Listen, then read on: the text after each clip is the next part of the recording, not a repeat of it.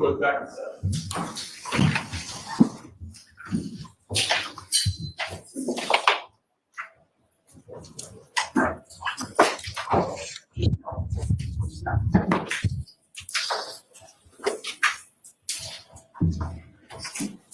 Okay, whenever you're ready, Mr. Lally. Your Honor, may I approach? Yes.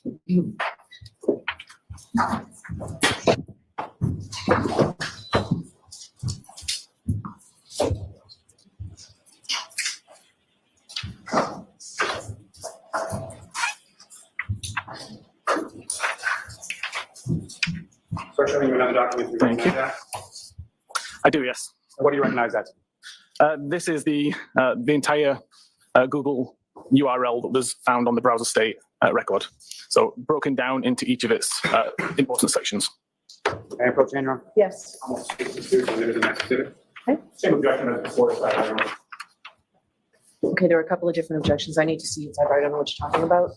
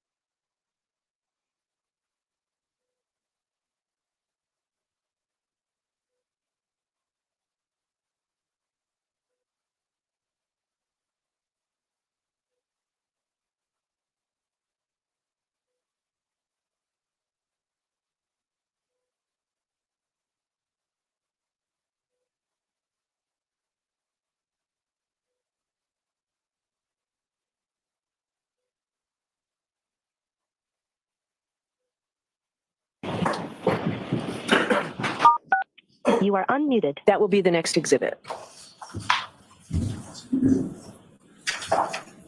Exhibit 618. Thank you. May I approach, Your Honor? Yes. Thank you. Policy for the jury. Yes.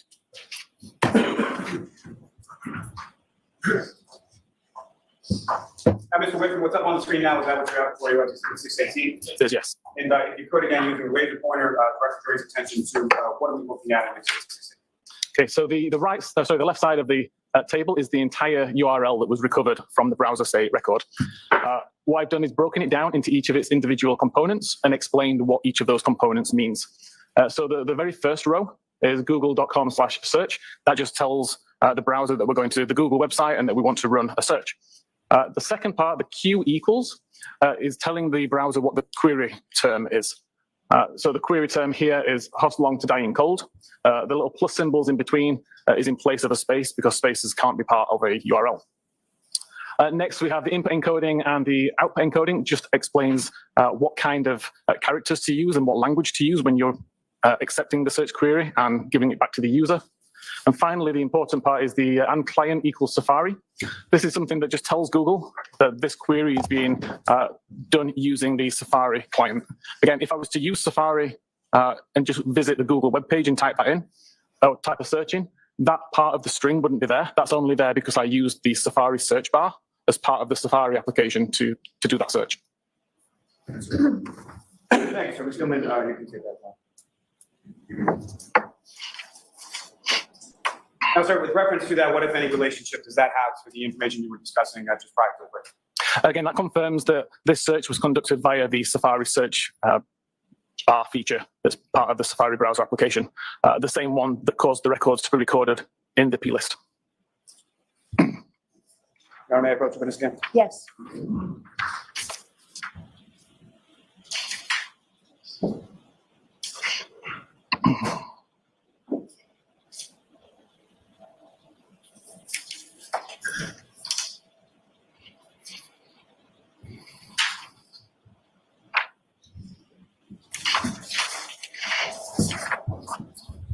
Another document. You recognize that, sir? I do, yes. And what do you recognize that? This is the live records from the browser state.db database. May I approach, Your Honor? Yes. I'm all to seek to introduce. Move, Judge. All right, thank you. Exhibit 619. May I return to the witness? Thank you. May I publish after the jury closed, Your Honor? Yes. And Mr. Whitman, do you recognize what's up on the screen now is what you have before you as Exhibit 619? I do, yes. Now, turning back to the browser DB database for this particular device, with regard to the timestamp and the last view time, what, if anything, do you observe in reference to that depicted in this, and could you direct the jury's attention to it? Yeah, so this timestamp is the last view time according to the database itself. It's already been offset so that it's in local time. This particular table, we can see there are records missing. Between records 4025 and 4031, we have, 4025 and 4031, we have 4026, 27, 28, 29, and 30 missing. And typically the timestamps that we do have here, some of them are separated by as little as a second or two. Now, with reference to the how long to die in cold, that was record 4028, is that correct? That's correct. And so based on records missing from this portion of the phone as far as that database, what, if anything, did you endeavor to do with respect to ascertaining what? So first of all, the task was to try to recover the deleted messages. The deleted history records from browser state. So first of all, I was reading the deleted pages, essentially, to find the records that have been deleted from this current version of the page. May I approach again, Your Honor? Yes.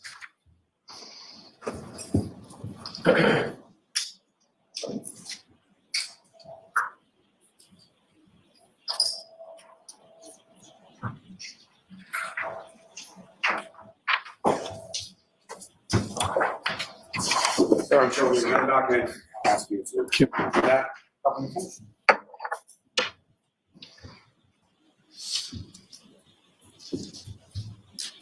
Yes, And do you recognize that document, sir? I do, yes. So what do you recognize that to be? This is the same data source. So it's still browser state.db, but now looking at it with the unique recovered records. And what is that last term that you use? What does that mean? I'm sorry. So typically there can be lots of different versions of a page within a WAL file. So you may have several page ones, several page twos, and so on. What I looked at is doing is recovering the data where the records that I recover are different from each other. So if I recover the same record multiple times, I can ignore it. But if I recover the same record with a slight change, then I would show it in this view. May I approach, Your Honor? Yes. And I'll seek to introduce the co-chair. Okay. Exhibit 620. Honorable Court Commission, may I publish after the jury? Yes. Mr. Whitman, if you could, please raise the point and find it helpful to direct the jury's attention to what are we looking at here, and what, if anything, did you uncover during this portion of your analysis? Yes. So again, the very first column on the left is the unique identifying number. You'll notice that there are some numbers here which are repeated. This is, as I say, because the records are recovered from multiple versions of the same page. There was actually 16 versions of this record across 23 different versions of this particular page. These three had some difference. Primarily, it was what's called the tab order field, but that's the only difference that showed up across these three host long to die in the cold records. All the rest show the same URL, the same ID number at the beginning, or tab ID number, and the same timestamp. Worth noting, there is no title shown in this particular record. Again, that speaks to the fact that this page didn't successfully complete loading. Otherwise, there would be a title of Google search, host long to die in the cold, as you saw on some of the other examples earlier. Now, sir, with respect to the table up here, is there any indication in regard to private browsing that you were talking about before? No, in iOS 15, as I mentioned, if you are using private browsing mode, there is no records recorded in this database at all. So the fact that that's not listed in this table, what, if anything, does that tell you? Everything that was recorded in this database was conducted not in private browsing mode. Now, with respect to your work within your field, are you familiar with the term called a session? Yes. And can you explain to the jury what you want to understand that term to mean and how it applies to this specific instance? Essentially the life of the particular tab. So when I start a tab and I start to use navigation, I go to different websites, all of my navigation events would be considered part of the same browsing session, essentially. Now, sir, if I could turn your attention to the knowledge C database for a moment. And again, if you could, maybe I'm repeating this as far as, can you explain to the jury what you understand that term to mean as far as what is the knowledge C database in respect to the other databases we talked about. Yeah, so far, the bulk of what we've discussed, the history.db, the browser state DB, and mobile Safari.plist are all particular to the Safari application on iOS. Knowledge C is much more global. It's much more ingrained within iOS. Everything is essentially recorded in there on iOS 15. So again, backlight activity, unlock activity, application state activity, and web usage activity is all recorded as part of Knowledge C. May I approach you, Your Honor? Yes.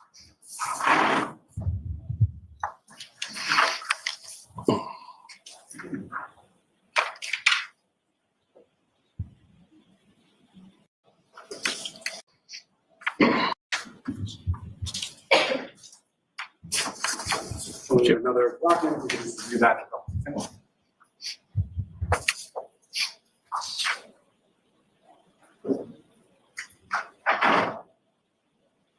Document I created based on the Knowledge C web usage records. May I approach, Your Honor? Yes. I'm also seeking to introduce and admit to the no objection. Thank you.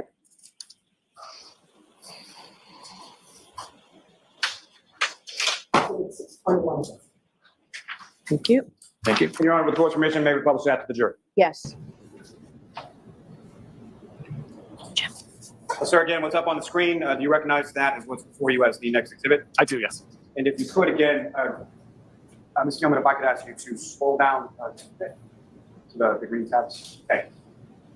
Now, if you could, sir, again, using that laser pointer, if you could direct the jury's, well, first, can I ask you, what is it that we're looking at in this exhibit? Okay, this is a particular what's called a stream within Knowledge C. A stream is basically all like information being grouped together. So in this particular case, the stream is related to Safari, and it's telling us what web page was visible on screen, what time it started and what time it finished. Now, with respect to this particular tab, there are portions that are highlighted in green and portions that are highlighted in blue. Is that correct? Correct. You explain to the jury what the portions highlighted in green represent. I highlighted the sections in green due to their timestamp. So typically these items last between 2:27:37 a.m. and 2:27:53 a.m. So around the time of the Google search, if you were to believe the browser state. And with respect to the items highlighted in blue, what if any? What are those? The ones in blue are the actual Knowledge C records that show when the How Long to Die in the Cold and the How Long to Die in the Kikdi web pages were actually visible on screen. And so from this, what if anything were you able to ascertain as to the searches or the time associated with the searches from your analysis?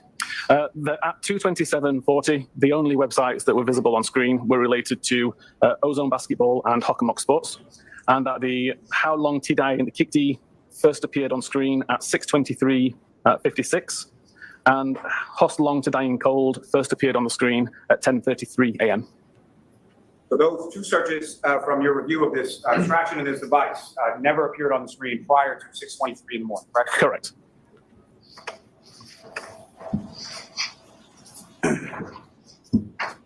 Now, from all this, or what, if anything, were you able to conclude with regard to these searches? So essentially, ignoring the browser state timestamp is important because that is not a reliable timestamp to show when that URL was visited.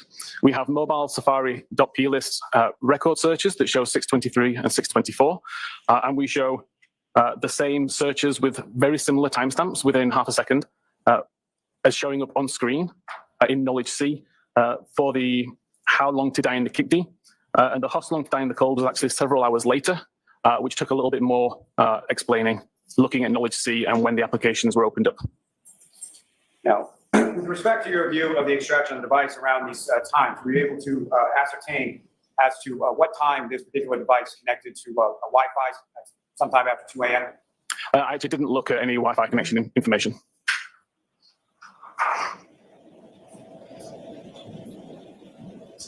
And with respect to 2:27 in the morning, 2:27 a.m., what were the websites that the device had visible, and what were the websites the device was connected to at that time? So I would Lolly ask about Wi-Fi connections. Which were If mostly we knew also we didn't reflected look at with the Wi-Fi history DB as well. It was the Hockenmock Sports, YouTube, Ozone Basketball, and that's it for the main domains. Morning, Now, Ronnie. with How are you? regard to the Wi-Fi connection, is your memory exhausted as it pertains to that? Yeah, I don't remember looking at Wi-Fi history. May I approach? Yes. Did you not have the conversation with this witness before? Yes. If you didn't look at Wi-Fi connections, you didn't look at Wi-Fi connections. You got no problem.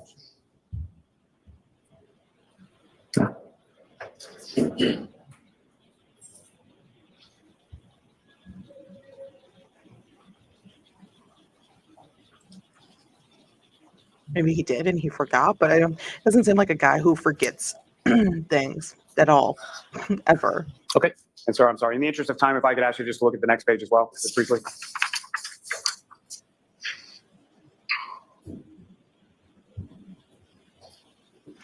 Those words coming from Lolly's mouth in the interest of time, absolutely laughable. The man who spent 45 minutes on the weather with 8 different witnesses. Do you remember a refresher? I do, yes. May I approach to retrieve Yes.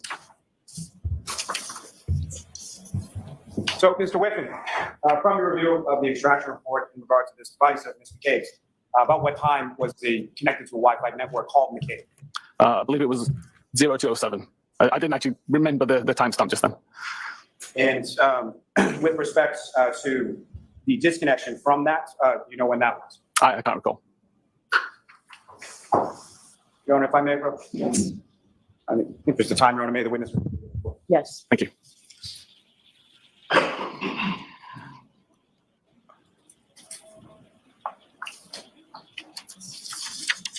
Sir, if you can, from looking at your report, if you can just indicate to the jury as far as the Wi-Fi connections with. Okay. The Wi-Fi was connected at 0212 and disconnected at 0539. There was no further Wi-Fi activity until 11 a.m. Thanks. May I approach this to retrieve, Your Honor? Yes.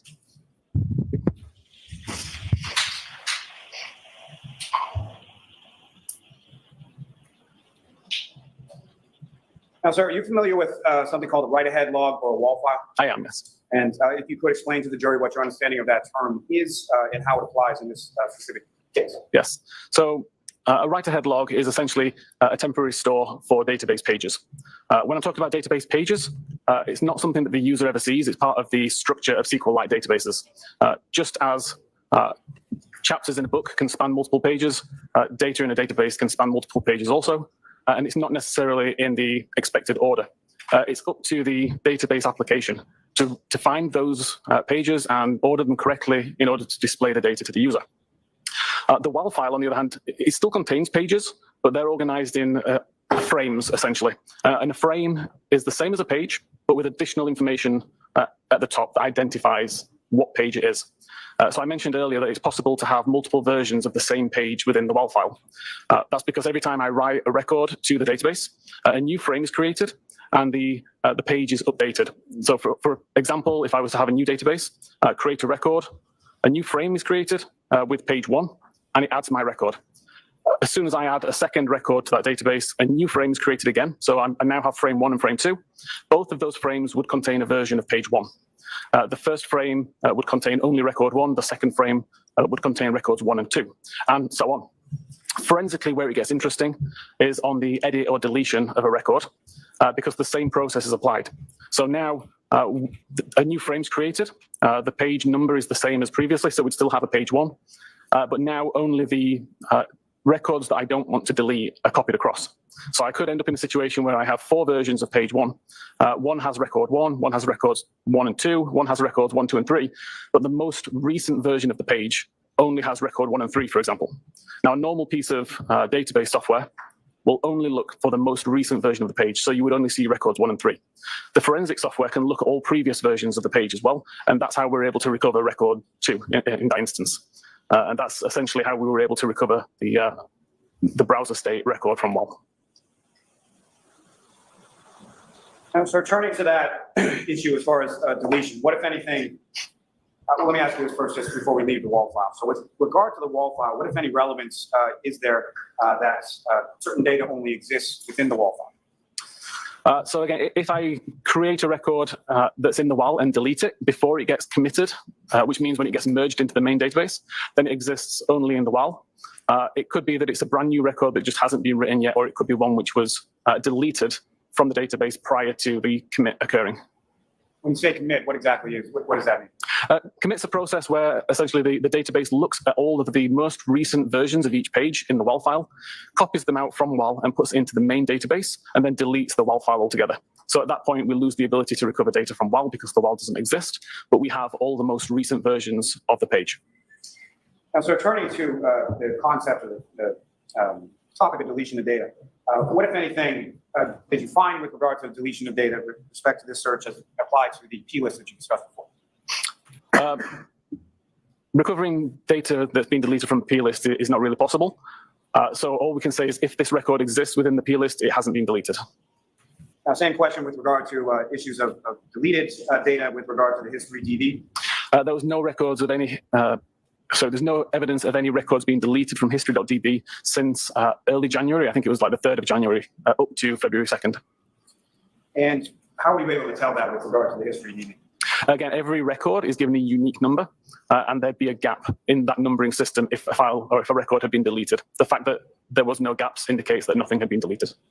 And with regard to deletion, what, if anything, were you able to ascertain with regard to deletion versus web usage in the Knowledge C database? Knowledge C contains such a large amount of different type of data that's always being added and deleted for various reasons, none at the discretion of the user. It's a completely system-driven event to delete information from Knowledge C. So we can't say what was deleted from Knowledge C, but we can see that during the times of Safari usage, records exist within Knowledge C that indicate, or certainly appear to indicate, that nothing was deleted. What, if anything, were you able to find with regard to deletion in respect to the browser state DB data? Browser state did have numerous records that had been deleted. Some we were able to recover. 3 records from browser state all had a timestamp very similar to 22740. These were 3 records that had been deleted at some point. What are some of the options for deleting data from that particular, from the browser state DB? So the first most prominent option is to delete absolutely everything from the device, or delete all history from the device, which, as I mentioned earlier, we know that didn't happen because we still have other records. So the only other real option is to delete selectively. That could mean delete one at a time, and it could mean delete either the full day, the last 2 days, or the last hour. But in all of those cases, the record must exist in history.db in order to be deleted from browser state. The fact that this record, the host long and the how long to down key don't exist within the history database would mean that the user would never have the option to selectively delete that record. Yes. Yeah, so in short, he's saying that the search was done in the morning, that she used a tab that was open at that time, and that it's an anomaly, essentially, that the search is looking like it was done at 2:27:40 a.m. because that tab was last used at 2:30. This is where I have an issue, because he's not breaking down neither of the folks ever broke down the tab specific usage unless I'm missing it. They just gave us like, look at all the data for all the searches on her phone. Look at all the data for all of, the Safari use. So we didn't get a specific, like, this on this specific tab, this happened, and this happened. Because I'm pretty sure she didn't use the same tab that she looked up Pass Long to Dying Cold. And then the next day she Googled BPD and John O'Keefe, which I really would like some answers on. Why was that just plugged into your phone? Like, why did you just type BPD and John O'Keefe? Did you think you were going to find an article about some random Boston cop who also has BPD? I don't understand. What is happening? Was she immediately going to look online about the case the day after it happened? Like, people were already talking about. So this is the Commonwealth asking questions. And the Wi-Fi stuff, I feel like they could have just breezed by. They could have just let it go. He asked him twice, did you look at the Wi-Fi connections? He's like, don't remember it. I think they could have been like, okay, we know where Jen was. Essentially, like, she was at 34, and then she was at home, and then she was with Karen when they found John. So we know for the most part where Jen was. I honestly don't know if the Wi-Fi connection between the 2:30-ish a.m. and like 11 a.m. matters. We want to know what happened before 2:30, like between 12:30 and 2:30. That's the missing time that we don't have. So that's when John was killed. So that's what we need. We don't need I don't care what Wi-Fi she connected to when she was out looking for John with Carrie and Karen in the car. Nothing was deleted except for the conversation. So I don't like the blank statement of, oh, nothing was deleted when it comes to her Safari browsing. Sure. But on her phone, conversations with her daughters were. So yeah, so that's that. Mr. Lawley, for the sake of time, is not giving a crap about the sake of time. And just going on and on and on. I mean, this is the second digital forensic analysis done on the same data. We didn't need to.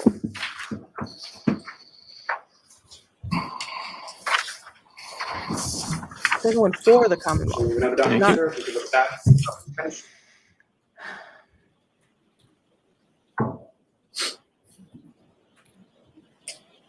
Yes, Do you recognize that, sir? I do, yes. What do you recognize that? So this is a list of the browser state DB records showing a red line where a record or more have been deleted. And again, the term deleted, as far as it applies to this particular area of the database, what exactly does that mean again? It means the record has been marked as deleted. If you were to read this database in a regular database application, you would not see it, but it doesn't necessarily mean that we can't recover it. May I approach again, Your Honor? Yes. I want to seek to introduce the minutes of the next exhibit. The exhibit, I have no objection to the exhibit. That was the question. that is the question. We're good. Okay. Your Honor, with court permission, may we publish exhibit 622? Yes. She's Again, sir, what's up on the screen? Is that what you have before you as exhibit 622? It says so yes. done. And I'm if you could, interested to please, see using how- the laser pointer, direct the jury's attention to what, if anything, is significant to observe this. So His questions are so long. I'm interested to see how Lally is going to use this in his closing argument, how he's going to sum this up for the jury, because this is a lot of information. Mind you, we started right after the lunch break, so this is a lot of information in the same day, and I'm sure the jury is like, their brains are exploding right now. So again, we can use the number down the left side, which will identify the unique identifier given to each of these records. We can see that the red line between the first two records indicates that records between 3986 and 3993 have been deleted. We can see that record 4001 is deleted. Records between 4004 and 4019 have been deleted.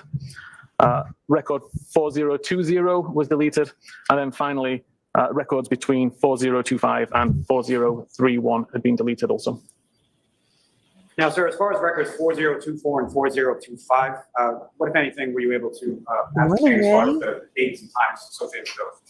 Yeah, so these particular So records hydrated. show up at 227.31 and 227.33 respectively. And this matched records within Knowledge C that showed that at this particular time when the tab took focus, that particular website was also shown visible to the user in Safari. Now, as far as the date and time for 4024 and 4025, what, if anything, did you observe with respect to the date and time for 4026?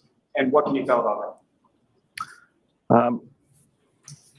So 4026 was approximately a second or two after the record here, 227.33. I believe it was at 227.35. And then again, there was another record, 4027. Just take a look at how busy that she was on the 31st of January. Boston police officer, CBS Boston.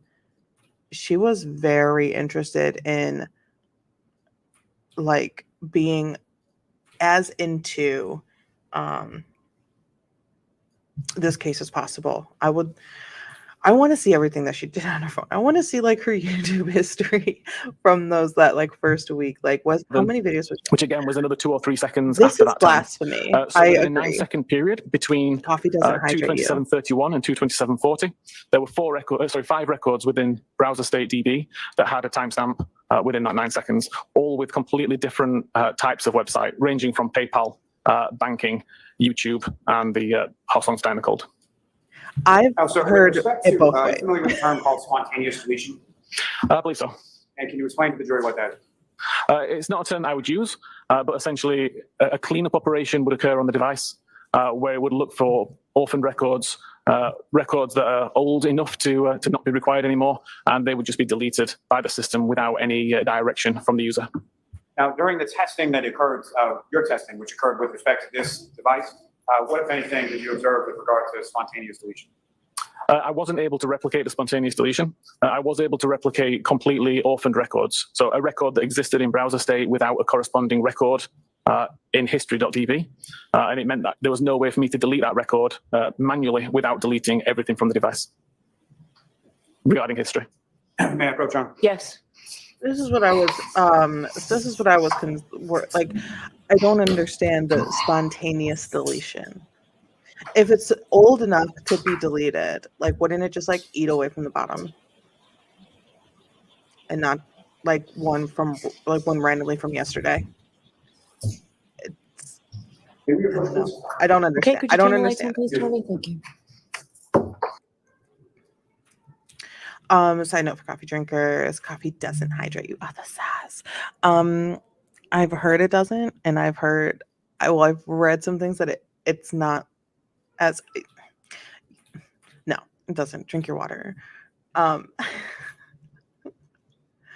But coffee makes me feel better. All right, so you're Cheers. introducing those 4 pages or whatever it is, Mr. Lally? Yes, sir. As one exhibit? As the next 4 exhibits. Okay. All right, so those will be admitted.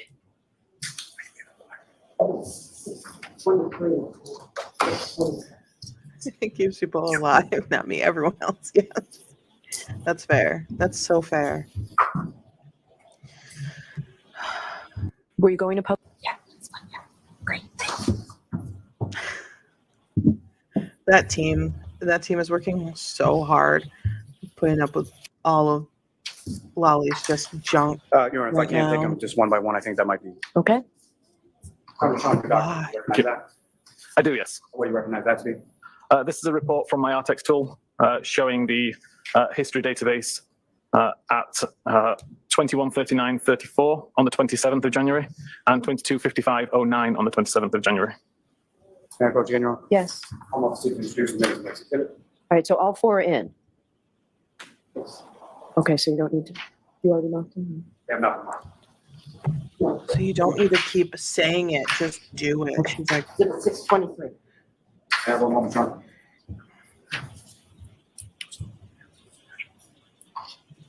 And Your Honor, the court's permission if we could publish that to the jury. Yes. this is just, it's just so Now, sir, much. with And I regard to feel this, for we're the looking at jury record right number now. 4026, is that correct? Yes, I believe we are. And again, if you could direct the jury's attention to what exactly are we looking at in this exhibit with regard to record 4026? Yeah, so in the right column, we see the source of the information. So history.db is the database, history_visits would be the table, and then the unique identifying number of 31407 and 31408. We see that the start time, or the time that particular website was navigated to, according to history.db, was, as I say, both on the 27th of January, one at 21:39 and 34 seconds local time, and one at 22:55:09 local time. And both of these websites are related to Hockenmock Sports. We have the URL at the top, followed by the title of the page, followed by a visit count that tells us how many times that page has been visited before. Hockenmock Sports has never had this much advertising. Sorry, one moment, Your Honor. Yes.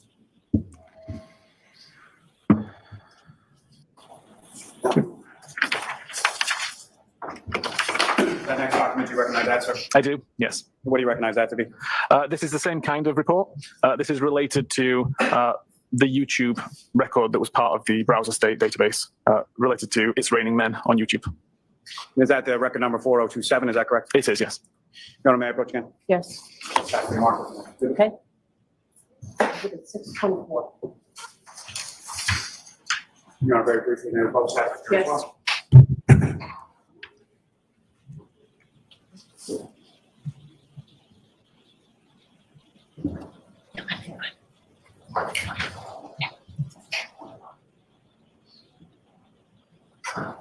And sir, what's up on the screen now, is that what you have before you as the next exhibit? It is, yes. And again, if you could, using the laser pointer, just direct the jury's attention to what if anything of significance you observe in this record of 4027.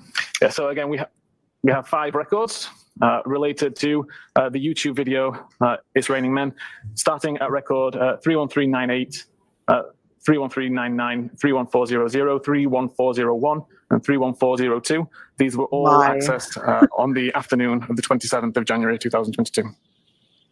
Why? Yes. Why are you looking up It's Raining Men so much? Another document, you recognize that? I do. What do And you why in recognize that to be? Safari? Why not just open the This YouTube is app? the same again, related to record 4029. Shows that a website was visited on the 28th of January 2021. And you want to ask that this be marked? Okay. Excuse me, as the next exhibit. 625.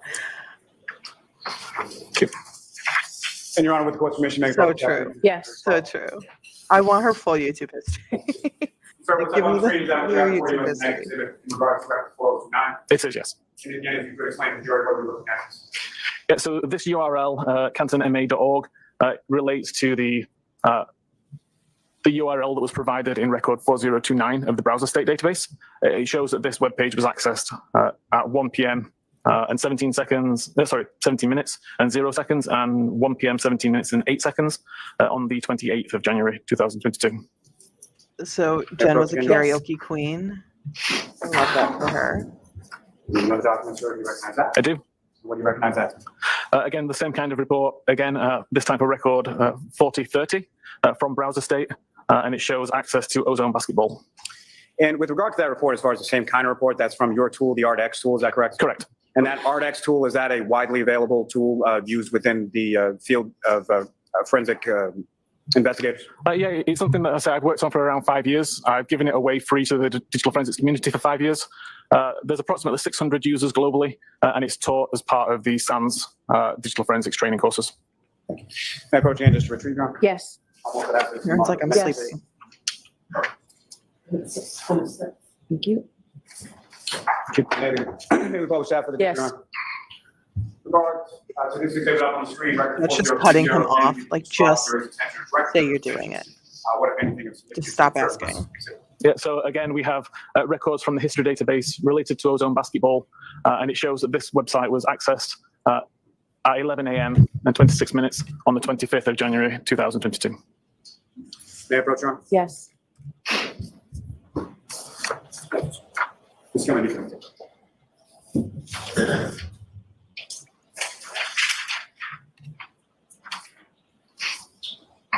Now, with respect to sort of the totality of your analysis, Mr. Whitman, what, if any, conclusions did you come to as to the timing of the 2 searches in question with relation to what you observed in your analysis and testing of this device? Yeah. So in conclusion, I determined that the tab that was used was focused at 227.40. So the tab was opened at that time, at which point it was being used to show Ozone Basketball and Hockomock Sports websites. The 623 timestamp is when the search was first conducted. Never loaded the page, otherwise there'd be a record in the history database. And while that page was still loading, a secondary search was conducted for Hoslong to Die in the Cold. Again, that page never loaded either, although these both did show up in the Knowledge C database to show that the browser was trying to display these pages. Safari was closed prior to the Hoslong to Die in the Cold record being shown on screen at all. But when it was reopened at 10:33, in regards to whatever other Safari activity was to be conducted, it appeared on screen. So we have a 10:33 record where Hoslong to Die in the Cold was shown on screen, even though the page never successfully loaded.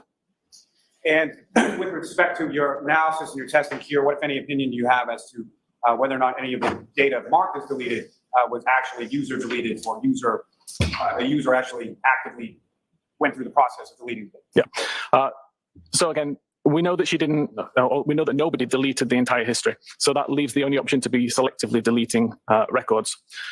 The fact that there are no missing records in HistoryDB shows that it's impossible that that record could have been deleted by the user. It would have just been orphaned in the database, and I believe would have deleted itself at some stage whenever a particular cleanup function ran. Although, as I said earlier, I haven't been able to replicate that. I was able to continue to read the various versions of the page that contained Hoss Long to Die in the Cold browser state record, and found that it existed at the same time as another record that was created at least 2 days later. Therefore, I can determine that that particular record was not deleted until at the earliest 10 p.m. on the 31st of January, and that it's not possible that the user could have created or caused that deletion to occur. Now, over the course of your analysis and testing or review of the extraction in this case, did you have occasion to review an affidavit of a Mr. Richard Green? I did, yes. And what, if any, opinions or conclusions do you have as to that affidavit? I had issues with several of the statements being made as part of the affidavit. And what issues were those? Namely, it specified that Cellbrite report identified that the search was conducted at 2:27:40. And as I've explained, I believe the tab took focus at 2:27:40, not when the search occurred. The report mentioned that Cellbrite report identified it was deleted by the user. We don't do that. We'll tell you that a record is deleted, but we don't specify how the record was deleted. That's something for the examiner to determine. I forget. Oh, and then there was a mention of the purpose of the browser state database. The explanation given was correct for iOS 14 and below, but not for 15 and above, which is relevant in this case. Now, you mentioned this issue as far as coming up, obviously, in this case and some other instances, phone calls or inquiries that you received from Austria and other places. What, if anything, have you or your company, Cellbrite, done with regard to rectifying this issue? Well, I'll allow it. okay, we recognize that this timestamp could be misleading. Regardless of how we label that timestamp, the very fact that a timestamp is there, we feel would be or potentially misrepresented. So the decision was taken to remove the timestamp altogether from that information. So now we show the web page was visited, but we don't attribute a time to that purely because it could be wildly inaccurate. Thank you. Your Honor, this may be the appropriate time for the instruction. Okay. All right, so jurors, we're about to see a demonstration by Mr. Whiffen. It's simply a demonstration to help you to understand the evidence that you've heard. It's not evidence from this case, but it helps you understand the evidence in this case. You must decide this case based solely on a fair consideration of the evidence and nothing but the evidence. But this is a demonstration to help you understand that evidence. Your Honor, I'd like to preserve, correct? Yes. Thank you. And so to that point, Mr. Whiffen, were you able to prepare a demonstration in regard to what you've been discussing through the course of your testimony? I was, yes. And that demonstration doesn't specifically reflect on the searches or the extraction report that you looked at in this case, correct? Correct. But as far as the overall issues that you've been discussing in your testimony, correct? That's correct. And with court's permission, may the witness now illustrate that. Yes. Okay. So first of all, on the left there, you can see a screen of an iPhone, and that is a phone that I have in front of me live. It's just demonstrating what I can see on the phone. This is my Artex tool, and the feature which I continuously use this tool for, which is not available really in any other vendor tools, is the ability to create a live connection between my computer and the phone. The live connection is what I've just started here, and what's going to happen is all of the files and folders that exist on the phone will be mapped to my computer so that I can navigate it, I can look around, and I can take a look at near enough live records on the device. Prior to the availability of this tool, I would have to test a theory on a phone, do an extraction, and then pass the extraction, which could take anywhere between 20 minutes and several hours.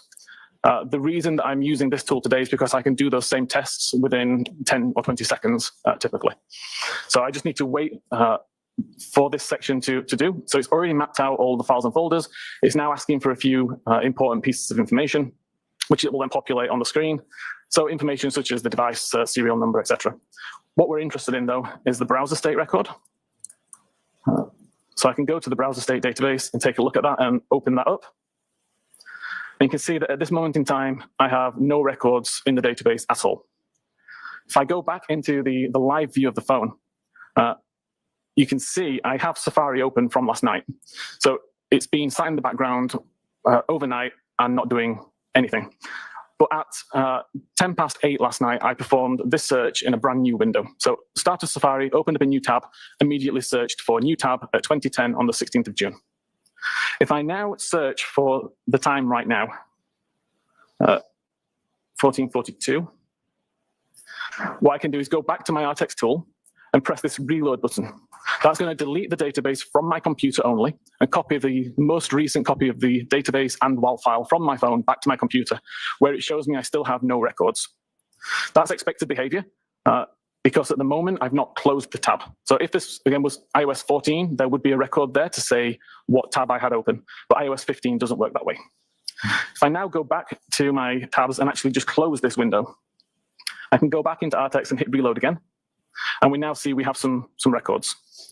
I can look at this particular record and you'll see the title is 1442 Google search. You'll see the Google search record here. So I just need to change the time zone as well to Eastern time. So you see it's the most recent search which I conducted, the 1442 search. The last viewed time though still shows as 8:10 p.m. last night, because that's the time that the tab was focused, not the time that the search was conducted. Thanks. Want to have a moment, John? Yes.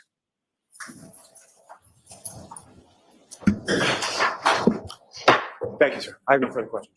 Okay, Ms. Giannetti? Thank you, Ron. Okay, that made sense, and that's great, and that's all the things that he was saying. And for visual learners, in the jury, I'm sure that was extremely helpful. But I'm gonna, so, okay.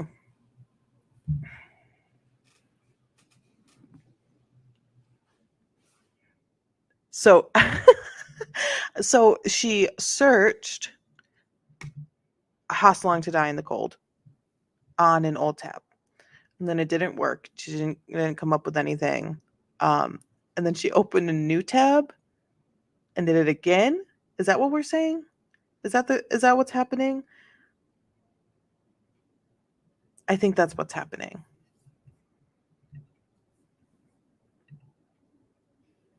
Man, oh man. So you had just spoken a little bit about what was your assignment here in terms of the data that was sent to you. And I believe that you testified regarding that 2:27 a.m. or 2:27 and 42nd a.m. timestamp that it didn't make sense to the investigators, correct? Correct. Were you told that one of the investigators was Trooper Michael Proctor? I don't recall any names being mentioned. The ticket came to me, or the request came to me via another Cellbrite employee who'd been asked about this case and asked whether we could offer any help. Okay, thank you. You would agree with me that when you're making or doing a simulation, you want it to be as close to an apples-to-apples comparison as you can get? As best possible, yes. And to get truly accurate research results, you want to eliminate as many variables as you can, correct? Correct. You wouldn't, for instance, want to use an Android operating system to try to replicate the activity from Jennifer McCabe's Apple iPhone, correct? Correct. What version of iOS did you use for your testing of Jennifer McCabe's data? So this test has been undertaken on various different versions of iOS, from iOS 12, 13, 14, 15, 16, 17, and most recently on the beta version of 18 last week. This particular demonstration was on 15.8.2. Okay. And you're aware that we said 15.8.2. Correct. I've also tested on 15.7. Oh, fair enough. You're aware, however, that Ms. McCabe was using iOS version 15.2.1, correct? Correct. And you would agree that the way that an artifact is stored would depend on the iOS version that you use, correct? Correct. And your simulation did not use the iOS version that Ms. McCabe was running on her iPhone, correct? Correct. I used the closest version I could find. So I'd like to ask you some questions about the characteristics of browserstate.db-wall in record number 4028. Okay. That record number, I believe you testified, was found to be deleted, correct? Correct. but you were able to recover the date and time associated with it, correct? The date and time of the last viewed? Of that Good. number. Yes. And what was that date and time? 2:27 and 40 seconds AM. You were also able to recover the content of that particular Google search itself? I was able to recover the URL for it, yes. Okay, and what was that Google search? Hostelong to die in the cold. And it's true, however, that the session history could not be recovered, correct? That's correct. Now, given those characteristics that we've just discussed, did your testing result in a WAL file record, WAL file record, that matched the characteristics of 4028? In other words, deleted with session history not recoverable. The issue with the session history, I was able to recover only the first page of session history. What happens is when there's a large amount of data that's split over multiple pages, if it's a live record, all those pages point to each other so that you can chain it together and get one large amount of information. Once they've been deleted, some of those pages can be overwritten and therefore the pointers don't make sense anymore. So the amount of information in this session was way larger than one page, and I wasn't able to recover anything further. Okay, and you'd agree that the simulation was done using a different operating system, correct? Correct. Were you able to recreate the other deletions that appeared before and after that record 4028? Which deletion, sorry? Well, you would have testified, I believe there was an exhibit that was introduced that showed that there were multiple deletions both before and after, correct? Correct. Were you able to recreate those deletions? When I manually deleted records from the history, then the records also were deleted from the browser state. Now, I believe that you testified, and if you didn't, I believe it's in your report, that there are essentially 5 mechanisms for record deletions in the browser state database, correct? Correct. You ruled out 4 of them pretty quickly, correct? Correct. And I believe you've testified to that today, correct? Correct. The only remaining option was selective deletion by a user, or there's some internal mechanism for record deletion that is not fully understood, correct? Correct. All right.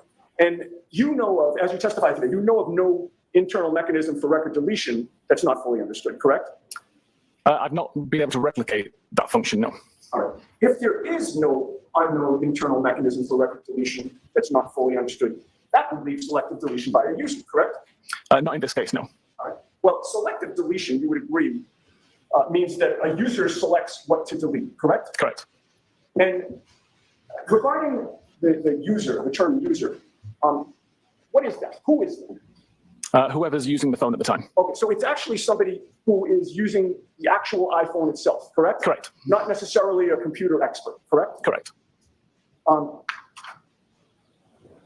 Would you agree with me that somebody who had access to the data before it was extracted and sent to you could have made selective deletions of the data? Objection. Oh, No, I don't.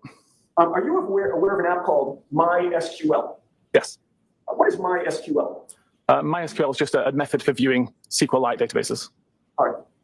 If someone had access to the raw data, again, before it was sent to you, and used that app, they could make selective deletions of the data, couldn't they? I assume you're talking about opening up the extraction, taking out the particular file and editing it? I'm sorry, I interrupted you. You're right, Ron. I apologize. And I apologize to you. If you could restate your answer or give me your full answer. Okay, so it would be possible with the extraction to take out particular databases, alter them, and put them back into the extraction. But there's something called a hash mechanism that we have in place that would it essentially hashes the original data, and then it can be hashed again at a later date. It results in a long string of characters, and if there's any changes to the original data, then we'd see that it's been modified. Would you agree with me that someone with access to that data and an appropriate application or program could also delete and renumber history.db and knowledge.cso so that it would appear as though there was no break in the numbering, so that it would also appear that nothing was deleted? It's potentially possible, but would require a large amount of knowledge and skill to do in a way that can't be detected. Thank you very much, sir. Mr. Lally? Okay, so before Mr. Lally goes on and on and on, I think that was a great length for the cross. I think I have an issue with them sort of implying that's what the defense is there. That's their job, to imply and bring up some questions, give the jury things to sort of think about. That the cover up went as deep into like the forensic analysis of this whole thing. I think that's a bit far. It's a bit of a reach, in my opinion. But I think he asked, he covered enough. He asked enough questions. He knew he wasn't going to get that whole like cat and mouse game with this witness. He's not going to be able to show just how defensive this witness is going to get if he's questioned about his expertise. This guy's he's not here to play that game. He's here to just lay out the facts. Yeah, raise some doubt. I don't like the whole, it runs as deep as the forensic analysis energy when it comes to this case, because that just seems really weird to me. That seems to be a little bit too much, but the doubt is good. The doubt was good for them. Any discrepancy between the iOS version and Ms. McCabe's phone and the iOS version in the demonstration that you did? What, if any, impact does that have on what you showed this jury? So in this particular case, every iOS version I tested, as I mentioned, from 12, 13, 14, 15, 16, 17, 18, the timestamp is always referring to the time that the tab took focus. So even though there are some differences with when the record's created, the meaning behind that timestamp has been consistent. Now, what you were asking about what you were asked about in regard to selective deletion, you indicated that there's no evidence of that in this case. Is that correct? Correct. Selective deletion would require that the record existed in the history database in order to be selected to be deleted. The fact that there's no missing records indicates it was never written into that database and therefore could not have been selectively deleted. Now, the hash mechanism that you testified as far as detecting whether or not someone had surreptitiously gone in and deleted things, did you see any evidence of that in your review of the extraction of Mr. Cave's phone? I didn't have access to the hash information to see whether any changes had been made. That's something that the original examiner would have had access to. From my point of view, there was nothing in there that would indicate that tampering had occurred. The timestamps all made sense for the files. The historical pages all made sense. So it's probably possible, but it would take a large amount of skill to do. Now, with regard to your analysis and Agreed. testing in this case, again, what is your opinion or conclusion as to when He's a pro. these two Google searches were conducted? I'm of no doubt that the only time those two searches were conducted was at 6:23 and 6:24 on the morning of the 29th. Thank you, sir. That's how all experts should be. But Prior to today, have you ever heard of spontaneous deletion? It's not a term that I'm familiar with. All right, sir, you are all set. Thank you very Thank you. much. Do you need a couple minutes to take yourself down? I can probably be quite fast. Thank you.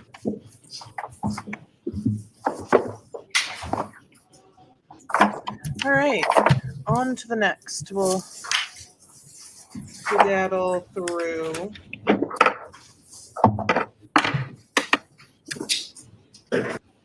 Carino to the stand. I'm really going to need the Commonwealth to be done, to hurry up and just be done.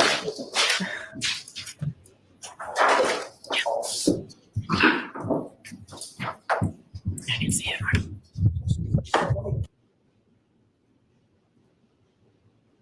I should give the court and jury the case out here, the truth, the whole truth, and nothing but the truth, so help you God. Yes, sir. Thank you. Good afternoon.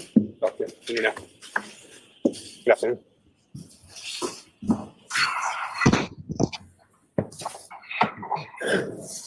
He has nothing with him. No files, no briefcase. Good afternoon, sir. Good afternoon, sir.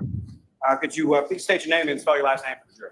Yep, Nicholas Guarino, Guarino. And how are you employed, sir? I work for the Massachusetts State Police. And how long have you been a member of the Massachusetts State Police? This is my 9th year now. Now, prior to working with the state police, what, if any, prior experience did you have in the field of law enforcement? I was a local police officer in Norwood for almost 11 years. Now, with respect to your role within the state police, where is it that you work now? Currently work at the Norfolk District Attorney's Office. And within the detective unit, is that correct? Yes, that's correct. And with respect to that, what, if any, specialized role you have within the detective unit attached to the Norfolk DA's office? Yeah, I conduct cell phone forensics, computer forensics, and I also do sexual assault investigations.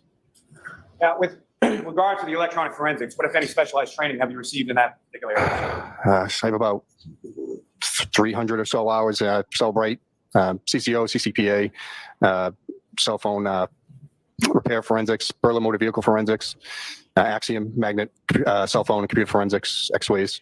These are all different programs used for cell phone and computer forensics.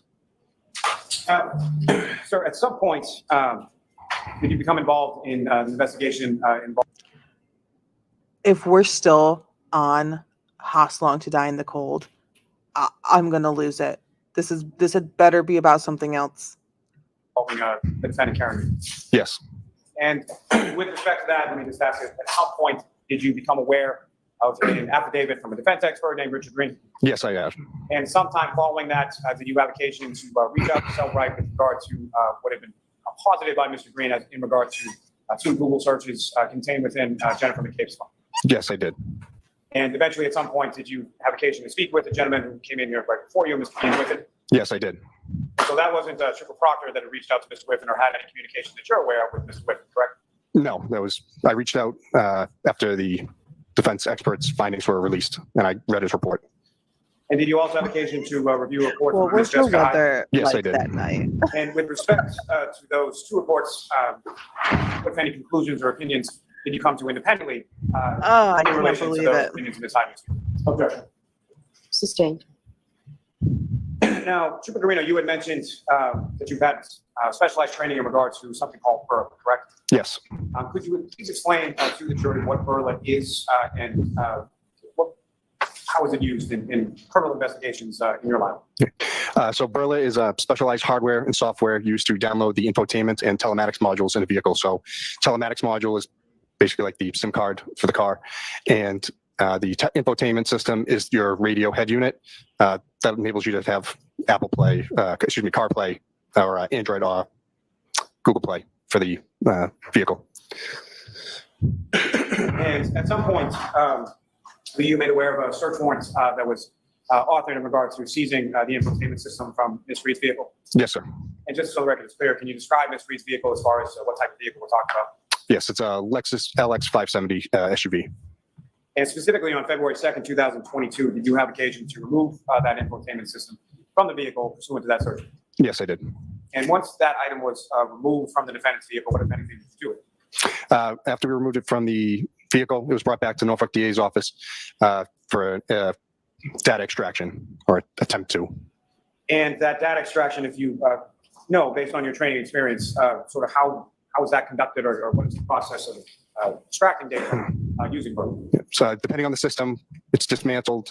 They have the specialized hardware that actually goes on to the motherboards of these systems, and we're able to pull the data. Or the other option, if that's not viable, is to do a chip off, where we have to basically destroy the motherboard and take the memory chips off the devices to try to get the data that way. Now, with reference to this specific device, what, if any, efforts did you undergo in order to extract the information without using the chip off? So at the time that we pulled the system, it was not supported. I emailed Berla and called them, see if they had a timeline of when this might be supported so we could get the data. We deemed chip off last support, as a last resort, because it is a destructive process. So once those memory chips are taken off, the likelihood of trying to reattach them and get it to work again is very slim. Let me stop you there for a second. When you talk about an item being supported, what does that mean? Whether or not Berla has the ability to pull the data from that vehicle. And how is that sort of determined, or how are you able to ascertain whether or not a particular vehicle, make, model, manufacturer is supported by the BURLA device? They have an app, and they also have the tech support. But if you put in the VIN of the vehicle, or if you don't have the VIN, you have the make, model, and trim level, like limited or XLE or whatever, you would be able to go in and look it up and basically say, Berla will tell you, yes, it's supported for GPS points, or it's supported for diagnostic data, or whatever that they're able to get out of the vehicle. And they work with the automakers to get these get this data. So, And approximately how many different types of if we're looking at sort of the entirety of different makes and models of manufacturers, if you know, sort of what percentage of those types of vehicles are actually supported and Burla can actually extract information? I don't know. As of right now, it's a lot, and they're constantly updating it, so they are able to do more vehicles as time goes on. Now, at this particular time, as you sit here today, June 17, 2024, the vehicle the defendant was operating on January 29, 2022. Is that vehicle available or supported by Burla at this time? The trim level that the defendant had is not still supported. There is Toyota and Lexus support now, but it's not, unfortunately, for her model. Now, you mentioned that you had reached out to the Burla company for updates as far as the availability or when the defendant's vehicle might be supported. Is that correct? That's correct. And about how many times and over what time period are we talking Sorry, guys, the internet's doing that thing again like yesterday. about that you reached out to ascertain? Immediately, when I did the extraction, I should say traction, but when I took the system out of the vehicle, I had to reach out to Burla because where it wasn't supported, they actually had to send me tech diagrams so I could go in and, again, not destroy the whole vehicle as I just took those components out. Over the next, almost 2 years, year and a half, of going back and forth with them, with their support and their sales team. And when you say going back and forth, how often were you reaching out to them or how often were you getting a response in regards to the Burla? Usually every few months, I want to say every 3 months, give or take. I forget the exact number, but phone calls or an email to them asking. Now, beyond that, are you familiar with a National Cyber Crime Conference? Yes. And do you attend that on an annual basis at least? Yes, I do. And with respect to that, what, if any, time at those conferences did you spend dedicated to ascertaining the availability or the supportability of this vehicle with reference to Burla? So Burla has a booth at the National Cybercrime Conference. I spoke with their sales team there. Their response was to keep calling Burla, keep pestering them, and they might actually get the support sooner than later. And again, were you ever able to ascertain or get the support to download the information from them? No, unfortunately. Now, at some point, were you able to download any information from that particular infotainment system from the defendant's vehicle? And not from the infotainment system, but Burla released a new item similar to a mechanic scan tool, plugs into the OBD2 port, which is underneath the dash. So we're basically, if a mechanic went in there with a scan tool to tell you why you have a check engine light, this does something similar. So you plug it in, and then it pulls the car diagnostic data from that. And as far as the data that you received from that, what, if anything, did you observe? Again, I got a series of 14s was the numbers. There was no readable data. I reached out to Burla and asked them, I said, is there a reason why it pulled this data, but when I put it into the software, it's not telling me anything. It's not giving me any readable data. And they said they know it is diagnostic data, but haven't got anything from Lexus to say these 14s, these codes mean this. Oh, they only know it as emissions. So was Burla itself able to read that information and transform that sort of binary code into any sort of readable data for you? Other than the number 14, no. Like, why are we here then? Now, Why are you here? Why are we talking? Why are we having this conversation? from there, what, if anything, did you do with regard to the Burla and the defendant's vehicle? It was placed back into our digital evidence lab, and then we did eventually do a chip off to the device. Now, with respect, to the chip off, that was done sometime in December of 2023, is that correct? Yes, that's correct. And again, if you could expound upon a little as far as, can you describe for the jury sort of the chip off process, why you were reluctant to? December of 2023 is when they finally decided, oh, well, this company's not going to just create this thing magically in the next 8 months. So I guess we can do the chip off and get some actual data. Like, To do it and what's entailed? it's crazy. As I said before, it is a destructive process. As soon as we do it, we take those memory chips off. It's applying extreme amounts of heat to the motherboards to take the memory off. That'll heat it. You lose a lot of the soldering and Yes, yeah. capacitors, anything that's on that motherboard. So, like I said, once the memory chips are taken off, it's going to destroy the board. And as far as You that look very chip off concerned when you said process, it's gonna if anyone was destroy the present board. with you or who, if anyone assisted you in removing that or conducting that chip off process with regard to the motherboard from the payment system from the defendant's vehicle? I'm sorry, at the time that we actually did the chip off? Yes. Yeah. It was myself, AG Speak, and Maggie Gaffney. And who is AGC? AG Speak has his own forensic company, I guess you could call it, for Burla. I could consider an expert in the field, former California Highway Patrol officer that exclusively handled stolen cars. And who is Ms. Gaffney? She was the defense's expert. She's the one who actually did the chip off, applying the heat and taking the chips off in our presence. And she, I believe, works for, I'm sorry, the name of the company escapes me at the moment. Absolutely Now, with not. respect to the information that you, Ms. Kathy, and Mr. Speak were able Absolutely to remove pursuant to that chip-off process, what, if any, usable information were you able to glean from that? As I was told by AG, there was no data that was recovered off the infotainment system or the telematics module from the chip off. And as far as Ms. Kathy, did you have any conversation with her as far as the information that she was able to glean or read or decipher? No, once she did the chip off, I had not spoken with her since. Let me just, Yes. oh, okay, you can have a moment. So if she's found not guilty, and she sues them, for all of At things, some point, libel, defamation, all the in late things, January, early February 2020, were you provided Then with some I laptop, think a laptop and or desktop computers from she'll be home of Mr. fine O'Keefe? with them Yes, I was. destroying And that what, if little anything, did you Lexus. do with those? One was a Dell laptop, the other was a HP all-in-one desktop. I removed the hard drives from both systems and used. Objection, may be seen, Your Honor. Okay.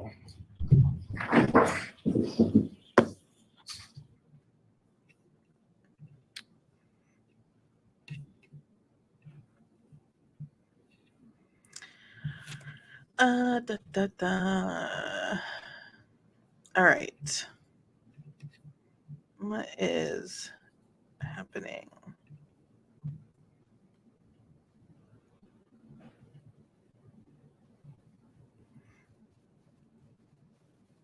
You know, if she is found not guilty, I will be very interested to see what she does after. That would be, because this is wild. Like, this is that's not good. This is insane. All right, Mr. Lally, you can continue. So Trooper Garino, there was a Dell laptop and an HP Pavilion all-in-one desktop, correct? Yes. These were taken from Mr. O'Keefe's home, is that correct? Yes, they were. What, if anything, did you do with respect to those? As I said, I took the hard drives out of both machines. They were imaged, and the images were loaded into Axiom to view the data that was on them. Now, when you say something was imaged, can you explain to the jury what you mean by that? It's a bit-for-bit copy of the hard drive. Instead of us turning it on and going through it, which would change data, by taking the hard drives out and imaging them, it creates a one-for-one copy, so that way we can view it without changing anything in the system. And Sue for you mentioned sure. the tool called Oh, Axiom, is that correct? Yes. And can you explain to the jury? That's why sort of she has what- Mr. Jackson. What is that Axiom tool and how? Yeah, it's another. That I hate this guy. he's not. I'm not. That's why she has Mr. Jackson. Is why I'm guessing. Mr. Jackson is a well trained attorney from California. And Mr. Inati, he is from this area. So he's a defense attorney from this area in, so I'm bored with him, right? Like, you can't start off with telling us like, nothing works. We didn't do anything. And then we waited a year to do something. And then throw shade at the person who physically removed his, like, bro. So that's why she's Mr. Jackson. I'm sure that Mr. Jackson is the energy for let's get you found not guilty so we can sue. And Mr. Inati is the energy of, and I'm going to tell you how to get you found not guilty. Because I know these people. I know Lally. I know this Commonwealth. I know this area. Like, he's a defense attorney in this area where they are right now. So so they have like both East Coast, West Coast finally came together. So that's my opinion and thoughts when it comes to her representation. Another forensic tool that we use can do cell phones, computers. So you'll use it to load the images so we can view the data. He's got to go. And with respect to the imaging that was done with regard to the Dell laptop and the desktop, what, if anything, was it that you were looking for specifically on those devices? We were looking for a Ring video to see if either computer was used by Officer O'Keefe as a login machine to handle the account. And from your review of what was extracted or image from each of those two respective computers, what, if any, information were you able to glean in reference to Ring.com or anything else? Neither computer was used. One appeared to be used mostly by the kids, and the other, I believe it was a laptop, was used mostly by O'Keefe, but there were no Ring logins. As far as the Ring connection, what, if any, devices were you, throughout the course of the investigation, were you able to ascertain were actually connected to the Ring cameras at Mr. O'Keefe's house? Officer O'Keefe's cell phone. Now, if there were any other devices, whether they were Mr. O'Keefe's or someone else, ascertained from either the Ring footage or It's the windy in information there. provided by Ring, whether or not there were any other devices beyond Mr. O'Keefe's cell phone that were linked to that account? Not that I know of. And I'm sorry, just not that there weren't any devices or not that you could tell? Not that I could tell. Or Well, that I, ask a better question, heard of. Lolly, and you'll get a better answer. Now, Trooper Garino, let me ask you some questions just in general about a cell phone extraction. You familiar with that term? yes. And can you explain to the jury sort of what is involved in that and how a cell phone extraction is performed as far as your experience with regard to investigations that you've been involved in?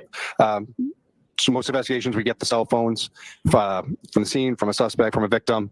They're put into airplane mode to preserve the data. So that way a remote wipe can't be sent to the phone from iTunes. If we can't put it into airplane mode, we'll put it into a Faraday bag, which blocks the cell phone signal. And then it's brought back to the lab and put into a Faraday box, which has electrical outlets inside of it. So that way we can keep the phone charged. All of those things should be done. And with regard, It shouldn't be like, oh, we put it in airplane mode, so it's fine. It should be put in airplane mode, put in a Faraday bag, and then put in a Faraday box. Like all those things should be done. A Faraday bag just blocks the signal. It's just like special. It's technology. All those things should be done, not this one or the other. investigation, involved in the extraction of data or the examination of extracted data from a particular phone? Yes, I did John O'Keefe's phone, Karen Reed's phone, and we had two witnesses' phones, but I don't remember doing the extractions themselves.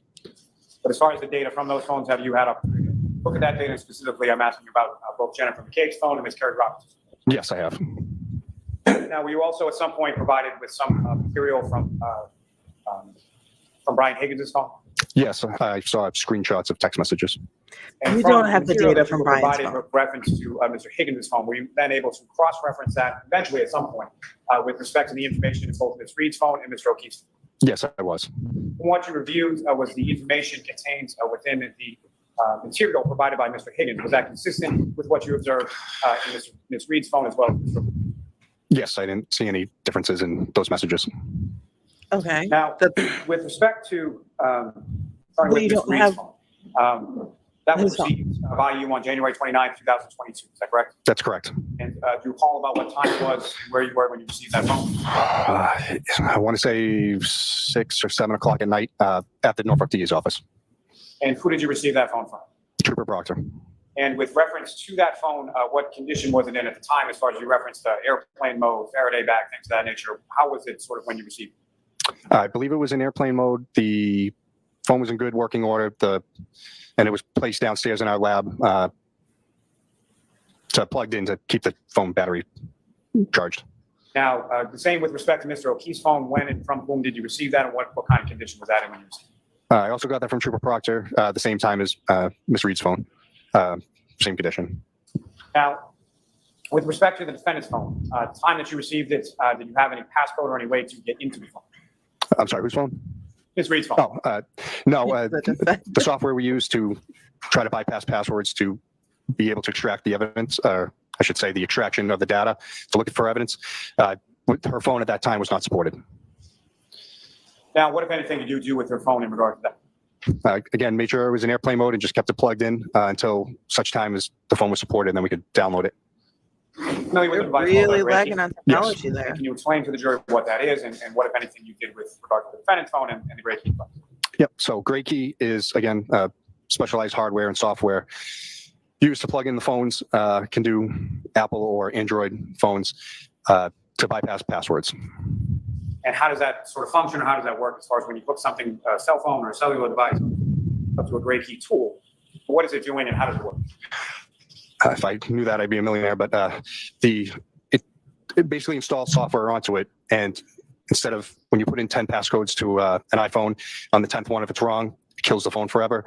This has some secret software that's able to bypass that and basically keep hitting the phone with passcodes until it finds the right one. So it essentially runs a bunch of different combinations of passcodes into the phone until it comes up with one that actually opens. Yes, that's correct. And at some point, did the gray key device actually break into the defense line? Yes, it did. You know about when that was in relation to when you received it? Yeah, so we got the phone in January. It took, I believe support came out in, I want to say May or June. I don't remember the exact month, but we didn't actually get the passcode until August 16th of 2022. And once that passcode was actually broken into by the gray key device, then you're able to look into the phone. Is that correct? Yes, once the passcode's obtained, we download the data, and then we're able to take that extraction data and then open it up in Cellbrite or Axiom or whatever tool we're going to use to view it. And the tools, as far as you're referring to, Cellbrite and Axiom, are you familiar with those tools through your course of your investigator with regard to electronic devices? Yes. And if you could explain to the jury, sort of when you say Cellbrite and Axiom, as far as then tools are concerned, how do they work and sort of what is it that you do with the device with reference to Cellbrite? So what do we do with the extractions once we go to open them? Well, how is the information extracted, first of all, and then what, if anything, do you do with that? So Gray Key will pull the extraction. It just, once the code's received, it again uses its software, pulls the data out, puts it into an encrypted, it's MD5 or SHA. It's an encryption key that has, it's a unique key that, so if you changed anything inside that zip file, it would change the encryption number to show that something was tampered with. We take that encrypted. I don't even know this guy's name. Oh, Nicholas. Another Nicholas. So Karen's phone wasn't supported by the Gray Key. What was it? Yeah, the Gray Key software that they had. So they couldn't get into Karen's phone until June or July. So it took 6-7 months to even be able to get into Karen's phone, because that it runs a program where it can bypass you tried the password too many times and just try password after password after password to get into her phone, so they can pull it through Cellbrite. And that's that. And now he's just telling us what Cellbrite is because we haven't heard it enough. She was refusing to give up. She did not give them the code because they're at the time of retrieval, when they took her phone, she didn't have to. There wasn't like, you don't have to. You don't have to. You can, if they had like a warrant or something, then maybe, but from the very get-go, she was speaking to her lawyers, so her lawyers informed her that she did not have to give them the passcode to her phone. And while they were retrieving her phone, without her knowledge, they were taking her car. So, like, as they're having the conversation of what's happening, like, where were you at Karen's family's house, the tow truck was coming to get her car. And then they had to wait to get the search warrant for the car and the phone. Encrypted zip file, and we open it up in the software, and that's able to say, the call logs, the chats, the photos, the whole timeline of the phone. She's not an Now, idiot. in addition to yourself, is there anyone else that works in this sort of capacity within your unit at the district attorney's office? Yes. That's why there was so much drama and hatred and like tension between the troopers and Canton PD, because of Karen's defense, which was Mr. Iannotti. They hate him. He's one of the best, I guess, defense attorneys in the area. They deal with him a lot. They know him. So that was, and so she probably Googled defense attorney near me on her way home, and she called him. And by the time the troopers pulled up to her house, she already was on the phone with her lawyer and talking and chit-chatting, and the money was not an issue. Like, her finances to get the best one was not an issue. So I'm sure that they were like, yep, we're on it. Yep. Just, you can, you don't have to talk it. They can take it, but they can't make you give the passcode. that type of thing. I remember was it like 2 years ago, maybe it was like pre-pandemic. I don't know. There was a big issue with cops like arresting someone and forcing like the arrested individual to like open their eyes and open their phone. That was like a big thing. Do we know? I think she does. The way that she admonishes him, it's very much like, again with this, like, I have to see you every day. Like, I think she does, because they've probably worked together and have been in the same room for a really long time, that it's so much easier to just like people than to hate them, especially in this situation where he probably has said some crazy stuff. Mr. Lally has probably said, we all know, the most crazy of stuff. So they all, they're all local. They all know each other. They've all had experiences with each other. So It's two other people. And who are those two others? The director of our lab, Samantha Vogt, and Trooper Connor Keefe. Now, Except for beyond Jackson. yourself, Trooper Keefe, and Ms. Vogt, California. anybody else from the detective unit, as far as the troopers, would they have access to these devices, being defendants, Mr. O'Keefe's, Ms. McCabe's, or Ms. Roberts? If they're in the digital evidence lab, no. Once the data is extracted from them, normally we give them back to the investigator or return to family. So that would be the only time that they would have access to the devices, or unless we kept them in the lab for, just for, I don't want to say safekeeping, but just for storage reasons. Now, with reference That to they do. your review That of any they of the do. extractions related to any of those 4 devices, at any point in time, do you observe anything in reference to any information being taken off or deleted from any of those devices at any point in time? No, sir.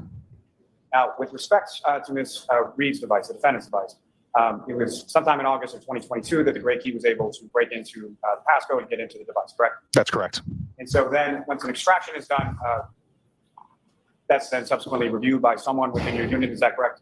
Yeah, so again, normally the investigators for the homicides know far more information about the crime and what occurred. So if need be, I'll load the phone up for them. They can go through it because they know what they're looking for. If they ask me, I'm happy to go through. If they can say, I'm looking for calls between this time period, or, GPS locations, things like that. Now, Especially with reference since- to the defendant's phone, at some point were you made aware that there Mr. Lally, I'm trying to have a conversation, especially since they basically tried to 5150 her immediately for being in shock. She was released from the hospital fairly quickly.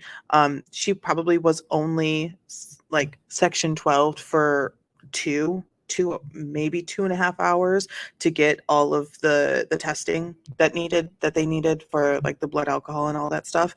And then she was released. So immediately she was like, I'm getting a lawyer. You called me back to the scene to have me transported to the hospital via section 12 action that was notated by a police officer. And no one who completed the transportation of her wanted her to be section 12. We have EMTs on stand saying that was absolutely unnecessary. Way too much. Like, to section 12 her was completely unnecessary. And that someone just keeping an eye on what's happening. The police were going to go talk to her anyway.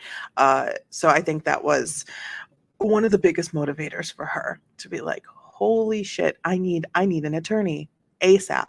They just tried to have me committed immediately.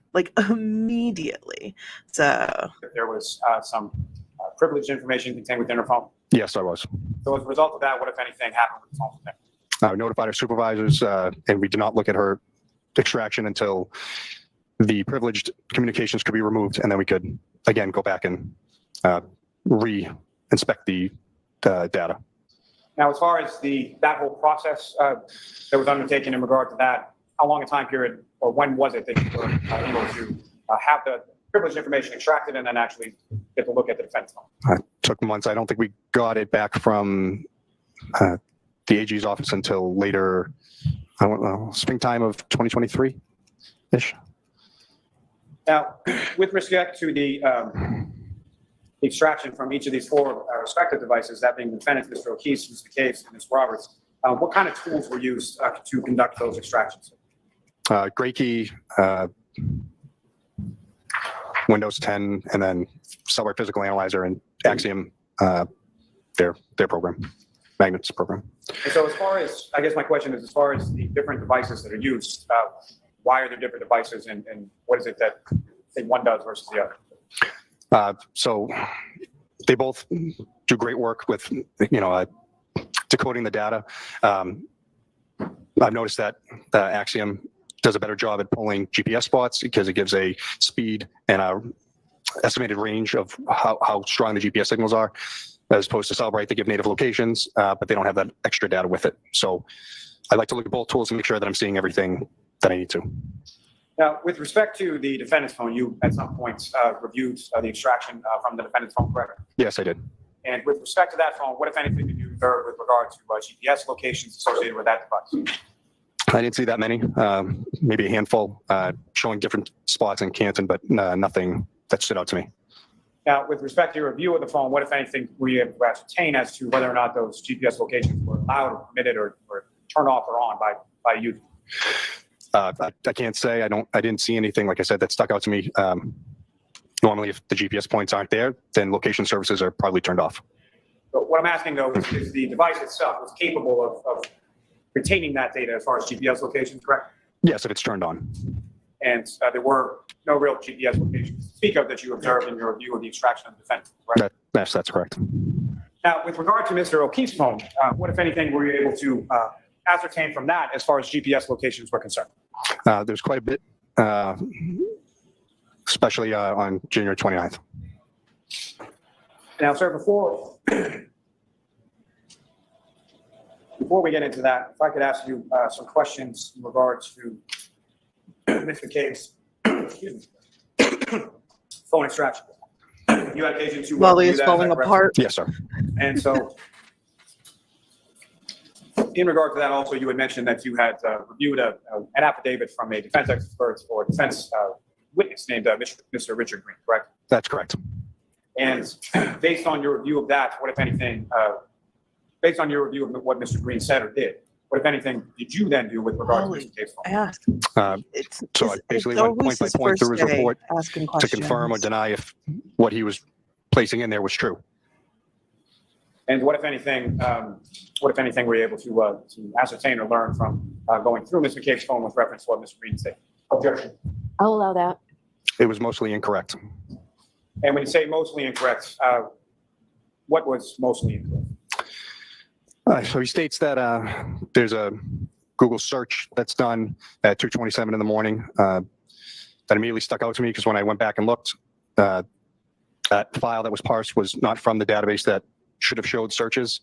This came from the session state tabs for Safari, which is a big red flag. Also came from a wall file, which is a dropping ground for where data is put before it's actually put into the main database itself.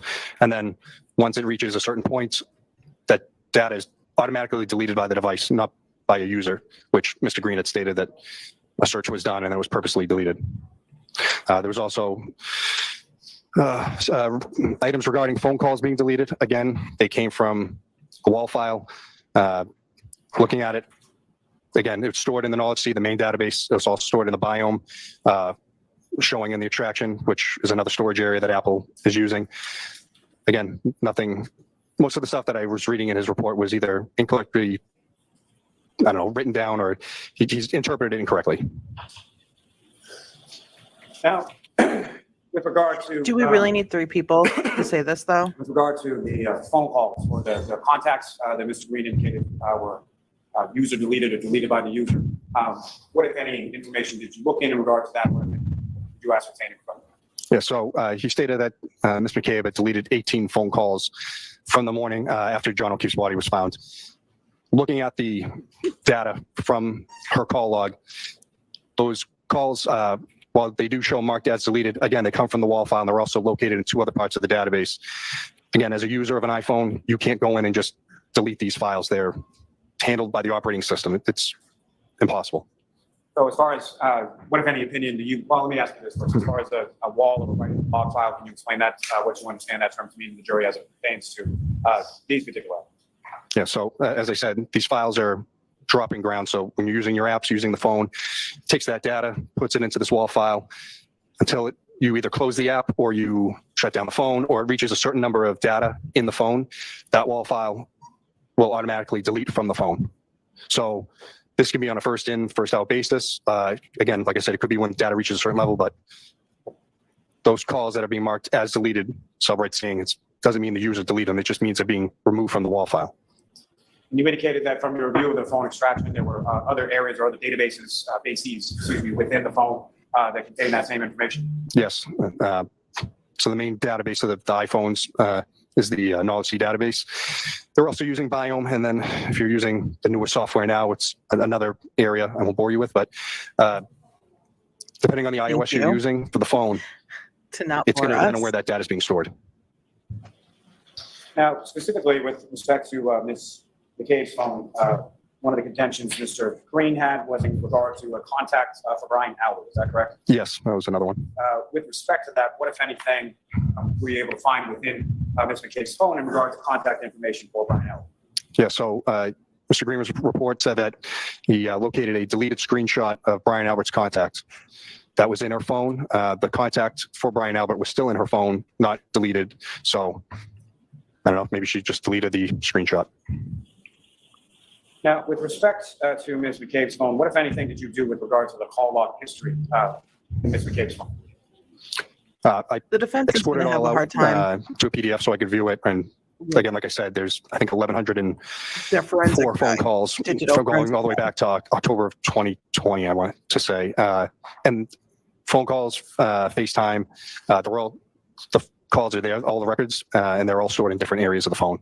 The only ones that show the WAL file deleted were the ones from the 29th going up to the end, towards the end of the day on the 29th. And now, with respect to the call history, where or how is that typically stored within an iOS device? I believe that's stored in the call stored -SQLite database. And with reference to, what, if any, difference storage-wise is that SQLite database versus the WAL file? So again, yeah, that database where the call logs are sent, it's going to have a corresponding WAL file where the data is going to be put temporarily. And then, as I said, it gets automatically deleted by the iOS, by the operating software. It's not user enabled. And so from your view of those 1,104 phone call history records, extraction of Mr. McCabe's phone, what, if any, opinion do you have in regards to whether or not those items were deleted by any user? I don't believe they were. And I will say one of the phone calls was from the actual main call store database.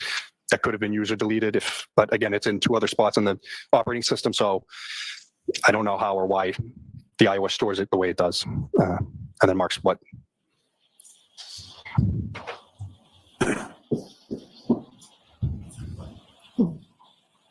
Now, sir, from your review of the 4 phone extractions that you reviewed in this case, were you able to export or print certain chat reports from specific people's phones or from specific people's phones with other individuals? Yes, I was able to. And Your Honor, may I approach? Yes.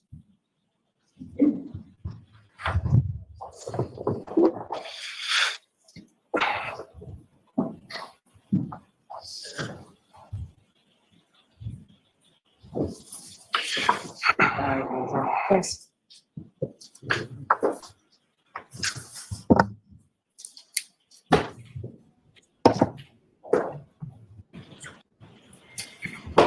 As Exhibit 48.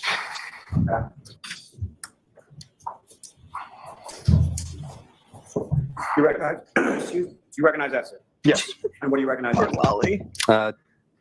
The first page is Facebook Messenger chats between Karen Reed and John O'Keefe. Mm, And what's contained in there, is that a fair and accurate portrayal of what you observed from the extraction from Mr. O'Keefe's phone? Yes, it is.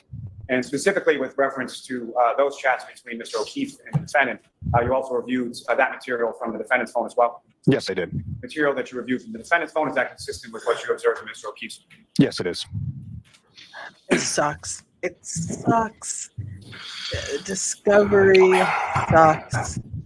It sucks so Your Honor, much. with court's permission, if I Every could single request thing. certain portions of what's been marked as Exhibit 48 being published. those to the jury as we go through them. Okay. I hate it. I hate it. It makes me so Sir, if I can just start you uncomfortable. out on page 1. Are we really Okay. going through Facebook mess? Oh my Tell me if I can have that gosh. up. Oh my, oh no.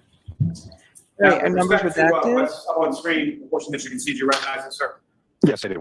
I'll grab it for you as Exhibit 48. Yes. Now, within this particular, from the perspective of this is from Mr. O'Keefe's phone, is that correct? Yes, it is. So there will be blue bubbles and green bubbles, is that correct as well? Yes. And so who, as far as the blue bubbles are concerned, who's speaking in that? The blue bubbles will be from Ms. Reed, and the green bubbles are from Officer O'Keefe. Ms. Gilman, if you could please scroll down. Now, with respect to what's contained on this page 1 at the bottom, if you could read the date and the time and indicate who is speaking and what is said there. So the blue bubble is Karen Reed and 1/28/2022 at 3:30 p.m. Hello. John says hi at 3:35 p.m. Sorry, Mayor. Yes.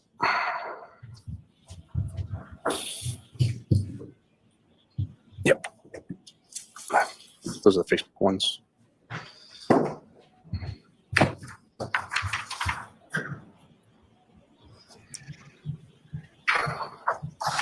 Entirety of the chat report from Mr. O'Keefe's phone, correct?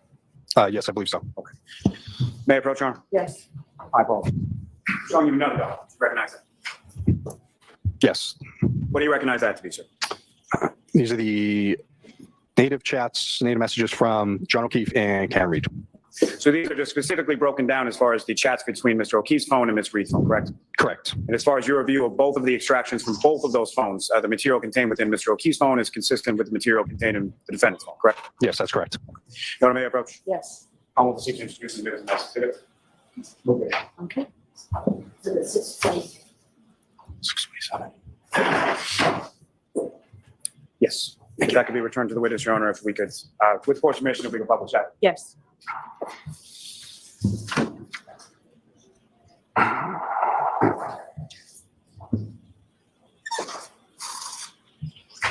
Go ahead. I don't, we need the info. We need the Now, data, do you recognize what's up on the screen as the next exhibit, sir? but I don't like it. Ms. Gilman, I'm sorry, if you could scroll down. just a Like little it. bit. Yes. And again, from this first page, if you could, the blue bubble is from Ms. Reed, is that correct? Yes, that's correct. Being from Mr. O'Keefe, is that correct? Yes. And if you could, again, read from this first page as far as date, time, who is speaking and what is said.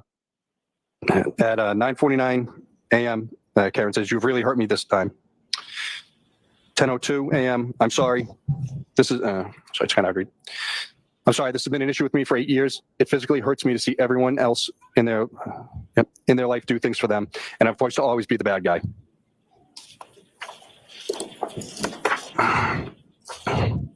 At 10:09 a.m., Karen says, "I am not the same as everybody else. Most of the time I try to do what is healthy/smart for them. More importantly, I try to support you and what you need. You just lashed out at me and said terrible things. I don't know how you've gone to this point with me, but I'm just trying my hardest. You made your point and continue to beat me down. I have a lot going on too. Physically, I'm falling apart and trying to get answers and help." Oh, If I could stop you there, sir, if I could direct your attention to, Look loud, please, sir. my apologies. Sir, if I could direct you to page 5. trying Okay. to get answers and help. All right. And Oh. starting with the blue bubble on the bottom of page 4, again, if you can indicate as to who's speaking, what is said, and the date and time. Karen says to John at 1:21 p.m. on the 28th, "Maybe you can call someone." If you could continue Yep. on through page 5, sir. On the 28th at 1:46 p.m., John says, "Like who?" On 1:47 p.m., "What time are you coming here?" And then there is, at 2:05, there's a message, but no content. And the next message at 2:06, sir. Yes, 2:06 from Karen. "I don't know what time. Feel kind of out of it. Just trying to clear my head." 2:06 p.m., John writes back, "Okay." 2:06 p.m. again. Karen says, "Text me later when you guys settle in later? Sorry, text me when you guys settle in later. John says, sure, at 2:06 p.m. again. Karen says at 2:16, I feel pretty shitty about this. Feel pretty shitty about how this morning went down. I know you said sorry, but it really stung, especially when I've been trying pretty hard lately. I feel like a loser turning around, just coming back over after everything you said. If I could ask you to continue on to page 7, sir. Okay. At 2:17 p.m., John says, not sure what else you want me to do. I said I'm sorry and I was out of line. If you prefer to stay home, I totally get it. Karen replies back at 2:17, things in my own life have been difficult too, you know. John writes back at 2:17, I know. At 2:25 p.m., tell me if you're interested in someone else. Can't think of any other reason you've been like this. From Karen. You could continue on to page 8, sir. At 2:25, John responds back, nope. Things haven't been great between us for a while. Ever consider that? That was at 2:26. At 2:29, he writes, kids are here, not in the mood to talk. Whoa. Whoa. Let's slow it down there. Lolly, let's just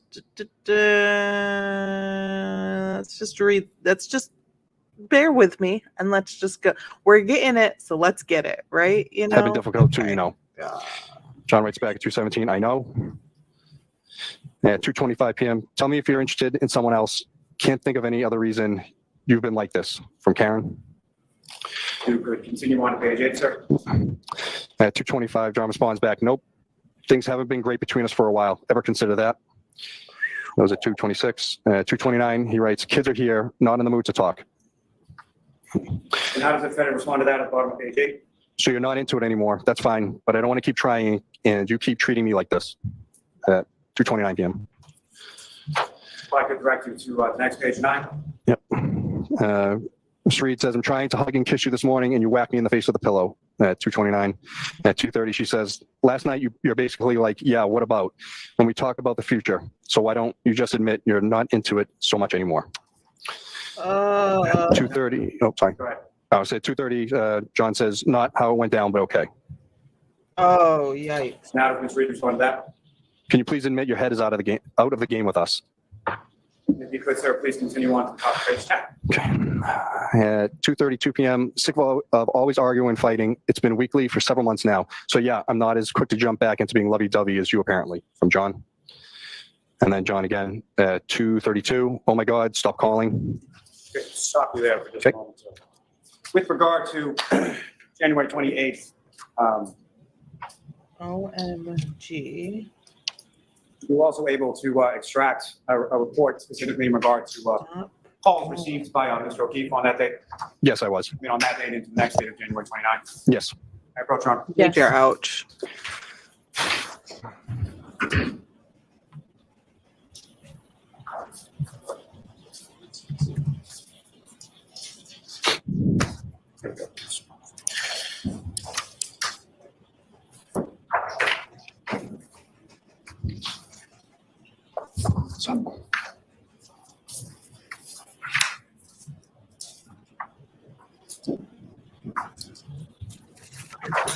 Sabrina showing the document.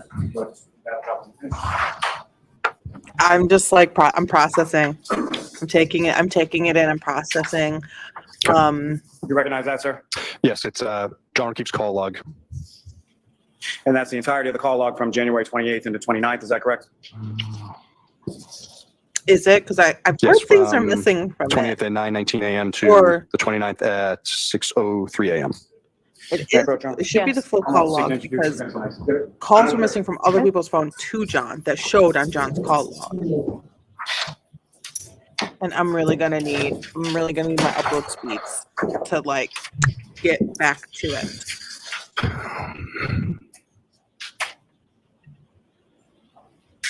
Why are they plummeting?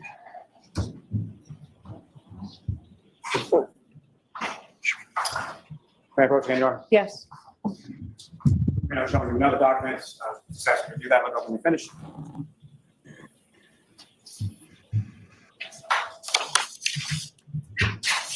If she is found not Do you recognize that, sir? Yes, this is Karen Reed's call log from. if she is found not guilty and her entire life has been just spilt out in this courtroom for thousands upon thousands of millions of people to just judge and know and like get all of the details and her health. Like, if she is found not guilty, I'm not saying that she is not guilty, I'm not saying that she is guilty, but I'm saying if she's found not guilty and all this happens, wow. January 29th at 12:33 a.m. to January 29th at 6:03 a.m. And those are specifically calls between the defendant and Mr. O'Keefe, Yeah. correct? Yes, that is correct. MS, Mayor Pro Tem, humor, Yes. surgeries. No objection.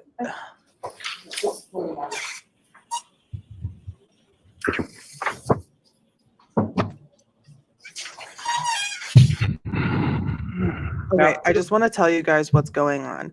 I just did a speed test. My upload speeds have plummeted to 0.08 megabytes per second. What is going on? I'm so sorry. It was just at 11 and it should be in like the 30s, I think. Oh gosh. Okay. Trooper Guarino, from the text messages that you were just testifying from, Mr. O'Keefe indicates OMG stopped calling at 2:32 p.m. Is that correct? Yes, that is correct. Now, from your review of those call logs, how many times did the defendant call Mr. O'Keefe on January 28th from approximately 9:19 a.m. to about 2:58 p.m.? There's 18 calls from 9:19 to about 2:59 p.m. Those calls are listed within those records as various as far as rejected, or missed, or answered, or things of that nature. Is that correct? Yes, that is correct. How many of them are rejected? 11. How many of them are missed? 4. And how many are answered? 3. Now, following that text message at 2:32 p.m. from Mr. O'Keefe to the defendant asking her to stop calling him, does the defendant keep calling? Yes, she does. And at some point, does Mr. O'Keefe call Ms. Reed back? Yes, at about 3 p.m. on the 28th. Double check. Thanks. May I approach, Your Honor? Yes. Trooper Guarino, I can take each of the call logs. I want you to hold on a second. Okay.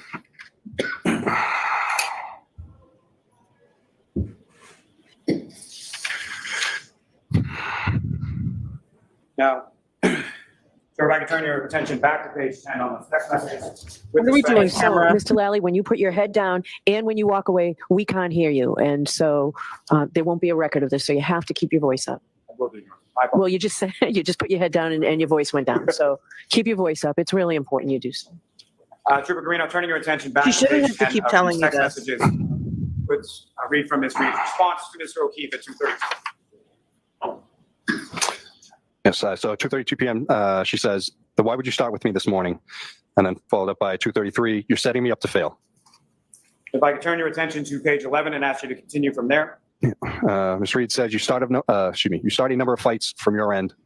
John, and that's at 2:33. At 2:33, John writes back, "I've explained it a few times already, not doing it again." How does the defendant respond to that? "So you're not into this anymore." And then John says, "Not into fighting all the time, correct?" That's at 2:34 p.m. If I could turn your attention to the top of page 12. Yes, 2:34, Ms. Reed says, "If you tell me you're interested in someone else, you will never hear from me again. You can have all the space in the world." John writes back that there's no content at 2:34. Why? And then at Where's the 2:34, content? she says, "Then stop starting with me." Okay, whoa, How we're does Mr. missing O'Keefe something respond to then. that? At We're missing 2:34, he writes something. back, "I'm not answering, stop calling." And if you could, if I could turn your attention to the top of Why page is there no 13. content? in those Ms. Reed messages? says, "Can you please answer after how you treated me earlier?" John responds back at 2:35, "Kaylee is right here." Ms. Reed says, "You're starting a rage with me out of nowhere, and then you tell me you're sick of fighting with me." At 2:35. She writes at 2:38, "I'm going to grab a drink in a bit." If I could direct you to the top of page 14, sir. She says, "Can you answer, please?" At 2:38. No, He you writes can back Answer. at 2:39, "No, Karen, not sure why you need to announce that you're going drinking. Have fun." Whoa. Karen We writes need back to at read 2:40, this "Seeing if you want to properly. meet me later. Can you please call me?" Right after that. And again, if I could direct you to the top of page 15. John writes back at 2:40, "Have to take him to the doctor. He has practice." Ms. Reed writes back, "Yeah, 5 minutes." John writes back at 2:43. My father just walked in. Karen writes back, okay, can you please call me for 2 minutes at 2:44? The top of page 16, sir. 2:44. John writes back, not right now. Karen writes back, I'm there when anyone else needs me at 2:44. At 2:46, yes, John, you gave me utter grief this morning. I'd like you to call me for a minutes. And the last one from that page, sir. Yeah, at 2:47, I've been trying to get over the hump with is arguing, and now you tell me you're not into things. And if you don't want to fight weekly, but fly off the handle at 8 a.m. with me, like you're setting me up to fail. Sir, if I could draw your attention to page 42.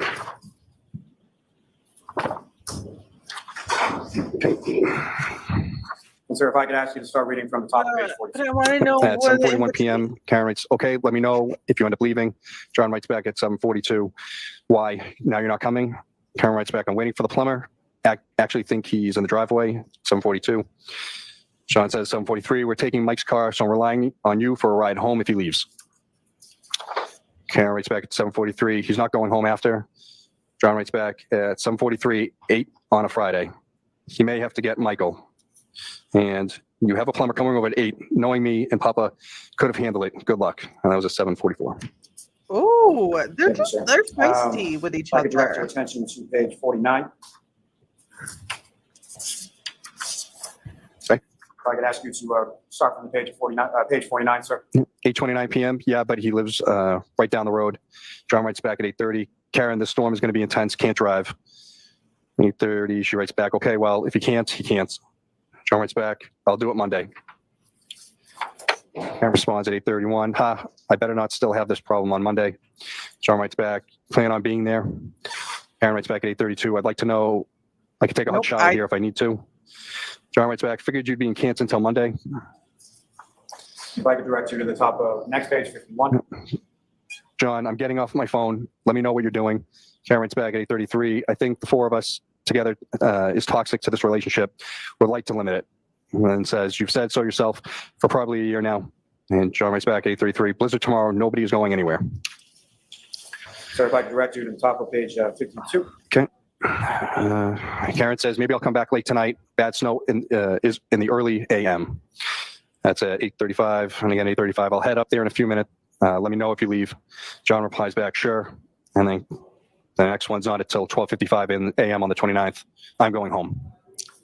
And the I'm going home is from the defendant, 12:55 a.m., is that correct? Yes, that's correct. And if I could direct your attention to the top of page 53. Yes, 12:55 again. See you later. At 1:02, your kids are cucking alone. 1:29, 1:04 a.m. I'm back in Mansfield. The kids are home alone. Thank you, sir. Sir, may I approach number 3? Yes. Can I see counsel at sidebar about scheduling? You are. I like how watch Karen's face as she kind of processes what just happened. Every time she needs, let's talk about scheduling. Hey, yeah. So can we talk about scheduling? Hi, thank you. Can we get this done with? She wants to be done. She wants to move on. I don't think, okay. This witness, Mr. Lally spent a lot of time with this witness before getting to why this witness is on the stand, which is because he has this conversation. And he pulled it from the phone so he can talk about it. With this witness, but can we go until 4:15? I know it's been a long day, but does that work for you all? All right, thank you very much. So why don't we do that, and then I'll have to put scheduling up. You are unmuted. Do we think Karen's going to take the stand? Yes.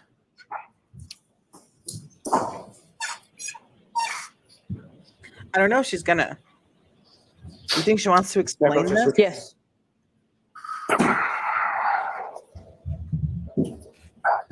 Now, Trooper Garino, you were also able to get some This is a wild chats shot. as well as some phone calls between the defendant and certain individuals. Is that correct? Yes. And The angle Mayor of this Pro Tem. camera Yes. is absolutely wild. Like, can we switch these two humans, please and thank you? Absolutely wild.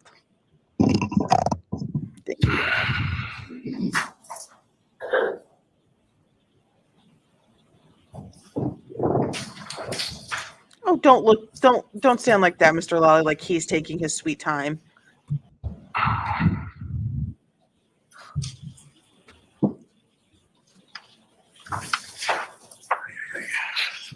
You think no to her taking the stand? I don't think she will either.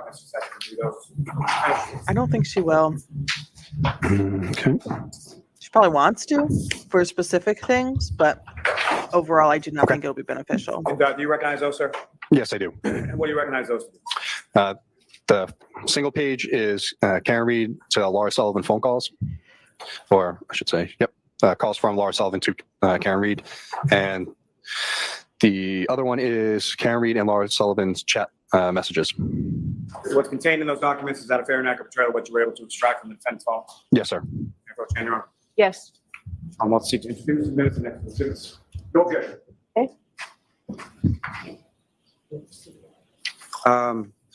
No. Yeah, I think Mr. Jackson would probably be more firm and like, you're absolutely not going on that stand. Like, absolutely not. Mr. I even might be like, we can make it work. But I feel like Mr. Jackson would be like, you're crazy if you think you're taking this. May I approach, Your Honor? Yes. There's no way. But I've seen crazier things, you know. I think you see it a lot with people who did like who are guilty and feel like they can get away with it. And they're like really cocky and stuff. Yes, these are Karen They Reed take the and stand Aaron and it just O'Keefe blows up in their phone calls. face. And what is contained in that is that fair and accurate portrayal of what you observed conducting the extraction of the defendant's phone with regard to the communications with Aaron O'Keefe. Yes. May I approach again, Your Honor? Wow, Yes. So many words. I want to seek to introduce the minutes and exhibits. Okay.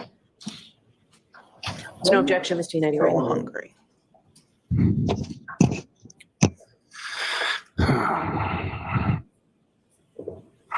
Did you hear about Shonda Vander Ark? No. I'm very sorry, Madam Clerk. Do I need to Your Honor, may I approach the Google? witness? Yes. I'll Google. I'm showing you what's previously been marked as exhibits 51 and 62. That's if you recognize those. Yes, these are phone calls between Karen Reed and Katie Camerano. And 52 is chats between Karen Reed and Katie Camerano. May I approach this to retrieve, Your Honor? Yes. What's contained in those exhibits 51 and 52 is that a fair and accurate portrayal of what you observed during the extraction of the material from the defendant's phone. Yes.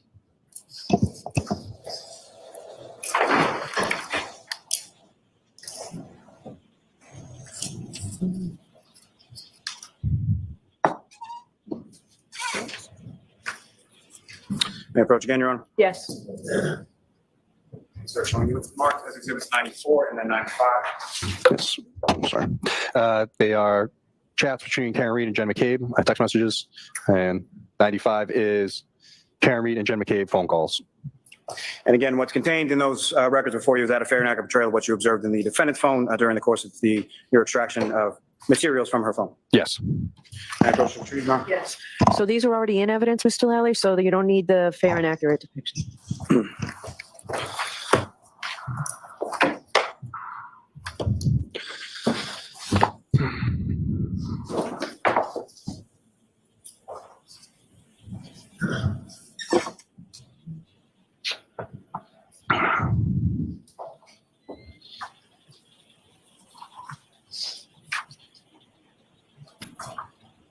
Mr. Lally, you got the jury staying here until 4:15 for this nonsense.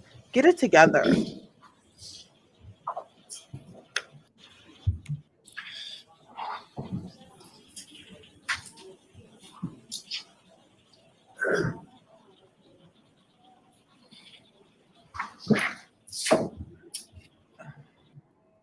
Sorry, I didn't mean to pause it.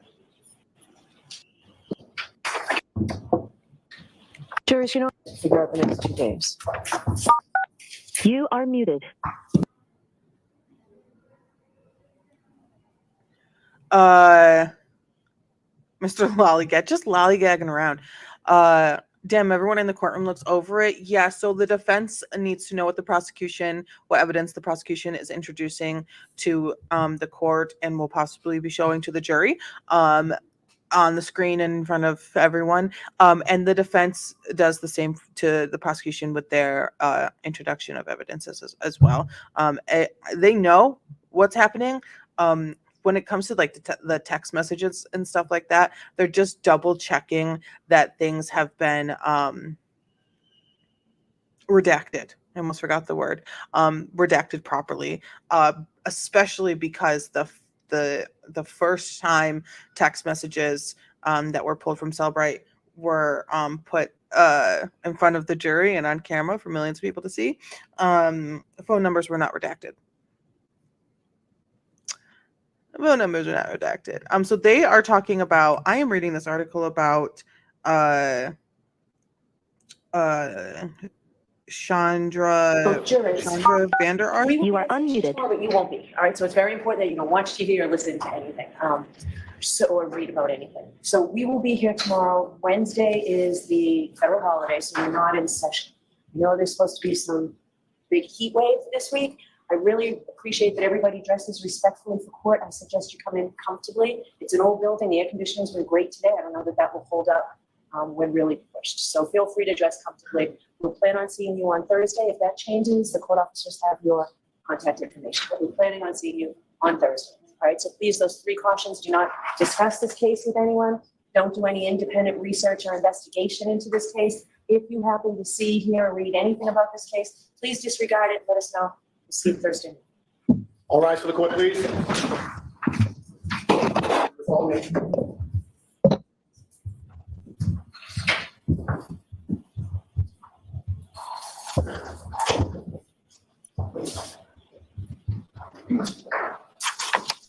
All right, and Trooper, you can just follow up behind them. Okay, thank you. Wow. Just read an article about Chandra Vander Ark. Thank you, Ronnie. Wow, that is what a horrifying case. Wow.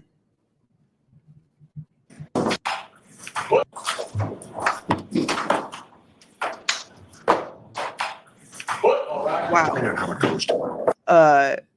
A quote from one of the victim impact statements prior to sentencing for that mom who abused and murdered her child was, "If I can't have my brother back, then she can't have her freedom back."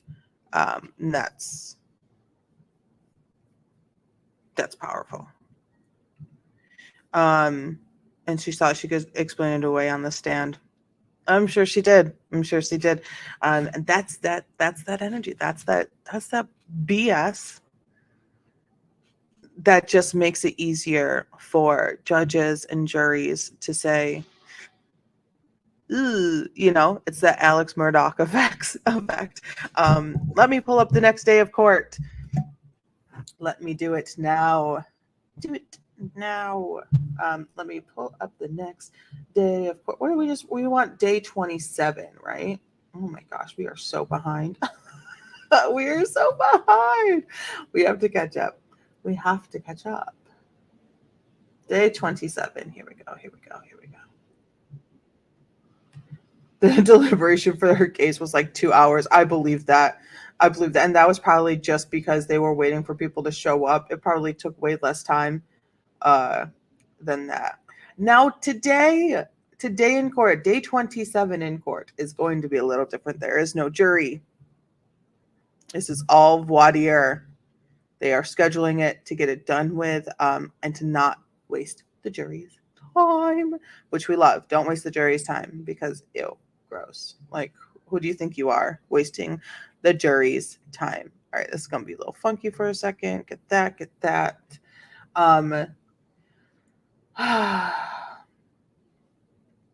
That Young Thug YSL RICO case. losing it. Am I just gonna just talk about trials for the rest of forever? Because I love it so much. It's so interesting to me. The Young Thug Rico case had a wild moment. Thank you. Maybe so you close now. It's had continuous wild moments. 22117, the Commonwealth versus That trial has been going on for literally ever. Karen Reed. Insane. All right. Insane. Good morning, council. Ms. Reed, are all of the witnesses here, Mr. Jackson? They are, Your Honor. I'd like to hear from Dr. Russell first. Are you both prepared to? No, I'm so sorry, I could not hear you. I would like to hear from Dr. Russell first. Is that her name? Dr. Russell, yes. The order would be, I would propose based on scheduling Dr. Russell, Dr. Wolf, Dr. Rachel. Okay, then that's good because that's the order I prefer. So, all right. Perfect. That's the order. Do I you prefer. have a CV for her? Good morning. Morning, Tori. Do you have a CV I could look at for her, please? Let me see if I have it in my notebook. I thought I had. So the jury is not here. That's why we can see humans in this section. And she has not written a report? She's not. All right. That is not the All jury right, that let's you bring are her in, seeing. please. These are, Your Honor, before we get started, can I get an understanding? You started to say that at sidebar the other day, and you said you wanted to put that off to get to the witnesses. But I need a little bit of an understanding of what the court's expectations are. My understanding of voir dire, which this seems to be unusual in terms of the timing of it. So the understanding of the voir dire is this is for the Commonwealth's motion to exclude this testimony.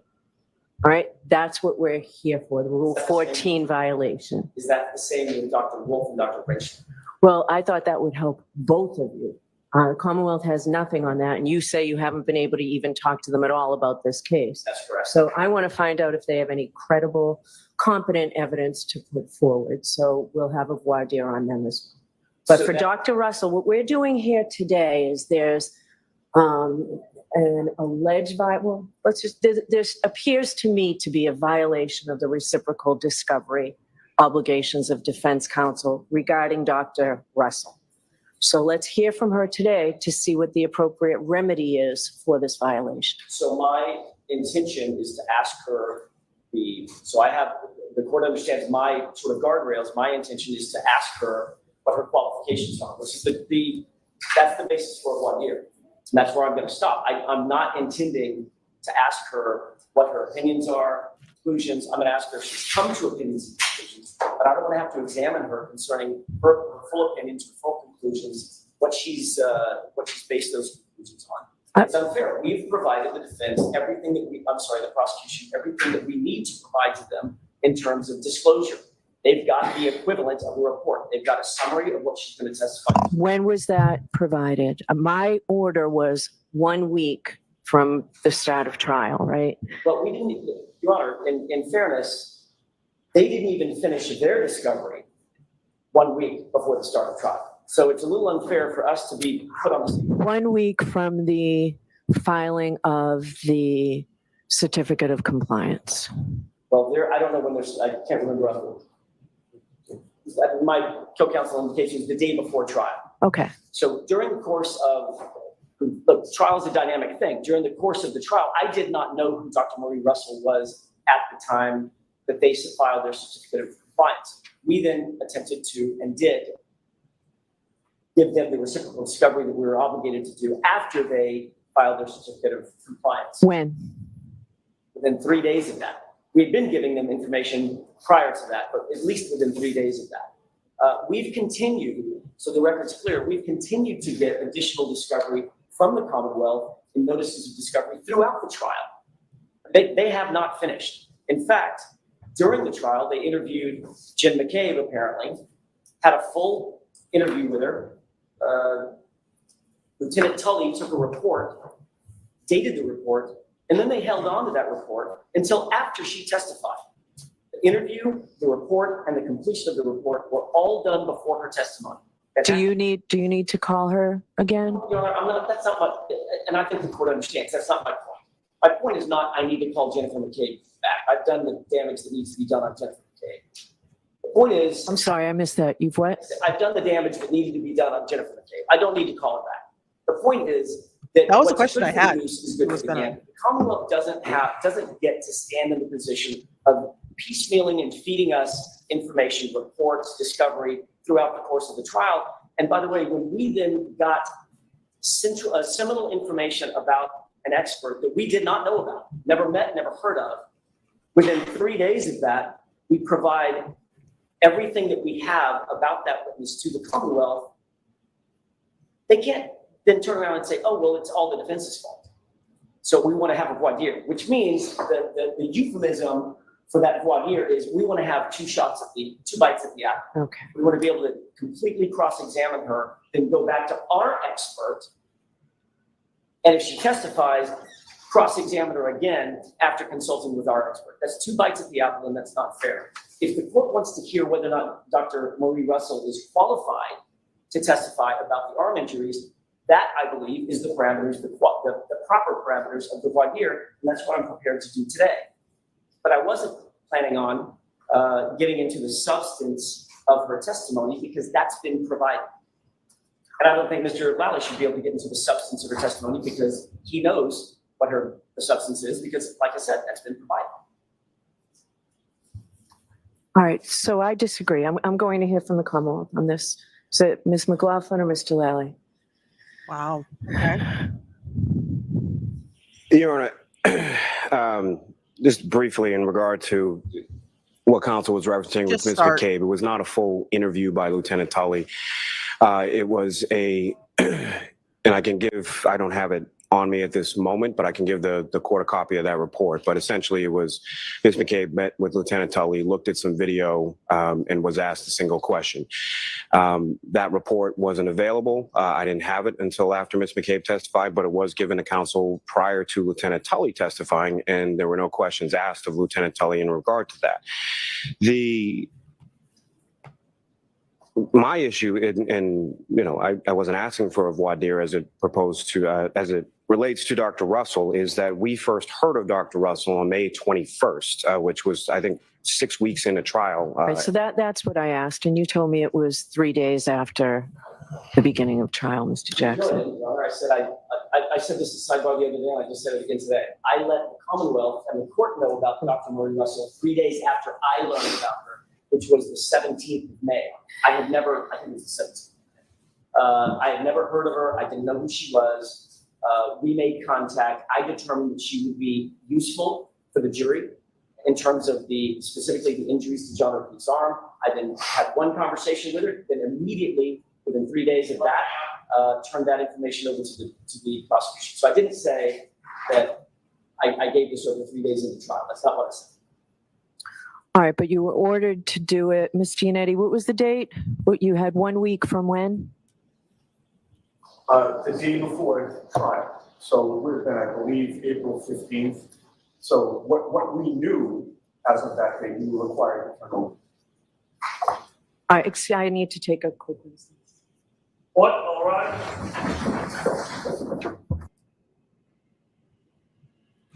Oh, wow. Oh, wow. Okay. Back to the fan. She's not happy. So what's happening from my best non-lawyer mind is that the defense has found someone as a witness that they would like to use as a witness, expert witness.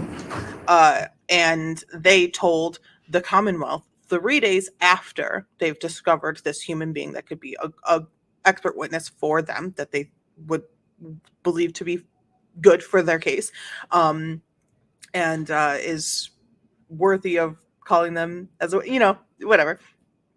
And so they told the Commonwealth 3 days after they discovered this person. And the Commonwealth is like, excuse me, like, you can't, like, hello, that we have specific times for discovery and all that stuff. La la la la. Why are you bringing this person? Like, why are you just bringing this person up to us? Like, we have to do our own discovery and we have to figure out, and prepare for this person, like, trial's already started. What do you mean? Ew, like that's naughty and against the rules.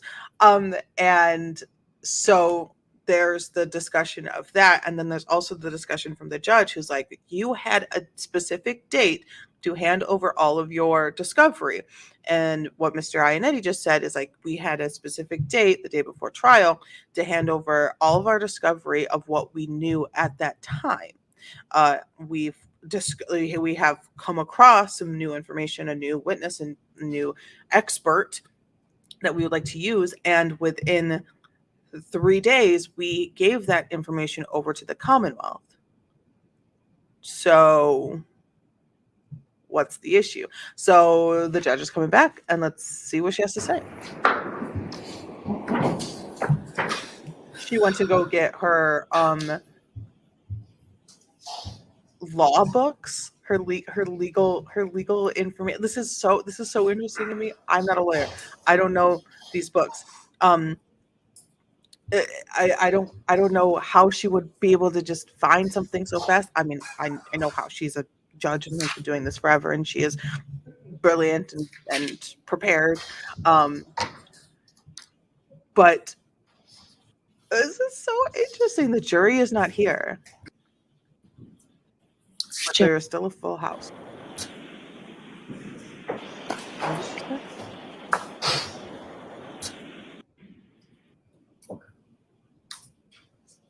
All right, so testimony of Dr. Russell. Exclude. All right, so the Commonwealth has moved that I exclude the testimony of Dr. Russell based on a violation of the reciprocal discovery obligations of the defense. So I do find that there is a violation of the reciprocal discovery obligations of Rule 14. And I'm quoting from the notes, the importance of this, the reporter's notes to the old rule. And as you all know, we're in the process of updating that rule, but the very integrity of the judicial system and public confidence in the system depend on full disclosure of all the facts within the framework of the rules of evidence. To ensure that justice is done, it is imperative to the function of courts that compulsory process be available for the production of evidence needed either by the prosecution or the defense. So what we're here to do today is decide a remedy for this violation. And that's why we're having a voir dire. I am not prohibiting the Commonwealth from anything on their examination of witness Mr. Jackson. The alternative is she doesn't testify. So the Commonwealth has not received the appropriate discovery from this witness. So we're going to have a voir dire, and they can ask her anything that they think they need to ask her. So she said it right there. That is her ruling on this matter. She has found that there was not enough time, that it wasn't handed over in the proper amount of time, and that the Commonwealth in voir dire, not in front of a jury, can ask whatever they want of her, not just her background that would qualify her as an expert. And if the defense does not like it, then they don't bring her as a witness in front of the jury. Interesting. Very interesting. Okay. those are the parameters of this meeting. As long as I know the guardrails, that's fine. I just to close the loop on the record, my understanding, and Ms. Little can probably speak to this more intelligently than I can, but during the middle of trial, there was a witness that we had never heard of, we did not know and didn't have a report for. Who is that? Dr. Fowler, F-A-L-L-E-R. Okay. If the court remembers, is buried in the middle of about 75 witnesses. So he testified to alcohol levels, et cetera, and protocols at the institution at Good Samaritan. And we didn't have that information either. We didn't know a fit. They said, we're going to provide this information in a timely fashion. As soon as we know that we're going to call him, it's got to be on our witness list. We didn't know one way or the other what he was going to say. we didn't have a report, and we went on about our business.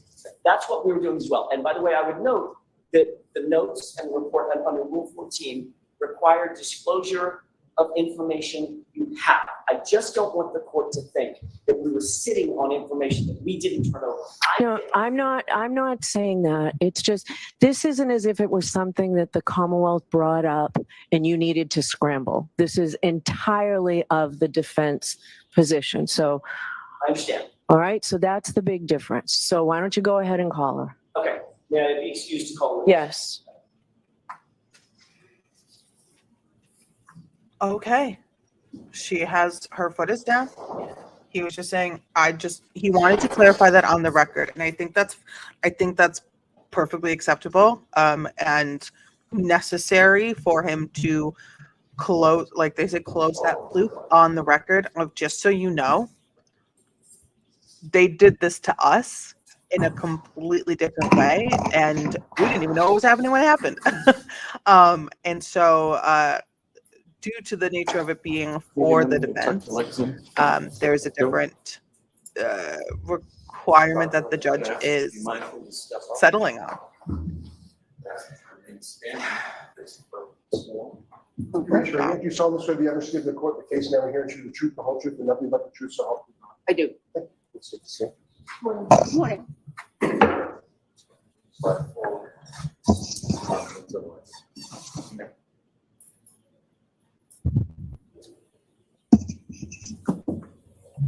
right.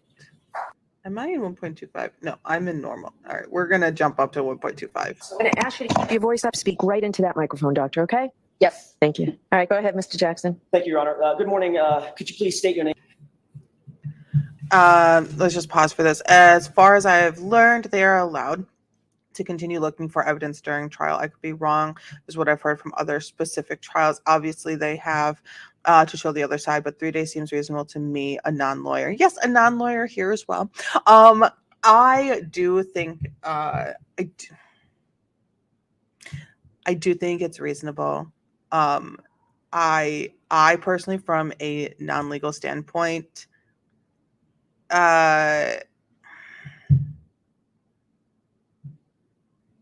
it's not that I disagree with the judge from like all the things that I've learned. It's that I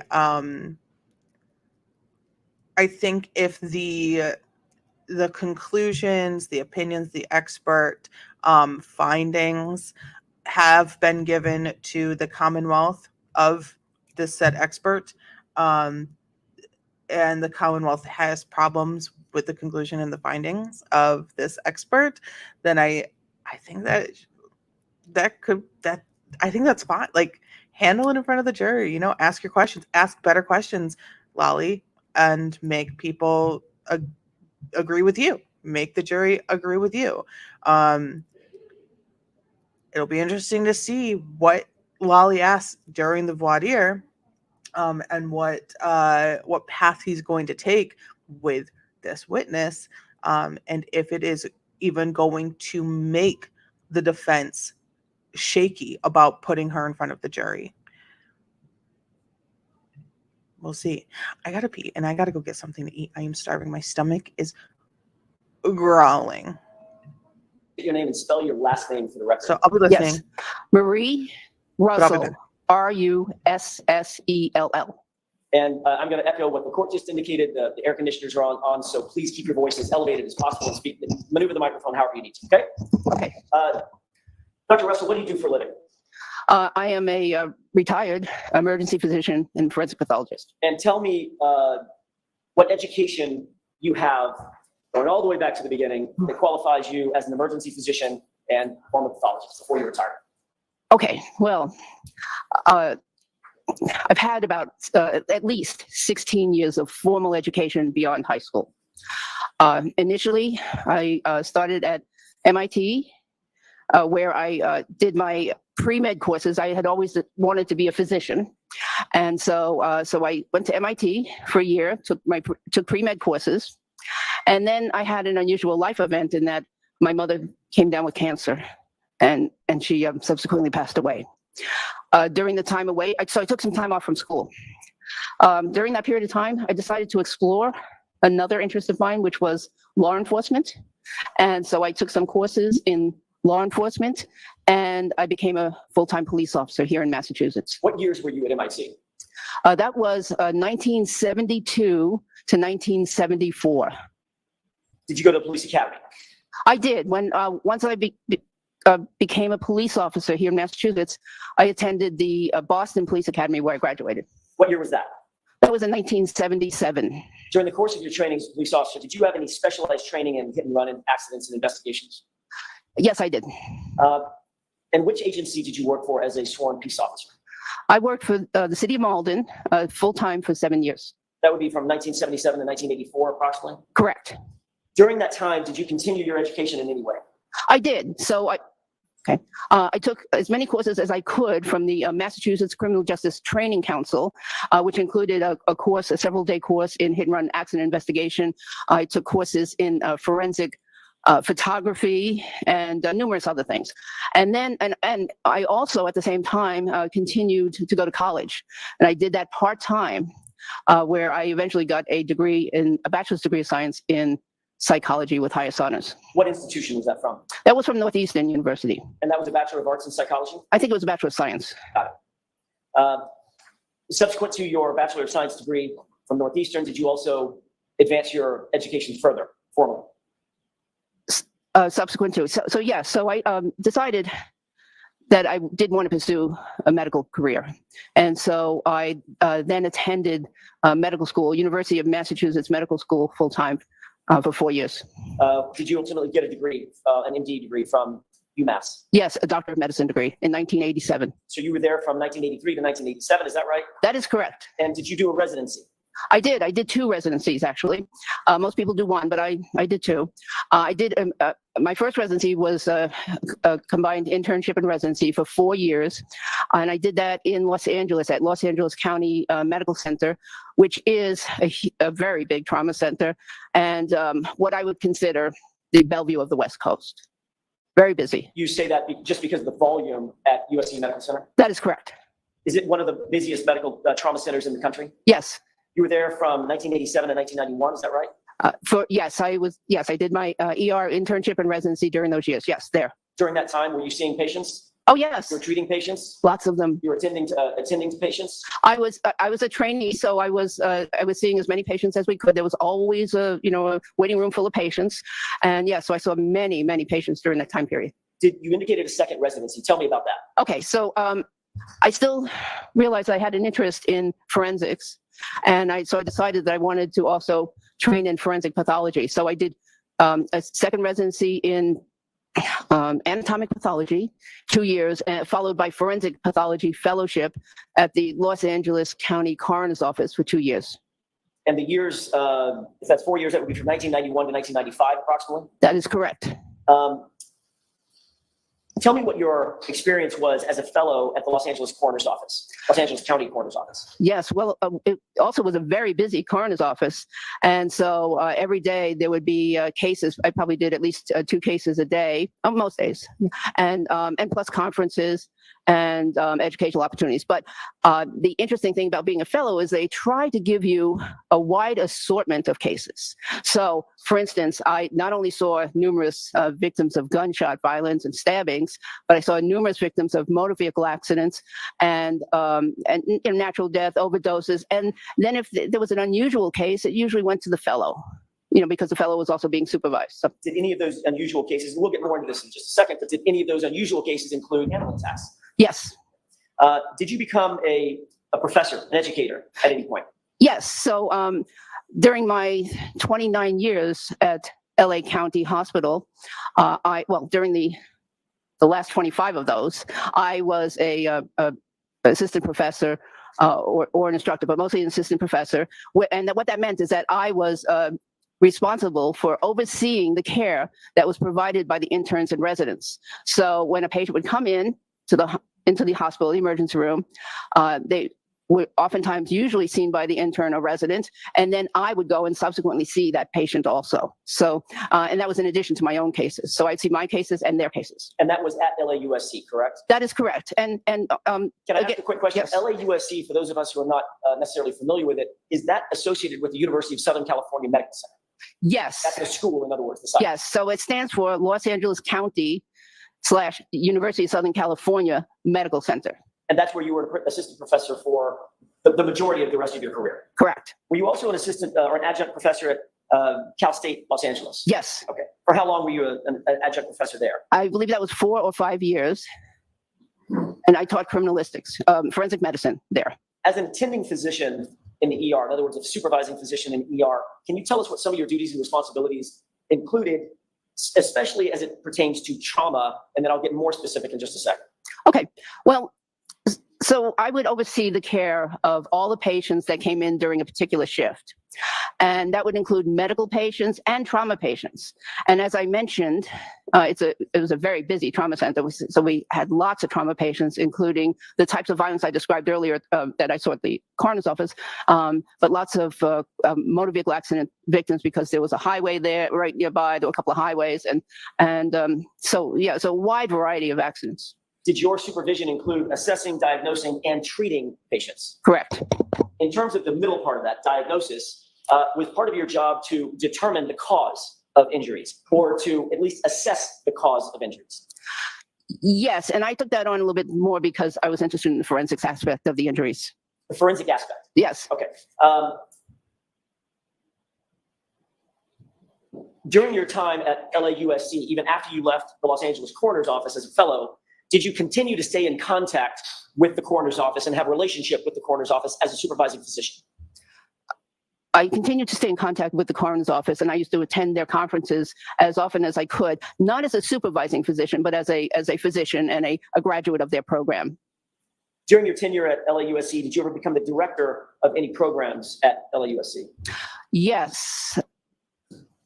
Did that include the director of Center for Life Support Training? Yes. What years was that, if you remember? I don't remember that. Early 2000s, late 90s? Yes, that sounds about right. Okay. And we would conduct lots of courses, including trauma, life support courses. Did LAUSC incorporate a quality improvement program Yes. within their institution?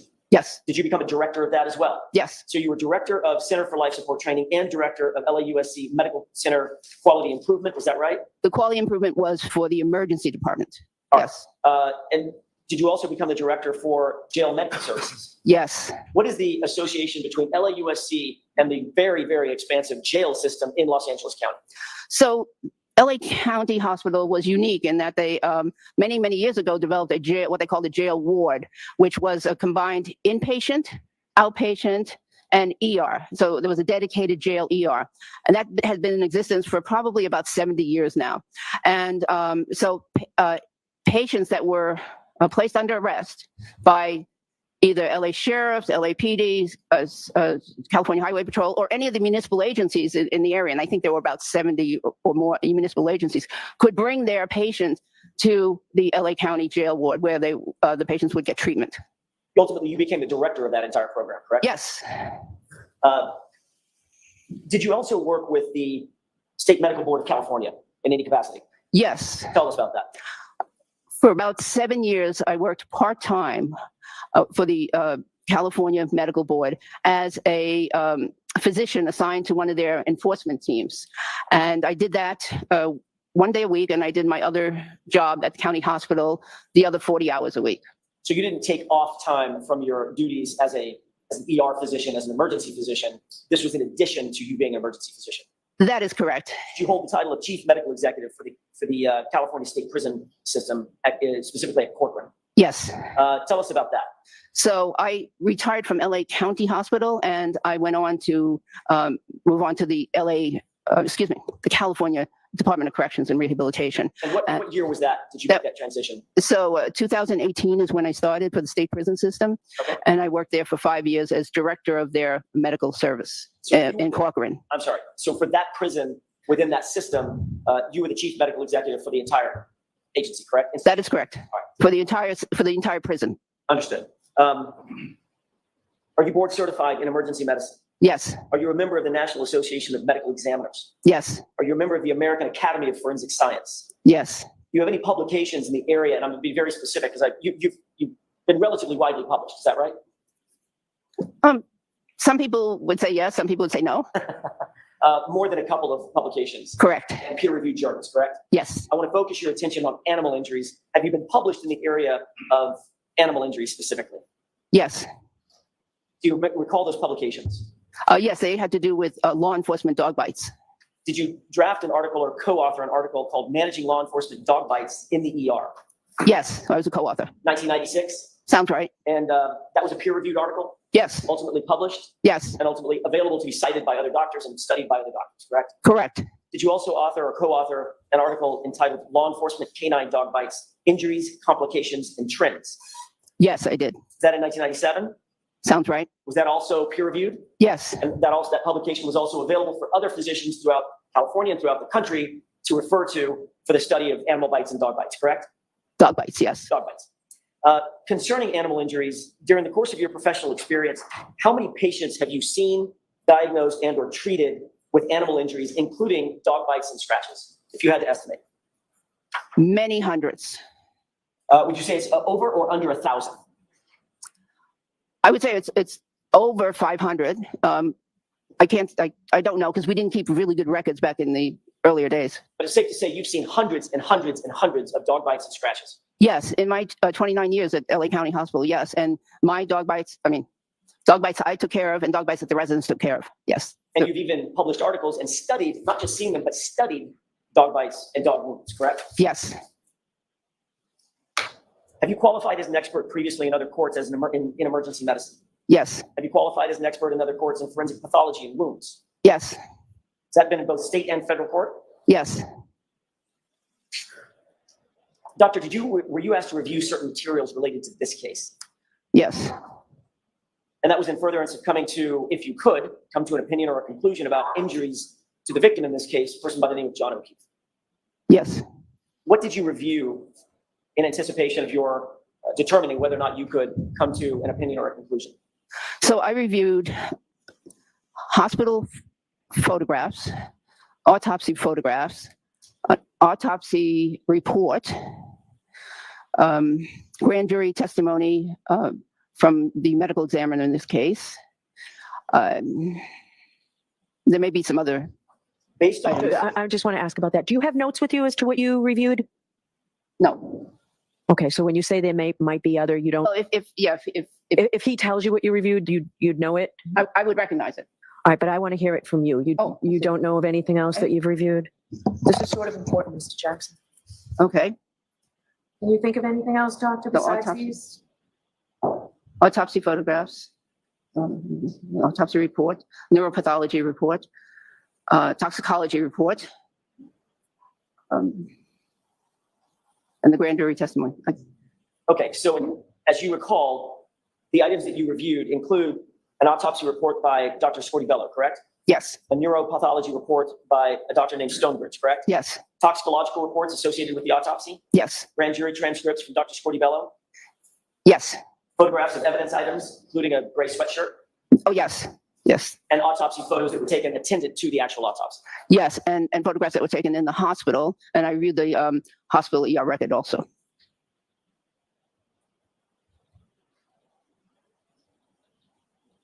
So in addition to what you just listed, there's also hospital photos separate and apart from the autopsy photos, is that correct? Yes. And those hospital photos showed the injuries to Mr. O'Keefe's arm, is that right? Yes. And you also reviewed emergency room records that are attendant to his initial acceptance into the emergency room on January 29th, 2022, correct? That's correct. Based on your review of all of those materials, were you able to confidently come to any conclusions or opinions about the nature of the injuries suffered by John O'Keefe, specifically as they relate to John O'Keefe's right arm? Yes. What is your opinion and conclusion concerning those injuries? Those injuries appear to be consistent with an animal attack. Can you be more specific in terms of the type of animal, or are you relegated to simply an animal attack? Well, they are consistent with a large dog attack. There's a combination of both what I consider bite wounds and scratch wounds on the arm. There were also some puncture wounds in that shirt. And on, So I'm sorry, puncture wounds in the shirt? Puncture holes in Okay. the shirt. and on what do you base the opinion that the injuries are consistent with dog bite or scratch marks? Well, the patterns. There are several patterns of parallel wounds that appear to be superficial scratches that could have been caused by nails or could have been caused by teeth. That they they're at different angles on the arm and different locations on the arm, and but they're generally oriented in a specific direction. And there's also an area, the distal forearm, which is close to the wrist, which shows what I believe is an arch area of teeth marks. And what's the significance of the arch area? Well, so the arch would be the front area of the jaw of the animal, you know, or the dog in this case, where the teeth are tend to be close together and curved. There's a curved pattern to the configuration of the teeth. Let me have just a moment, Your Honor. Yes.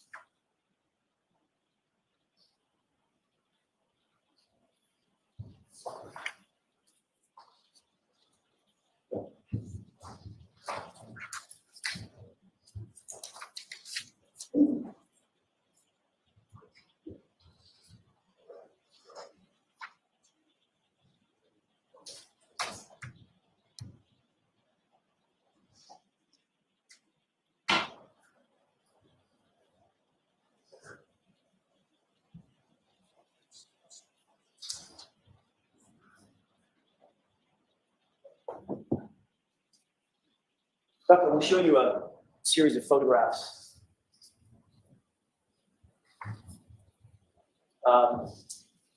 Can I approach you? Yes.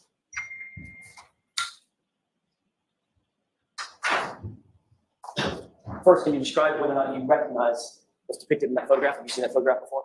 Yes, I have. Is that part of what you reviewed in coming to your opinions and conclusions? Yes. What is that a photograph of? So this is a photograph of the decedent's arm near the elbow. And do you want me to describe what it shows? Just briefly. an Okay. overview of what- Yeah, and it shows wounds. Okay. Your Honor, I would ask that that be marked as next in order.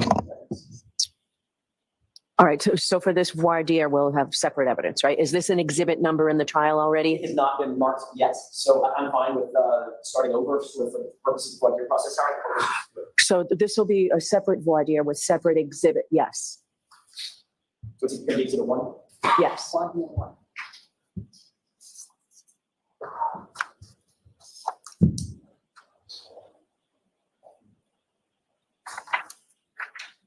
Your Honor, I want to move this along. This has been marked, but I think. Hold on, okay, I'm so sorry. Go ahead.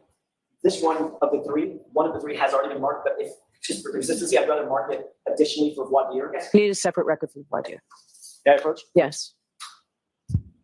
This one's already been marked, but I'll remark it. And if you'd tell me the exhibit numbers that they are. So you're putting these in now, there's no objection, Mr. Lally? For purposes of this, no. Okay, so we'll mark these now, but May I approach? yes. The one with the label 2858 on the bottom has previously been marked in the trial. I would ask that this be marked as the next name order for the voir dire. But what I want is the exhibit number at the trial. I'll get that for you.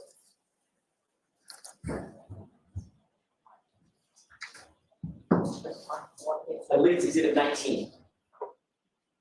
Okay,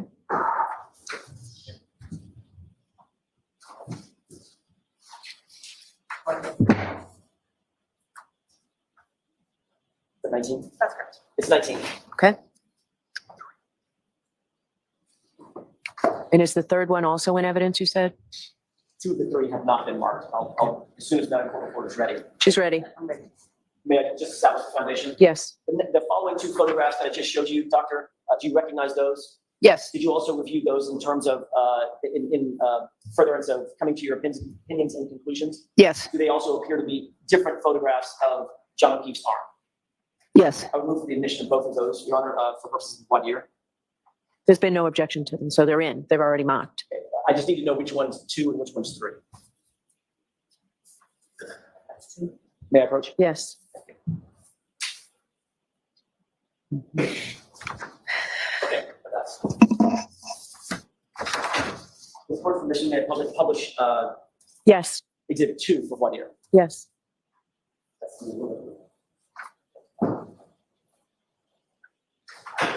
Is this photograph of the of John O'Keefe's arm?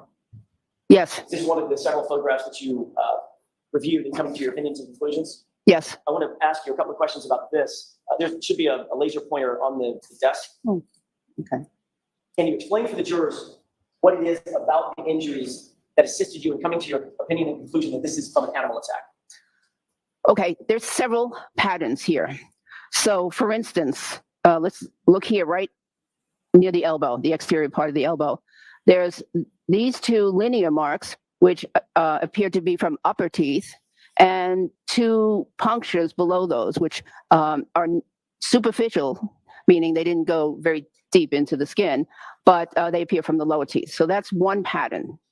There's another pattern close to the shoulder, which shows parallel marks, these 2, and maybe a third one in the middle, parallel marks that are oriented at a certain angle. And these are superficial wounds, which are consistent with teeth marks. They also could be possibly consistent with nail marks, but. Sorry, I went to go get something to eat. So sorry if that triggered anyone. I just wanted to say sorry. I'm usually really on top of it, but I really needed to go get something to eat. So trigger warning, obviously these are the wounds, and we are on the topic of dog bites. So we'll just hop back to it. I'm here, I'm listening.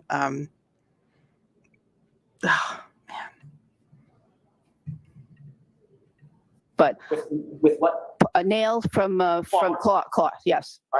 We have some more here, similar, Hi, Crystalline. from How are ya? obviously different teeth involved or different claws, and then down here, closer to the wrist, we have an unusual pattern of at least 4 striations. The way I see it, at least 4 striations that I believe are caused from the teeth towards the front of the mouth, near the arch.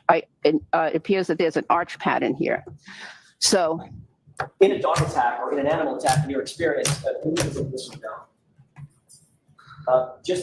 Let's cover the ground Thank you. on the 3 exhibits that we've already marked. Can we take a look at exhibit 1?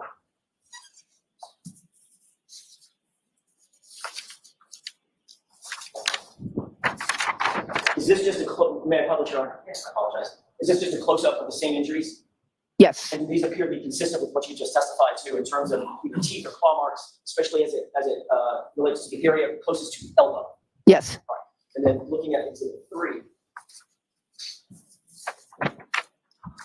May I publish? Yes. Is this a close-up view of the area closer to the wrist that indicated those parallel, you used the word striations? yes, All right, and these appear to be taken, attended to the autopsy as opposed to the other photograph, exhibit 2, that was taken in the hospital. Is that right? that is correct. And would the time difference account for the slight change in the nature of the wound? It could, Photograph of the wound, I guess? it could, or different technique, yes. Let me take this down.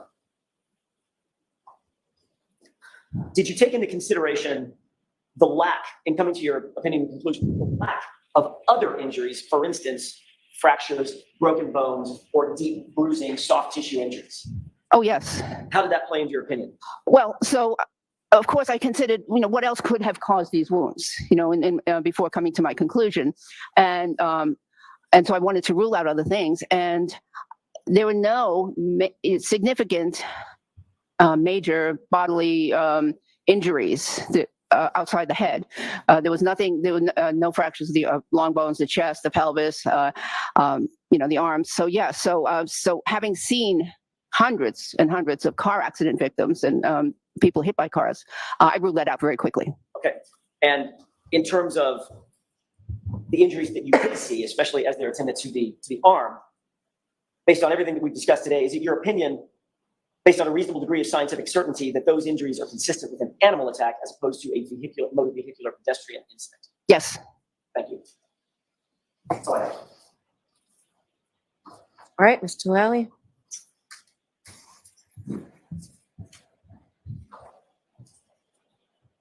Good morning, ma'am. Good morning. Let me take you back to, you were talking about some police training that you had received when you were in the academy or while you were working with the police department here in Massachusetts. Is that right? Yes. And what kind of training or what did that training consist of? Well, I attended and graduated from the Standard Police Academy at that time. And then I took additional courses that were offered from the Massachusetts Criminal Justice Training Council. And these were taught generally by experts in their fields. And they were on a variety of subjects that are listed in my CV, included, the hit and run accident investigation, forensic. Just for a minute, ma'am. Doctor, in reference to your training as it pertains to hit and run accidents, what did that training consist of? Oh, well, mechanisms of how accidents occur, mechanisms of how to determine, what vehicle was involved in an accident. I don't, it was a long time ago, but yeah. So determining if people were struck by vehicles, what vehicle was involved, or if it was auto versus auto accident, what vehicles were involved. And I don't mean to belittle this training whatsoever, but is it fair to say that that was relatively rudimentary training that you received in the academy?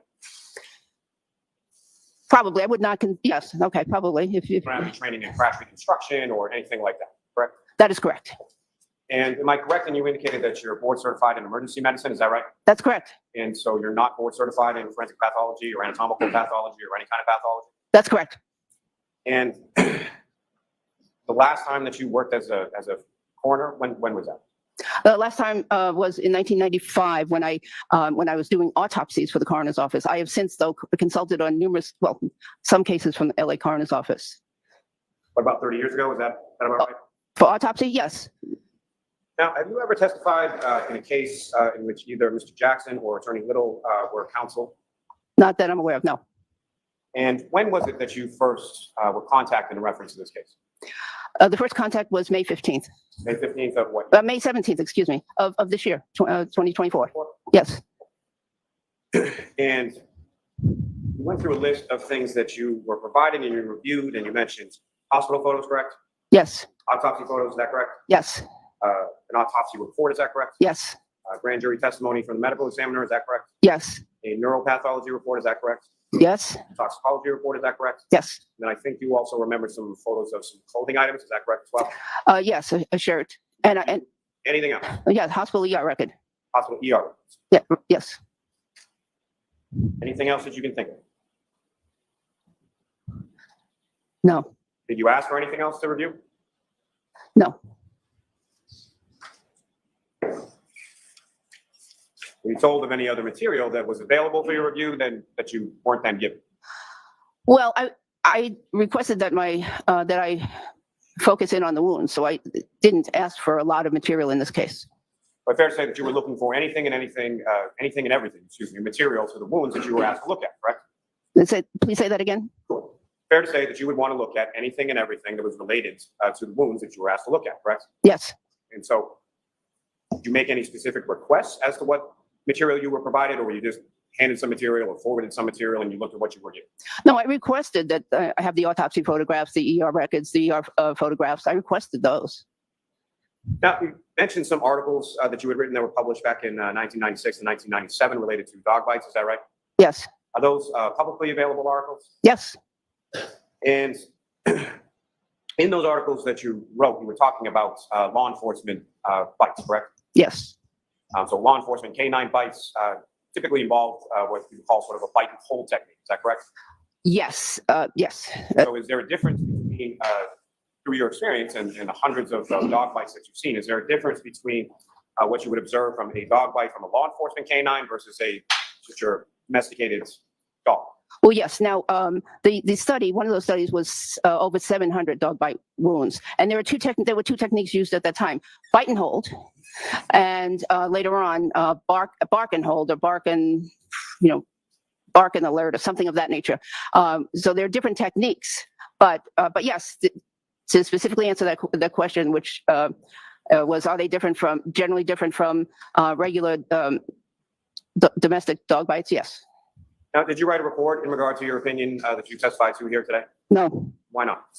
I don't think there was much time. And I didn't know if I was going to be actually testifying. How long would it take you to write a report? I wasn't asked to write a report, excuse me. Were you asked specifically not to write a report? No, Now, at any point in time, did you ever look at anything related to Mr. O'Keefe's head injury? oh, yes, So you reviewed reports in relation to that, correct? yes. Do you have any opinions as it pertains to that? I would rather defer to the pathologist and neuropathologist on that.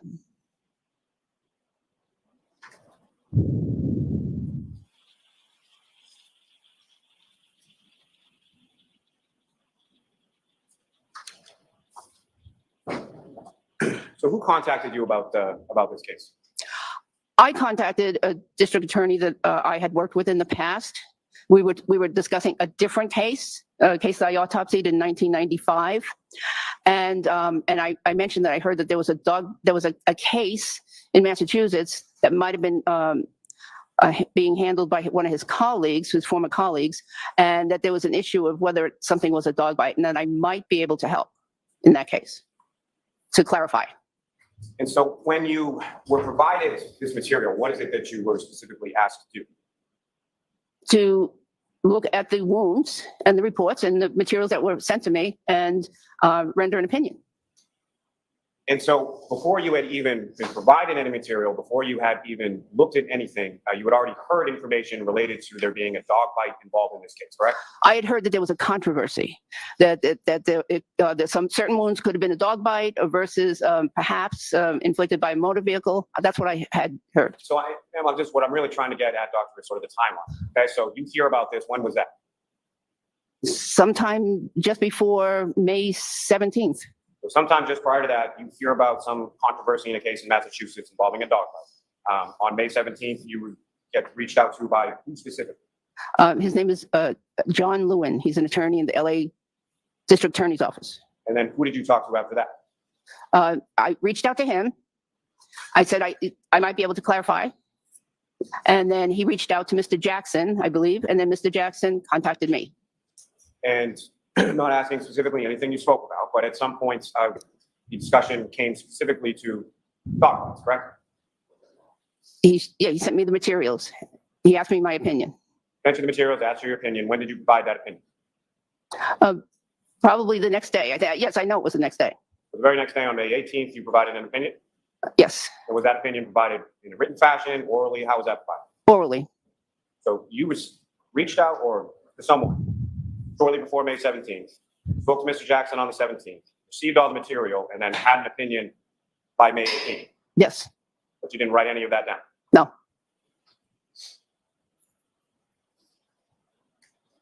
Now, beyond the materials that you were provided, what else were you told about the case? I was told that the victim was a police officer. The decedent is a police officer. I was told that the defendant had been charged, and I was told that that there was a controversy about whether or not these injuries had been caused by motor vehicle. And I was also told, and I read in the medical record, that the decedent was found outdoors, I believe in the snow and hypothermic. Now, in regard to what you reviewed, you didn't review any investigative reports, is that correct? That is correct. You didn't review any witness statements, is that correct? That's correct. You didn't review any lab reports as far as from the forensic lab or anything like that? I reviewed the toxicology report. Beyond that, any other? If it was part of the autopsy report, I reviewed it. You reviewed everything attendant to the medical examiner's file, is that correct? Yes. Nothing from the lab beyond that? Don't believe I did. Now, this first instance, when you say you heard about it, how did you hear about it? Well, I believe it was via a headline that I received in my email from the Boston Globe headline. It was some kind of there was some kind of interesting case, and I got it as an email, and I looked into it. And when was that? Well, that was that week in May. That just a few days before May 17th. You subscribed to the Boston Globe online? I did at that time. I have not renewed it. How long had you been a subscriber to the Boston Globe? Um, I'm going to allow it. Probably a year or 6 months, 6 months to a year. There was never any headlines or anything else that you saw about this prior to that week just before May 17th? Not that I paid attention to. I have nothing further. Anything further, Mr. Jackson? Nothing further. All right, so since this is a voir dire, I get to ask questions, doctor? Oh, So yes, I okay. just have a couple of questions for you. I don't think I really heard you. So could you tell me again what your opinion is and to what degree you hold that opinion? Yes. These injuries in the arm are, my opinion is that they are the result of animal bites or scratches. And do you know what kind of animal? Oh, yes, most likely dog, large dog. And I'm very very sure to, what's the word I want? Medical certainty, very All right, high, so that high this degree of medical certainty. reasonable degree of medical certainty. Yes, definitely. Okay, and another question. So I received information that you also viewed all reports associated with Chloe, a dog's prior bite history. Did you review those? No, I don't recall ever seeing anything like that. That you also reviewed the use submission forms? No, I don't recall seeing them. Okay, any follow-up, any questions based on my questions? Not for the Commonwealth, no. No, Your Honor. Right, you are all set, doctor. I don't know yet whether you'll be testifying. Okay, we'll try and let you know. You're going to be around in a few days? No. Okay, we'll let you know as soon as we can, okay? Okay. Okay. Thank All right. Thank you.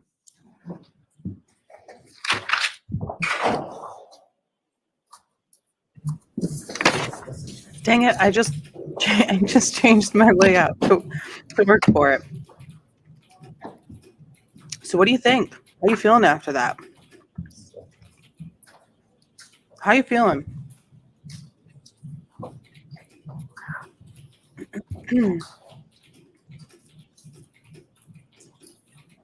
I think that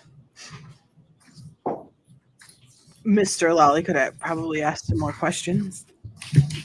But I don't think he knew what to ask. So I would like to hear argument on this witness before we hear the other witnesses. So, and Mr. Yannetti, I asked you the other day whether she reached out to you or you reached out to her, and you said there was an intermediary. But my concern was whether she came out of nowhere and reached out about this case, and that seems to sort of. It wasn't Mr. Yannetti, it was me.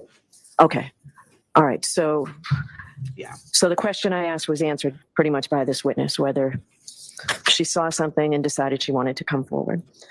All right, it's the Commonwealth's motion. What are you asking me to do? Again, I found a violation of Rule 14.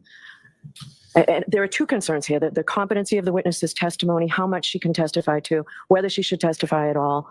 What is it you're asking me, Mr. Lally? Your Honor, I'm asking that the witness be excluded from testifying at the trial for the violation of Rule 14, specifically, I believe it's Rule 14A6. This is a witness, as the court picked up on, that reached out, albeit through an intermediary, with reference to just sort of discovering or coming upon this case in several weeks into the trial.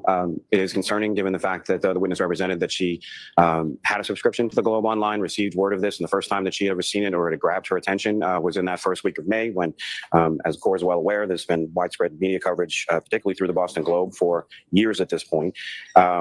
The limitations of the testimony, it's also concerning because the disclosure from counsel indicated, again, as the court had noted, I didn't want to get into too much as far as for purposes of this voir dire, but there was additional material that was indicated in the disclosure that the witness had reviewed, including the UC Davis related to the canine DNA or the lack thereof, as well as, forgive me, the dog bite history of that specific dog, which also I would note for the court includes photographs of what a dog bite from that specific dog looks like. And that specifically apparently was not provided to this witness, who's then opining on, inferably at least, that that dog was the cause of these particular injuries. However, was not shown specifically anything to do with that bite history as far as by way of reports or photographs. So that juxtaposed or coupled with the immensely late disclosure. I mean, we're talking about at least the 6 week of trial by the time this witness is even mentioned, not on the defendant's witness list, not mentioned at any point in time during the pendency of the case, and then sort of pops up in the middle of May, and to the point that the limited amount of material or information that's provided by counsel as far as disclosure opinion doesn't come until today. So for all those reasons, Your Honor, the Commonwealth is requesting that her testimony in its entirety be excluded from this trial. Jackson? Your Honor, exclusion is the highest form of punishment. It's the highest form of sanction the court has available to it. It's just to put a fine point on it, it is a dire remedy. And I know the court has mentioned 2 or 3 times, I'm finding a violation of Rule 14. That sounds as if the court is suggesting or has inferred that we did something wrong. We didn't do anything wrong. Because the court learned, I didn't reach out to her. She reached out and said, hey, look, I've got some experience with this. I asked you that the other day, though, and I was told that you reached out to her through an intermediary. I wasn't told she reached out to you through an intermediary. I don't know that there's a difference. I mean, What I was trying to get at, is this somebody who read about this case and said, I want to be part of that? That's what I was trying to get at. I think it was pretty clear, Mr. Jackson. Go ahead, continue with your argument. okay, I did not misrepresent it. I didn't say that. I take offense at the court's tone. Yes, you did say that. You just said that. You said, Okay. I just heard the testimony, and it's not what I said the other day. I know a person in Los Angeles DA's office. I received a text message from that person saying there's someone who reached out to me who said I might be able to elucidate on this controversy concerning the dog bites. I then reached out to her. So when you asked me who reached out to whom, I reached out to her through an intermediary, my friend in the DA's office back in Los Angeles County. So maybe it wasn't clear what I was looking for. I think it was clear. But go ahead, continue with your argument on this. My point is, Rule 14 requires a sanction if, in fact, the attorney has done something wrong. In other words, it connotes the idea that we're doing something by actively hiding evidence or holding back evidence or not providing evidence that you know you're going to use at some point in an effort to take a tactical advantage. And the sanction for that is exclusion. I've never met this woman. First time I laid eyes on her was during the process after she flew out here to engage this voir dire process. She indicated I could potentially provide some information about this controversy concerning dog bites. I then sent her materials. I talked to her. I sent her materials. I found her to be incredibly credible. I found her to be experienced. And I found her to be knowledgeable in this very specific area, which is rare. There's not that many people who have published, doctors who have published in the area of dog bites specifically. So I thought it makes sense for me to reach out to her and talk to her, which is exactly what we did. And within a couple of days, literally, you could almost count it by the hours of me receiving her information, we then had a discussion amongst ourselves. Is this something that we want to then present on the defense side of the defense case? And we turned the information over to Mr. Lally. I understand that it was well into the trial, but that's not a fault of ours. And I don't think the sanction of exclusion is necessary or appropriate to punish Ms. Reed from having an experienced witness testify in rebuttal to ultimately what Dr. Sporty-Bello and the Commonwealth is going to present in their case in chief. That's what she's going to do. She's going to present contrary evidence or an alternative theory of where those injuries came from to a person. Everybody on the Commonwealth side who can elucidate about this has said those injuries come from a taillight, including Mr. Paul yesterday. We have contrary evidence, and Ms. Reed should be entitled to present that evidence, even though it came late. It didn't come late by any fault of ours, and I don't believe that the Commonwealth has made out a prejudice that they can't overcome. It's late. Obviously, Mr. Lally is a skilled lawyer. There's nothing to say that he can't or hasn't been able to prepare for the cross-examination or for an examination from the jury, and I just don't think exclusion is appropriate. All right. So the second part of this argument, and I'll start with the Commonwealth first. So in your motion to exclude, you also raised Daubert-type concerns. So, Mr. Lally, is there portions, if I permit her to testify, are there portions, and focus specifically on the part of her opinion where she says, I guess the defense expects her to be able to say she will testify that these injuries are inconsistent with having been struck by a vehicle, road rash, or scratches from broken glass or taillight material. I think you have an uphill battle on that part, Mr. Jackson. The Commonwealth, what are you saying? If she testifies, what should she be able to testify to? And don't just say nothing. I want some input. No. If the court were permitted to test the doctor to testify, Your Honor, what I would submit would be permissible testimony from a legal standpoint. I have some factual questions in regard to that, but from a legal standpoint, I think the court could permit her to testify as to the injuries that she observed, her working history in that area, observing prior injuries related to animal attacks and whatever consistency she believes that they have with that. I do not think it would be proper to allow this witness to testify or opine anything about the inconsistency with regard to pedestrian injuries. I don't think any proper foundation has been laid for there, whether it be through experiential knowledge in relation to that or any sort of specialized training or knowledge or anything to do with that. Anything from a forensic pathology or anatomical pathology perspective, I think should also be out of bounds and excluded with regard to this witness. She's certainly a very experienced emergency room physician. So anything in relation to that, I think it's permissible, but as far as the experience when it comes to motor vehicle crashes or pedestrian crashes, of which the court is well aware, there are a litany of different types of interactions a pedestrian can have with a motor vehicle in a collision sequence. And simply saying, well, there was no injuries to the leg, so it couldn't have been a motor vehicle collision is just plain wrong, and not backed up by science or anything else that this witness can testify to from the very limited experience she has in that realm. So if the witness were able or permitted by the court to testify, I would submit that her testimony should be relegated to simply what, if any, opinions, her experience, obviously, and then what, if any, opinions she draws with regard to the causation of the injuries on the right arm, as it pertains to consistency there. But I venture to guess that it's likely that those are probably also going to be, in her opinion, consistent with many other causes beyond that, if she's being reasonable. So Lally just said, okay, so if we were to let her in, she can talk about how it is, in her opinion, consistent with the dog bite, but she's not allowed. This is like his wishes and dreams. But she's not allowed to talk about how it's inconsistent with pedestrian vehicle accidents. So she can say, look, from my history of working with dog bites specifically for years and years and years and years and years, hundreds and hundreds and hundreds of them, this is very consistent with dog bites. But she's not allowed to say, with my very minimal experience working with vehicle collisions, vehicle, pedestrian, vehicle, motorcycle, etc., it's inconsistent with that. So, All right, Mr. Jackson. I'll submit, Your Honor. I have no issue with, like I said, I'll submit, I'm not submitting.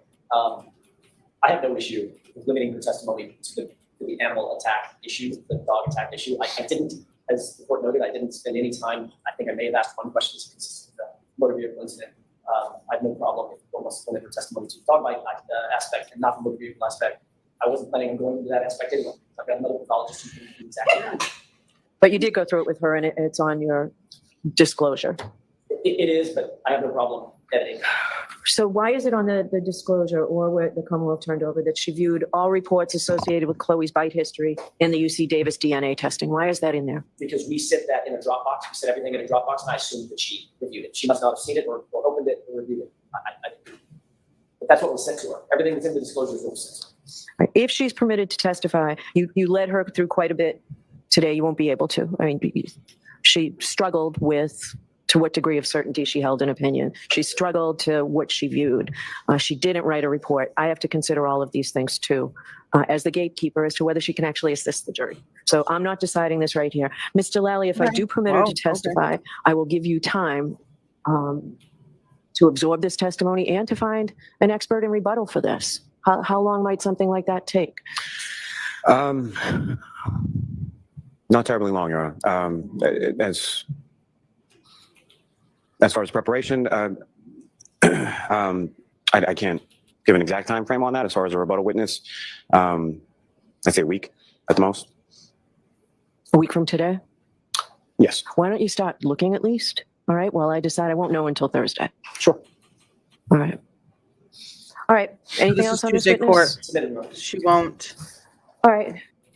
She won't make her decision. She won't make her ruling until Thursday. So she's going to sit on that for 2 nights because they're not in court on Wednesday. Next witness, please. With regard to Dr. Wolf and Dr. Rentschler, This is a different scenario, and I'm presuming that the court is asking for a one-year on their qualifications. Well, I want to know who did what. I want to, they say we. I want to know who did what. So is the court suggesting that I go through their entire testimony of exactly what they did, their testing, their opinions, conclusions, the basis of their opinions, conclusions? However you want to do it, Mr. Jackson, we're here today on the Commonwealth's motion. I realize that.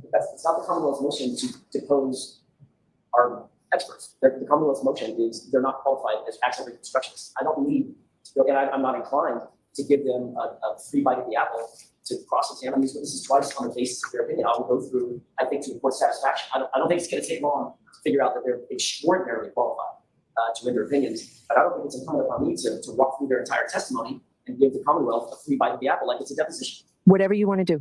I'm not telling you what to do. Whatever you want to do.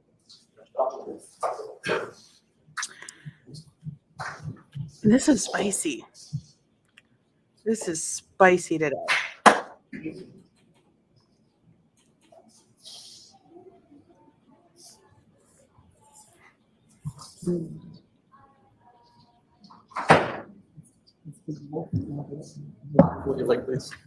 Wow.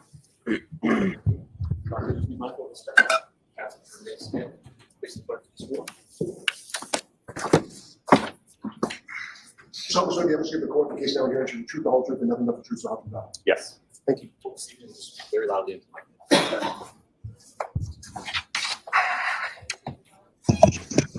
I'm just, Whenever you're ready, Mr. Jackson. Thank you, Your Honor. Sir, could you please state your name and spell your last name for the record? Daniel Wolfe, last name spelled W-O-L-F-E. So what do you do for a living? I am the director of accident reconstruction at a company known as ARCA, A-R-C-C-A. And tell us a little bit about ARCA. all right, so what are they doing? They are voir direing Daniel Wolfe, who is an accident reconstructionist, who is going to be extremely detrimental to the defense's case when it comes to what the hell actually happened. Because all we know is that the Commonwealth, their accident reconstructionist says, well, he was holding a glass cup in one hand, but like the car hit him here-ish, and then he got some scratches on his arm, but he flew 30 feet.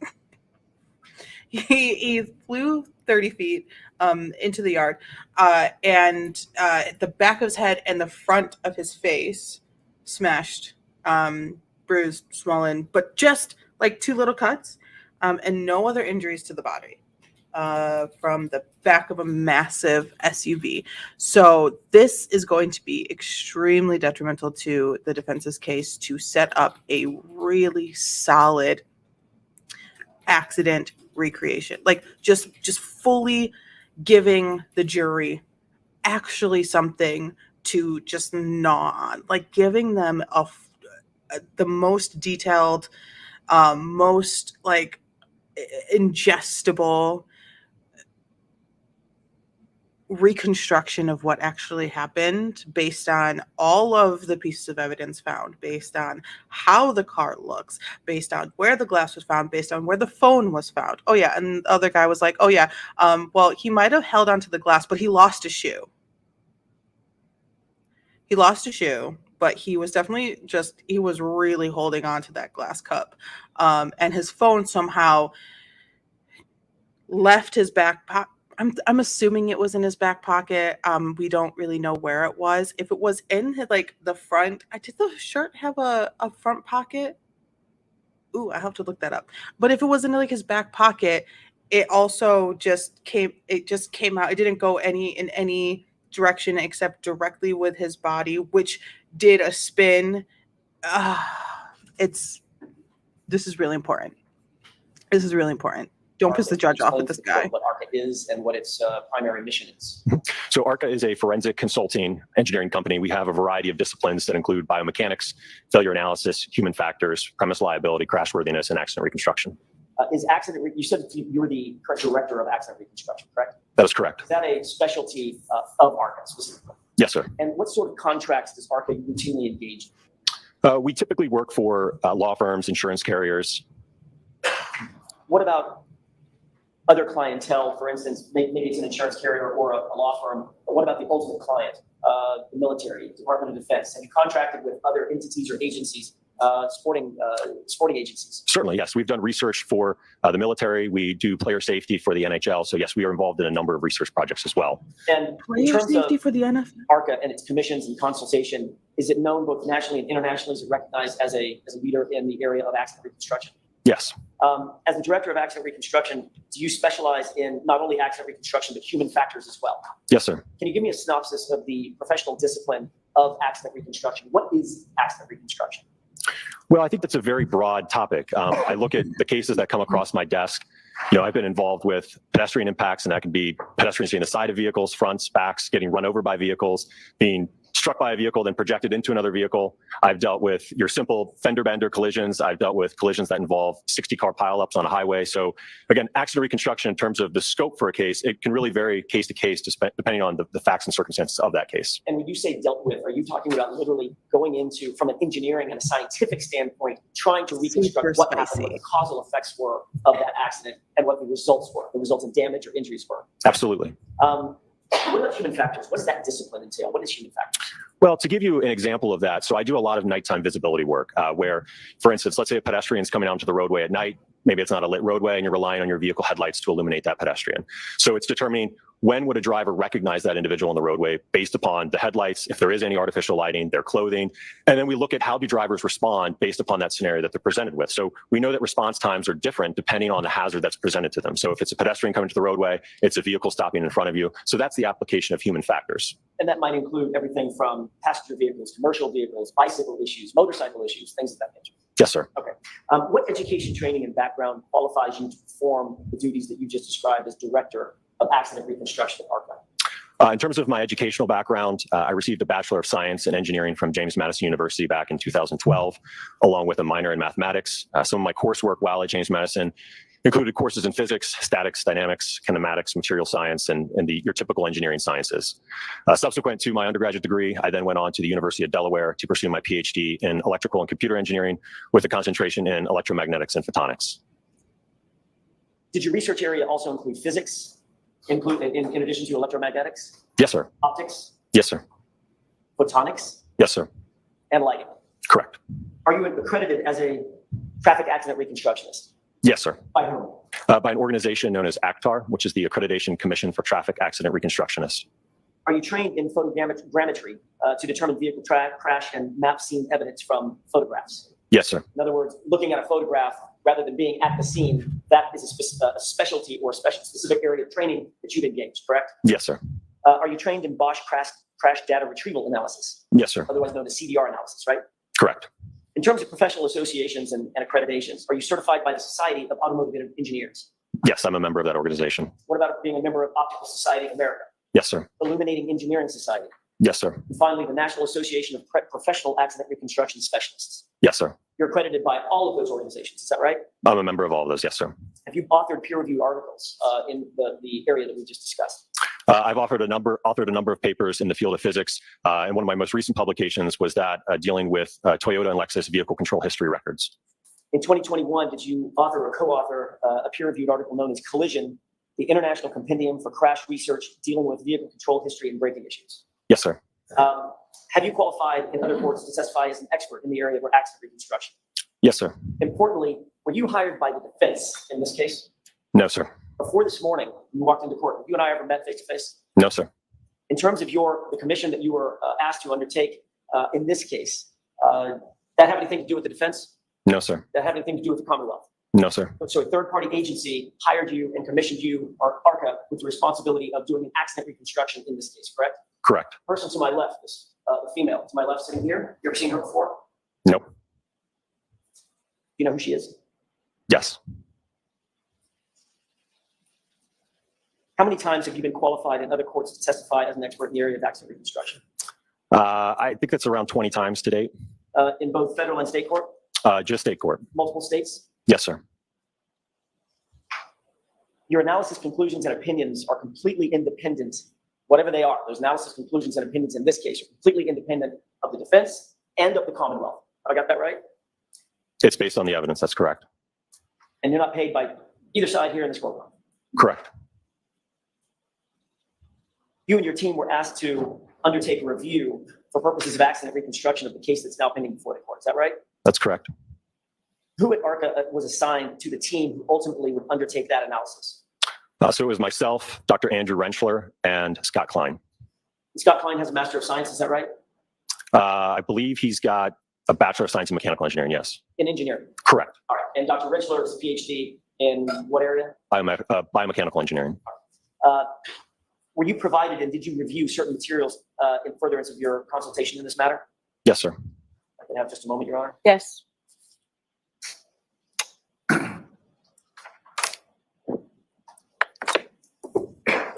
I'd like to use my time efficiently, Doctor. I'm going to read through a number of materials that you reviewed.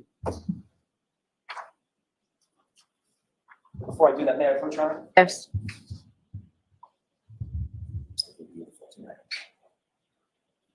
I just want you to take a look at the first 2 pages of that document and tell me if you recognize that. Yes, sir. What is that? What are those 2 pages?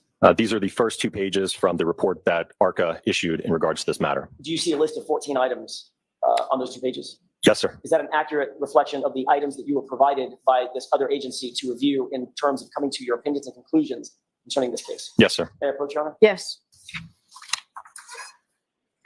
Those items include the Norfolk SPDU homicide death report, correct? Correct. The Commonwealth of Massachusetts Department of State Police crime scene report, correct? Correct. The OCME dispatch removal report, correct? Correct. Photographs of the incident location, Correct. videos of the incident location, Correct. photographs of the 2021 Lexus LX 570, Correct. photographs of recovered evidence, Correct. crash data retrieval report from the 2021 Lexus 570, Correct. report of autopsy, Correct. autopsy photographs, Yes. 3-dimensional laser scan data of a Lexus LX 570, Yes. a VINLink, VIN capital LINK report sheet for the 2021 Lexus LX 570, Yes. expert autostats data sheets for a 2021 Lexus LX 570, Yes. and publicly available literature, including but not limited to the documents cited within the report, learned treatises, textbooks, and scientific standards, correct? Correct. All of those items and data were reviewed by you and your team in coming to your conclusions and opinions in this case, correct? Yes, sir. And I'd like to ask you one other series of questions concerning sort of who did what. Your report indicates that there were, in no small part, 2 undertakings, if I can ask them in terms of pillars: the damage to the vehicle and the injuries to the body of John O'Keefe, correct? I would say that's a fair characterization, yes. Okay. And I may be butchering this a bit because I'm not being very scientific, but were you more responsible for the vehicle damage or the injury damage? The vehicle damage. And who on your team was more responsible for the injury damage? That would be Dr. Andrew Rentschler. Obviously, Dr. Wolf, in coming to your opinions and conclusions concerning the damage to the vehicle, you had to consider the damage to the human being, correct, John O'Keefe? Correct. And as the team leader, in terms of Dr. Rentschler coming to his conclusions and opinions concerning the damage to the human being, he also had to consider the damage to the vehicle and the interplay of the 2, correct? Correct. We work together. I was just going to say, is that how you two and Mr. Klein worked together to come to the opinions and conclusions that are cited in your multi-page report? Yes, sir. Thank you. That's all I have, Your Honor. Okay. Mr. Lally? Thank you, Your I Honor. think that was great. I think that was really good. Presenting this witness to the judge Good morning. and to the Commonwealth. Now, you went through a list of about 14 things that are contained within your report that your firm or your agency was provided with that you reviewed, correct? That is correct. Specifically review all 14 of those things, or was that done as sort of a team? Yes, I looked through all of the documents. Do you personally look at all 14 of those items that are listed within the report? Yes, sir. And you indicate that it was your opinions or what you did in this case, that was you were asked to answer specific questions, correct? Yes. It wasn't like you were just asked, here's some facts, go do, or take a look at a crash reconstruction or read a crash reconstruction. You were asked very specific questions and you tried to answer them the best you could, correct? I don't know that there were specific questions. I think ultimately it was an open-ended question. But related to you testified as to 2 specific areas that your firm or your agency looked at, right? Those are the disciplines that the report covers, yes. You testified about some other areas of expertise as far as human factors, visibility, luminescence, things like that. You didn't do any of those things here, correct? Wasn't part of my scope in this case. And the scope in your case, you indicate that it was based on the evidence, correct? That is correct. Now, to be fair, that's based on the evidence that you were provided, correct? Correct.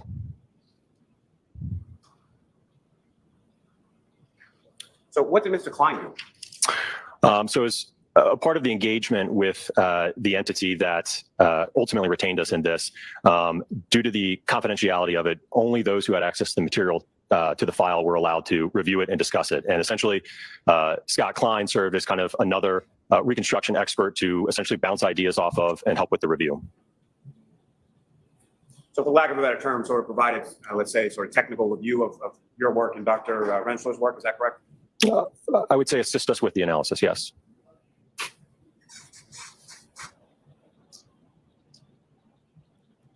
Now, obviously, your firm and your agency issued a report in relation to what you did, correct? That's correct. And you've obviously had time to review that report as far as what's contained in there factually, as well as conclusions, opinions, things of that nature. Yes. So is it your testimony that anything that has to do with anything factually, conclusions, opinions, or otherwise, in relation to the motor vehicle damage, those are your opinions, those are your conclusions, correct? I would say that's fair, yes. And again, based on the evidence that you were provided, correct? Correct. And so the facts or evidence or conclusions or opinions related to injuries to Mr. O'Keefe, that was Dr. or Mr. Rentschler's area, is that fair to say? Dr. Rentschler, yes. And again, that was based on the evidence or whatever he was providing, correct? Correct. Which would be the same materials that you had testified that you had reviewed, correct? Correct. I have nothing. Anything further, Mr. Jackson? All right, so, Doctor, I just have one question for you. What specifically were you asked to do? I'm sorry, I couldn't hear the question. What specifically were you asked to do? So the agency that retained us gave us a selected quantity of file material related to this case, and essentially left it as an open-ended question. Ultimately, was the evidence consistent with a pedestrian interaction between Mr. John O'Keefe and the Lexus? Okay, you said selected quantity of information. Who selected that information? As far as I'm concerned, it would be the Department of Justice and the FBI. All right, and they just gave you what they wanted to give you, as far as you know? We had no say in what material was handed over to us. Okay. All right. Thank you very much. Any questions based on my questions? No, Your Honor. Mr. Lally? Just briefly,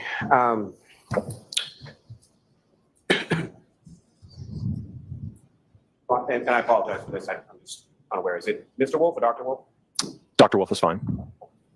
So, Dr. Wolf, when you say that you were asked specifically whether or not the evidence, the limited scope that you were provided was consistent with a pedestrian collision, were you asked sort of in general terms as far as any type of pedestrian collision, or were you asked specifically as far as biomechanically could say the injury to the back of Mr. O'Keefe's head have been caused by contact with the vehicle? How open-ended was this question? Again, I think it relates to, is the vehicle damage consistent with the pedestrian impact, and are the injuries consistent with the pedestrian impact? And again, a whole panoply of injuries, is that correct?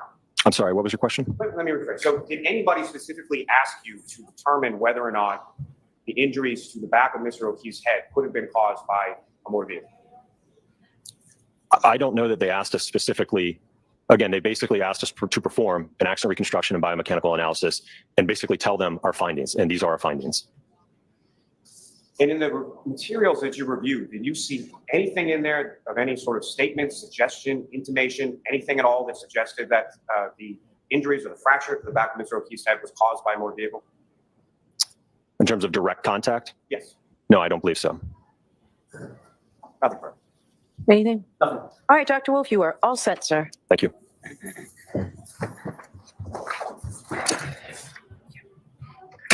He's really worried about that back of the head injury.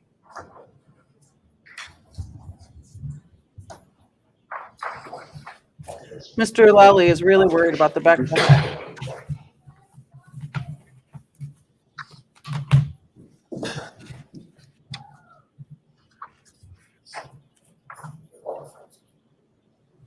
Maybe because he doesn't want the defense to actually explain it instead of him because he hasn't explained it or given us mindful of the court and stuff. or even a good reason for it. You solemnly swear to understand the court in case now the answer, the truth, the whole truth, and nothing but the truth, so help you God. I do. And if the defense gives us a good solid reason for the injury of the back of the head, the rest of the reasoning might follow. All right, whenever you're ready, Mr. Jackson. Thank you, Your Honor. Sir, could you please state your name and spell your last name for the record? Certainly, Dr. Andrew John Rentschler, Rentschler. Sir, what do you do for a living? I am a biomechanical engineer and accident reconstructionist. In what area of the country do you live in? I live in Pittsburgh, Pennsylvania. What is your title currently at your company? I am a vice president and director of biomechanics for the Midwest Division. And what is the name of that company? It's called ARCA LLC. And what is the main mission of ARCA? What does ARCA do? So ARCA is a engineering consulting company, and we have several different types of engineers, biomechanical engineers such as myself, accident reconstructionists, mechanical engineers. We look at crash worthiness, safety of vehicles, and other types of events. So we really do all types of work. We do litigation type work, as well as research and development for government and private entities as well. Let me have just a moment, Your Honor. Yes. He's got a great voice. I love that Can you give voice. me a brief synopsis of the professional discipline of injury causation biomechanics? What is that? So injury causation biomechanics is really applying traditional engineering principles to the human body. So as a biomechanical engineer, I look at the response of the body to accelerations and forces and determine how an injury occurs. An injury to the human body is just an engineering problem. For instance, a mechanical engineer might look at a piece of steel and you know the size of the steel and the shape of it. And if you apply a force in a certain direction, that steel will bend and eventually break. Well, we do the same thing, but we look at the human body. How much force do you have to apply, and how does that force have to be applied in what direction or manner to get a specific injury, whether it's a skull fracture, an intervertebral disc injury, a concussion. So we look at the response of the human body to different forces and accelerations in different types of settings. And ultimately, our hope is to help mitigate or prevent injuries, whether it's in a motor vehicle accident, sports setting, industrial setting, auto pedestrian impact, try and make products and environments safer for individuals. And that's different from what medical doctors do, correct? It is, yes, sir. Little boy walks into an ER with a broken arm, the medical doctor wants to reset the arm and fix the arm, correct? That's right, yes. What does a biomechanical engineer want to learn about the broken arm? We want to learn how that break or that fracture occurs. I always say that we kind of approach injuries from two different directions. You have an injury occur. After it occurs, moving forward, that's when the medical doctors get involved. They diagnose the injury, determine the best way to treat it, what's the prognosis. As a biomechanical engineer, I kind of take the reverse direction. We look at, here's the injury, here's what's diagnosed. Well, how did that injury occur? How much force do you have to apply to cause that fracture? How did the bone have to be loaded? How did it bend to actually cause a specific type of fracture? So we really kind of approach the injury from two different directions. Understood. And given that scientific approach, oftentimes you can come to conclusions and opinions, scientific conclusions and opinions about the causation of an injury, correct? Absolutely. Yeah. I mean, ultimately, that's what biomechanical engineering is how does an injury occur? Why did it occur? And what type of setting did the injury actually occur? What type of loading and what type of kinematics do you need to have this injury actually occur? Can you tell the court a brief synopsis on the discipline of human factors? What part does that play in what you do for a living? Well, human factors is a large part of it as well. I mean, from a biomechanical standpoint, we look at the body, we have to know anatomy, we have to know the makeup of the body. And then human factors plays a part of it as well as how individuals respond or what their response is to different types of environments or reactions. It really all plays into looking at a specific event. How did someone react? How did their body move? How was the body loaded? There's all different types of factors that you have to apply. The human factors, kinematics, kinetics, biomechanical, musculoskeletal interactions. It's all these different factors that are really involved in performing an analysis to ultimately look at injury causation. Doctor, as the director of biomechanics and human factors at ARCA, what education, training, and background qualifies you to perform those duties? Well, I got my Bachelor's of Science in Mechanical Engineering with a minor in Biomedical Engineering from Carnegie Mellon University in 1995. I then went on to get my Master's in Bioengineering and Biomechanics from the University of Pittsburgh in 2002. And then I got my PhD or my doctorate in Bioengineering and Biomechanics from the University of Pittsburgh in 2004. Can you give us a brief work history up to and before ARCA? Sure. So I got my PhD in 2004, and then since then I've worked in the consulting field for biomechanics. I've worked for a company out in Davis, California for a while called Biomechanical Engineering Accident Reconstruction. I then joined another engineering company in Jacksonville, Florida for about 3 years called Chesapeake Engineering and Design. And I have now been with ARCA for approximately 16 and a half years. And in those positions and in your position currently as a director at ARCA, do you specialize in research and analysis that's in it to evaluating and studying the relationships between crash injuries, crash forces, human kinematics, and human tolerances? I do. I mean, that's really what I do on a daily basis, whether it be in litigation type cases or the research and development we do for different companies or entities, or even internal research that we perform at ARCA. Doctor, what professional associations and accreditations do you have? I'm a member of the American Society for Mechanical Engineers, as well as the Society for Automotive Engineering. Now, with respect to biomechanical engineering, there's no actual professional licensure for biomechanical engineering. So a PhD or a doctorate is the highest degree you can have in that field. Are you also a reviewer That's for good to know. archives, physical medicine and rehabilitation and biomechanical engineering online? I am, yes. Well, usually if you publish articles in a journal, usually that journal comes back to you and asks you to be a reviewer. So I certainly do that type of work as well. I'd like to ask you a couple of questions about your ongoing education, your professional education after your PhD. Have you continued your education in areas of biomechanics and high impact injuries from the NTSB? I have. I've taken classes through the NTSB and SAE, the IPTM, Police Technology Management Training Center. There's several different entities I've taken biomechanical and accident reconstruction courses through. So the alphabet soup, if you will, of biomechanical engineering and human factors. Right, yes. And you continue that today? I do, yes, sir. Any specific training in human kinematics? I'm Yes, I do have locked in. training in human Like- kinematics. Just out of curiosity. It's usually how do you so, define like- kinematics? So kinematics is Okay, the you have a motion of the great human body education. and looking at how the body moves. And it's irrelevant or irrespective of the forces that cause that motion. So we're really looking at for instance, how one body part moves with respect to the next. We Agreed. can see how the body moves as a result of a specific type of event. You mentioned injury mechanics previously in one of your answers. What is injury mechanics and how does that relate to biomechanics? So again, that's a subset of biomechanics. I'm glad I'm not the only one that's like feeling it. Like he just has a great voice. It's loud. It's clear. He's not saying. I mean, he's might be saying some ums, but we're not hearing it. We're not registering it as ums because he's so well spoken. He knows the answer to the question that's being asked because he knows the answer, not because he has to think about it or remember when someone told it to him. You know, like it's very professional.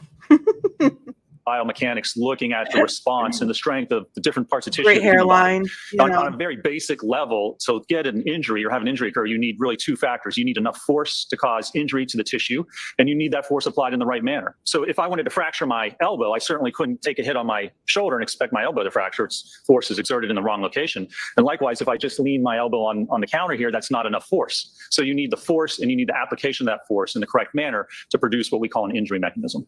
And have you ever participated What if in you any have studies bird and research bones? in this area? In addition to your dissertation, getting your PhD, what about additional studies and research in this general area? I have, yes, sir. Can you describe that for us briefly? Certainly. Well, just at ARCA, I've worked with the United States military. We worked on the design of the MRAC vehicles, the mine-resistant ambush-protected vehicles over in Iraq and Afghanistan. That's a troop carrier, right? That's correct, yes. And the issue there is they go over the IED, the improvised explosive device, and it blows the vehicle up off the ground. So you're getting very large forces and accelerations through the vehicle, through the seat, into the soldier's spines. So we're seeing very traumatic and severe spinal and head injuries. So at ARCA, we work on what we call an energy-absorbing seat design. So when the vehicle gets blown off the ground, that seat is designed to absorb the force and the energy to protect the soldier's spine and the head. Did you take part in the design of that seat? I did, yes, sir. Marty Has that been pants. deployed by the Department of Defense? Yes, it has been. And our troops utilizing that new seat design, that safe seat design in that troop carrier to this day? As far as I know, it's from what they'll tell us, yes, sir. Understood. Are you also published in this field, Doctor? I am, yes. Can you give us a couple of examples of current studies that you're involved in or publications that you've done in the recent past concerning bioengineering and the impact or the association that it has with human factors? Sure. I mean, and another project I'm working on is we work with the NHL actually at ARCA. We have an ongoing, relationship with the Department of Player Safety. For instance, we helped redesign part of the rink in every arena. They had at the end of the player area, there was basically a 90-degree stanchion where the glass met. And so players were kind of getting checked down in the boards and then hitting up against the glass. And actually, somewhat ironically, it was Chara hitting Pacioretty into the glass, the Boston-Montreal game, and caused a cervical fracture and concussion. And the NHL came to us to see if we could have a redesign of the rink to make it a little safer. So we took crash test dummies, the anthropomorphic test device, which you've probably seen on TV, the automotive manufacturers use them all the time, and threw them into different configurations of glass. And now in every arena in the NHL, it is basically a curved piece of spring-loaded Lexan or plexiglass, where the players now, they hit into it, it absorbs the impact, and they glance off of the glass. Is that a design that you helped come up with? It is, yes. So both from the United States That's so military cool. as well as professional sporting leagues, they've come to you to help save lives over risk. That's right, Very, mitigate and prevent very. injuries, yes, sir. That alone is just so freaking impressive. He's the Willy Wonka of STEM, wearing purple and everything. Yes, and he does not have a river of chocolate that murders children. I'm hoping. I don't want to speak too soon because we never know, you know?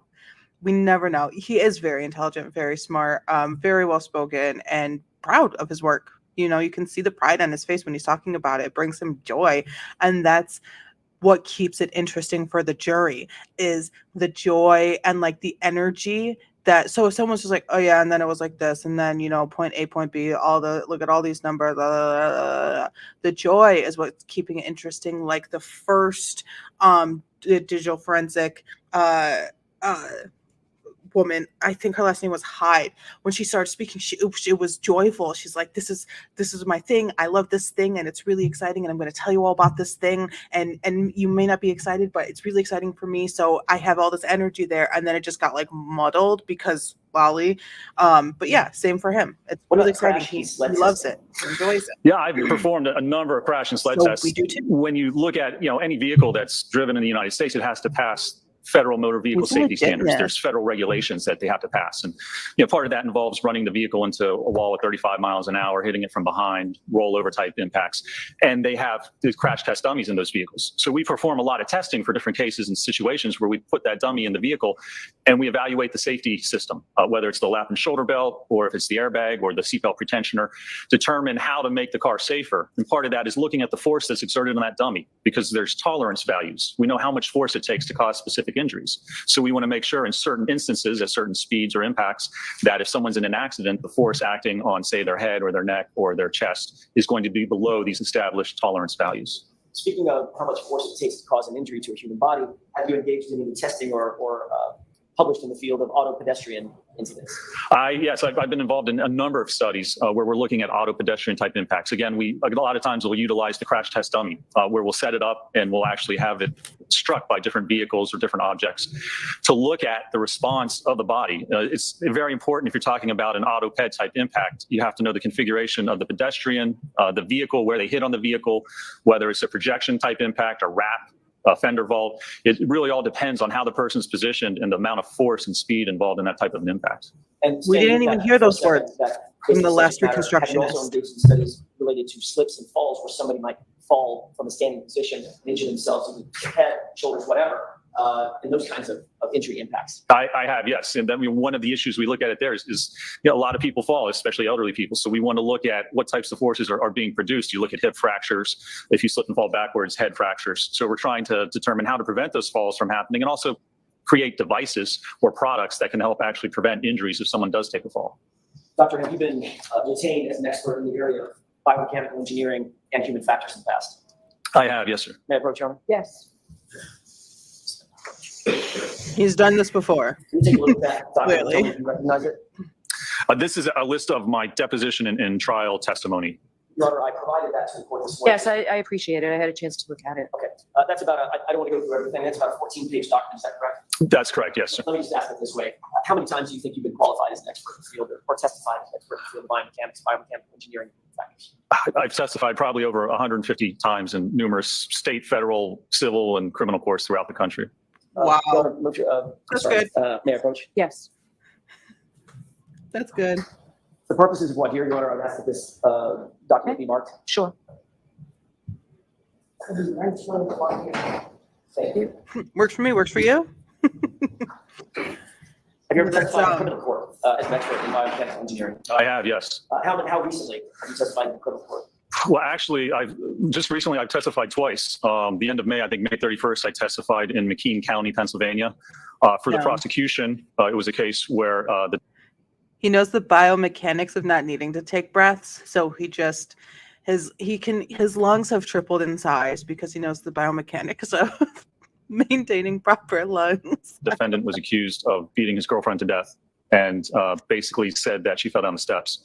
So my testimony involved determining how her injuries occurred and that they were entirely inconsistent with what would have happened during a stair fall. What about another case? And then about a week after that, around June 6th or 7th, I testified in Cambria County, Pennsylvania, again for the prosecution for another homicide case where the defendant was accused of essentially beating his wife to death, and then said that she actually fell backwards and struck her head, caused a skull fracture on the side of the sink. So my testimony, again, pertained to looking at the injury mechanisms and determining that his story of her falling back and striking her head on the sink is inconsistent with the injuries and the type of force that would have been exerted in that case. In both of those murder cases, you were hired or retained by the prosecution in the case, not by the defense, correct? That's correct, yes, sir. Your opinions in furtherance of the prosecution's case in chief, not the defense case in chief, correct? That's correct, yes.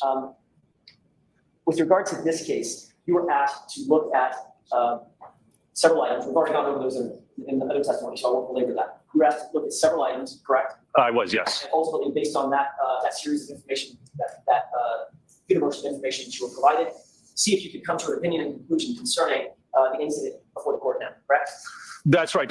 See if I could determine what happened, how the injuries occurred, and the events leading up to and during that process. Without going into your conclusions and opinions, were you able to come to conclusions and opinions to a reasonable degree of science and concerns? I was, yes, sir. You were not hired by the defense, by me, or anybody on the defense side in this case, correct? That's correct. I was not. You were not consulted with or hired by the Commonwealth either. That's correct. I was not. It was a completely independent agency, is that right? That is correct. Yes, sir. Before this morning, have you and I ever met? No, sir. And we've never talked about, you and I have never talked about the substance of your opinion and conclusion, correct? We have not. That's correct. You did reduce those opinions and conclusions in conjunction with your team to a report, is that right? I did. Yes, sir. And your understanding is that report was made available both to the defense and the Commonwealth, is that right? Yes, sir. That's correct. I have nothing further. Okay, Mr. Lally? Thank you, Your Honor.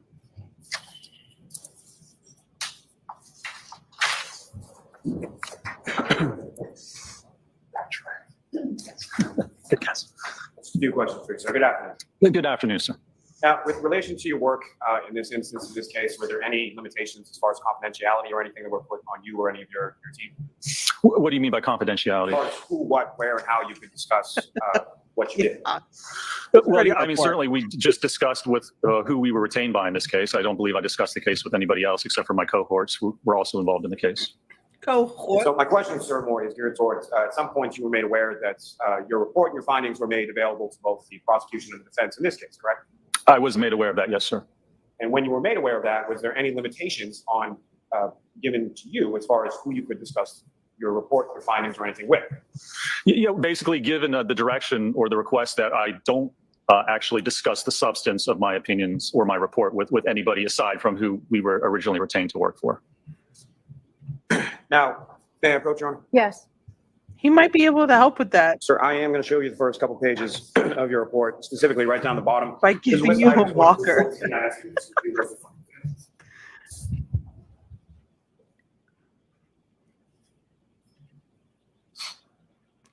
Okay.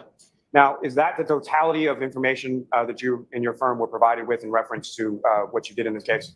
I believe it was. Yes, sir. So nothing beyond that list of 14 things did you have occasion to look at, review, or have any opportunity to see at any time?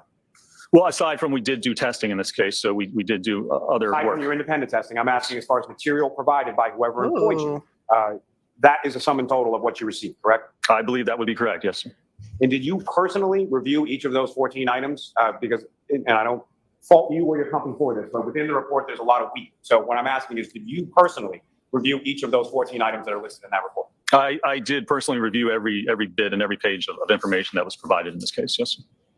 And to be clear, just to sort of close the loop on this, when it comes to those 14 items, were you allowed to ask for any additional items, or was it just you were limited to this is what you have, go form an opinion? There may have been discussion about if there's other information available, but I believe ultimately that we rendered our opinions obviously just on this specific information that was provided to us. Now, as far as your opinion in your report, when was that issued? February 12th of 2024. So that date on the top of the report of February 12th, 2024, that's when you sent the report to the people that contracted you to do the analysis in the first place. That's correct. Yes, sir. May I approach you? Yes. Thank you. Sure.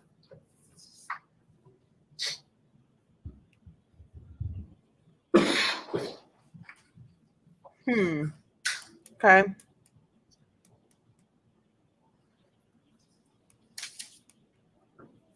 Now, am I correct?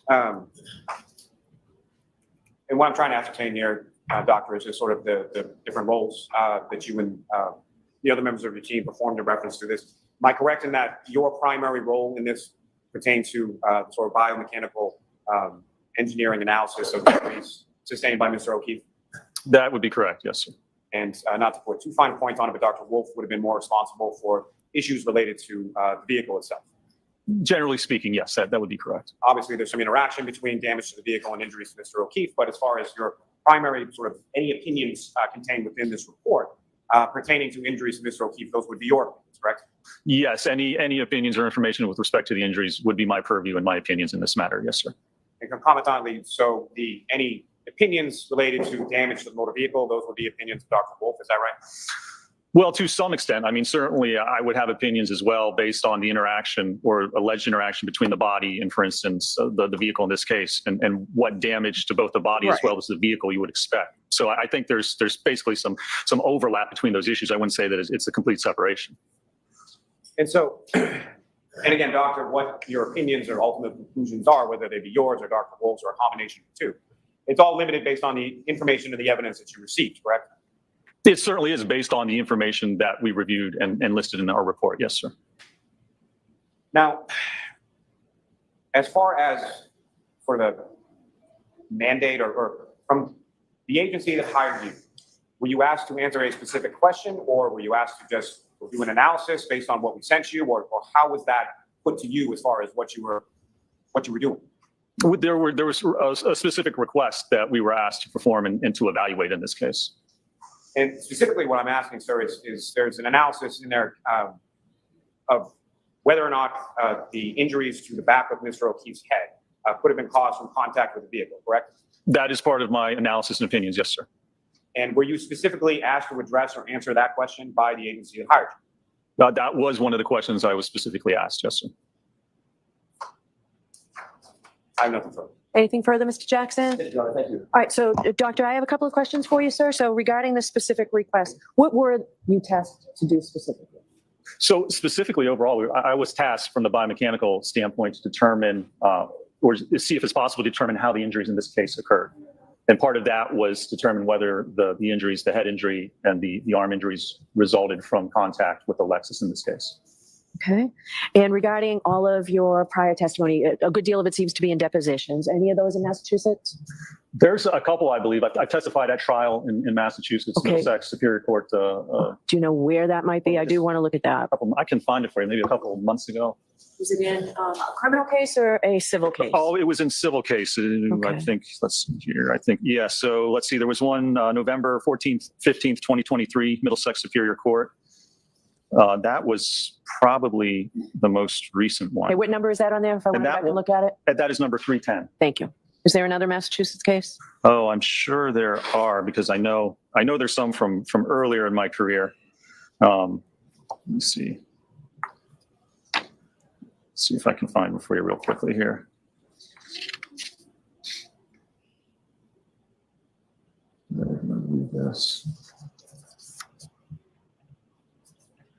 Yes, very well composed, knowledgeable, respectful, clear, well spoken. Connecticut. Yeah. Louisiana.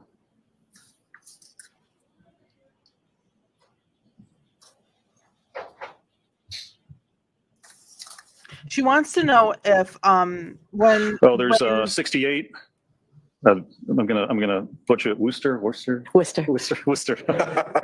Is that a civil or criminal case, Doctor? That is a civil case as well. Okay. What year was that? Oh, that one was 2012. Okay.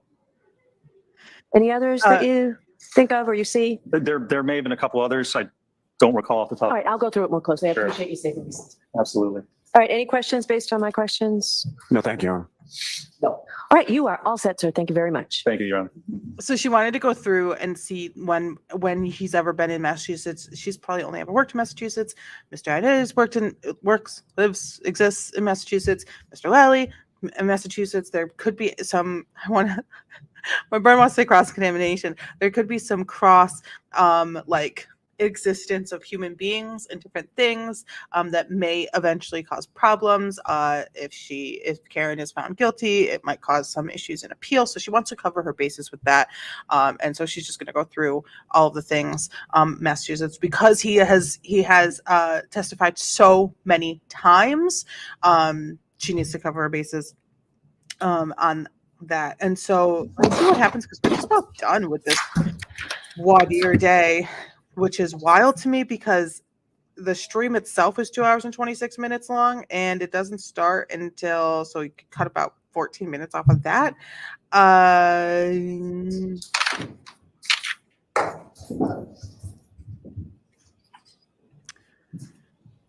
I can't stand listening to Lolly talk after listening to the witness so many Yeah, he definitely did not prepare himself. All right, well. so Mr. Lally, I will Also- hear you on your motion. Now, we didn't get into the ultimate opinions and the basis for that opinion, but I'll hear you on your motion.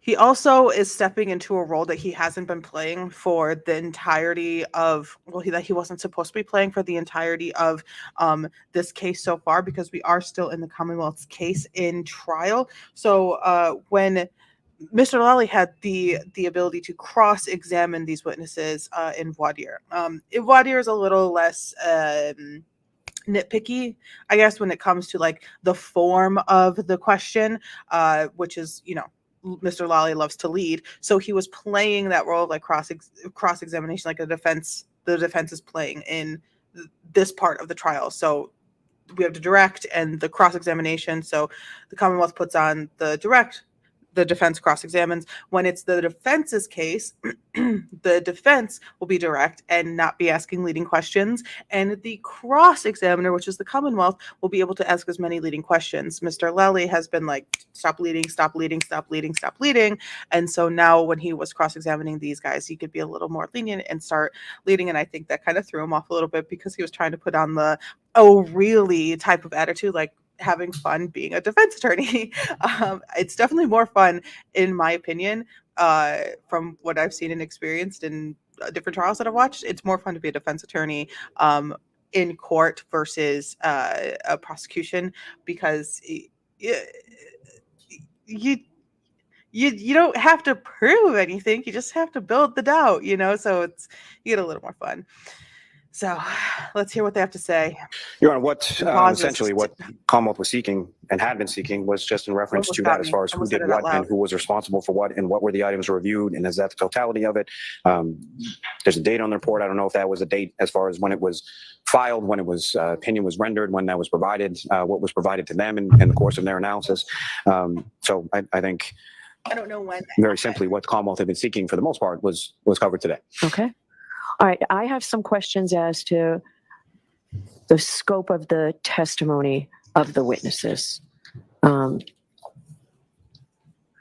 So, Mr. Jackson, you intend to have them testify consistently with the report, everything covered in the report? Right. And the conclusions, all 4 conclusions in the report? Right. All right, Mr. Lally, what's your take on this?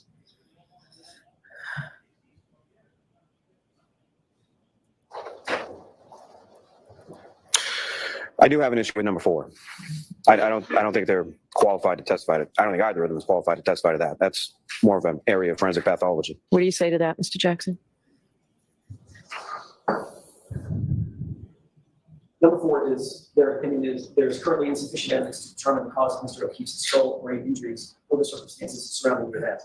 That is well within the scope of their expertise. Obviously, I don't think I have to beat this dead horse. They are highly, highly qualified to review all 4 opinions. And if the evidence, in their opinion, their expert opinion, to a reasonable degree of scientific certainty, which is what's evidenced here by the report, is that there is insufficient evidence to determine the cause of Mr. O'Keefe's injuries, then that is an opinion that they are well within it's well within scope, but they can testify to. That's their opinion, that's their conclusion. Mr. Lally is going to have an expert, Trooper Paul, who's going to differ, or has differed in that opinion. So be it. And I would have kept it out. Remember, I would have kept out any medical part had there been an objection. And when you objected, I sustained the objection. I think we're talking about 2 different things, apples and oranges. That's not, Trooper Paul's opinion is that his injury or his injuries, well, I think he said variously that it was blunt force, could have come from the curb, or it was blunt force because the road was blunt. That was his opinion, and he was sticking to it. This is contrary to that.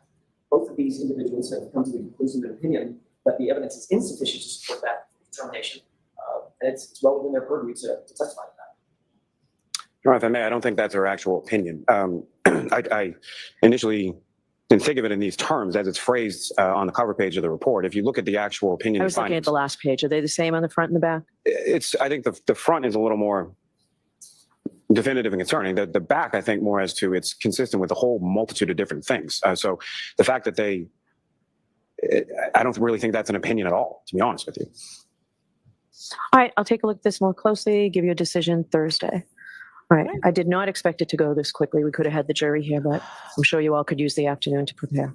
All right, Mr. Lally, let me know Thursday if you need, are you ready to go forward at least with your case on Thursday? Oh, yeah, sure. Let me know Thursday if you need additional time.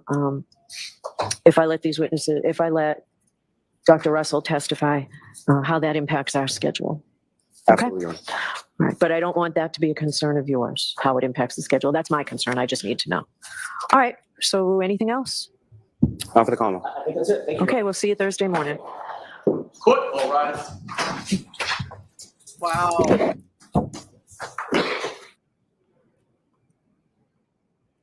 Karen's like, I'm out of here. I'm gonna go get some sun. She's like, I'm gonna go get some food. Put my Hey feet there, up Karen and Reed chill for a trial minute. watchers. This is another Stop long yelling crime. at me. Why are you always yelling at me, bro? You're so aggressive. Anywho, do you want to jump into the next day? I mean, it's only 2:24. Do you want to try to do half of Thursday? That's up to you guys. If you guys are up for it. I think it might be raining.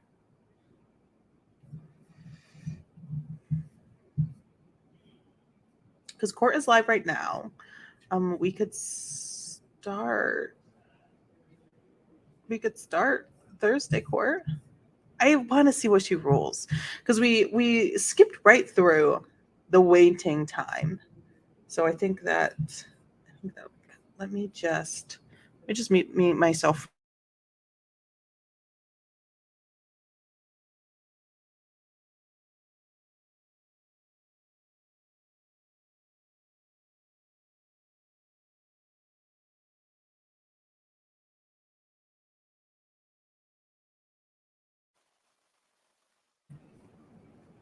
Crystalline's like, yep, let's do it. And I'm so here for that. I love the energy. Let's just jump into it.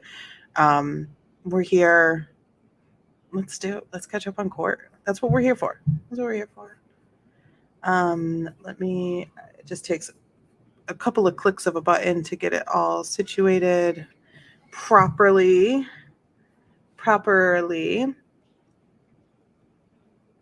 All right. I hope she does it in open court. We most likely will, I don't know, 2:30. We might be able to finish. I don't know. We'll see. We'll just go with the flow. We're going with the flow. We don't want to do too much, but we don't want to do too little. We want to catch up. We don't need anything right now. May I call the case, Your Honor? Yes, please. For the record, before the court is Commonwealth versus. I just want to say I know that we are behind, yes, but I really enjoy covering this trial with you guys, and I know that other humans, random or not, are popping in as well, and the number is not big, but I am really enjoying this, and the number really doesn't matter to me. Like it is like a 1 out of 100 of the purpose of why I'm doing this. If the number happens, it happens. But I like doing this, and my goal is, because I have a job, as long as we are caught up to the final day of trial where it's handed over to the jury, that's all that matters to me. That's all that matters to me. Versus Karen Reed, 2282CR00117. The parties are present. The jury is not present. The counsel has asked to see Judge Canone. Okay, did you want to see me at sidebar? I think, if you would cycle on open court, it's up to the board. Why don't I see you up here and see? Okay, sidebar immediately.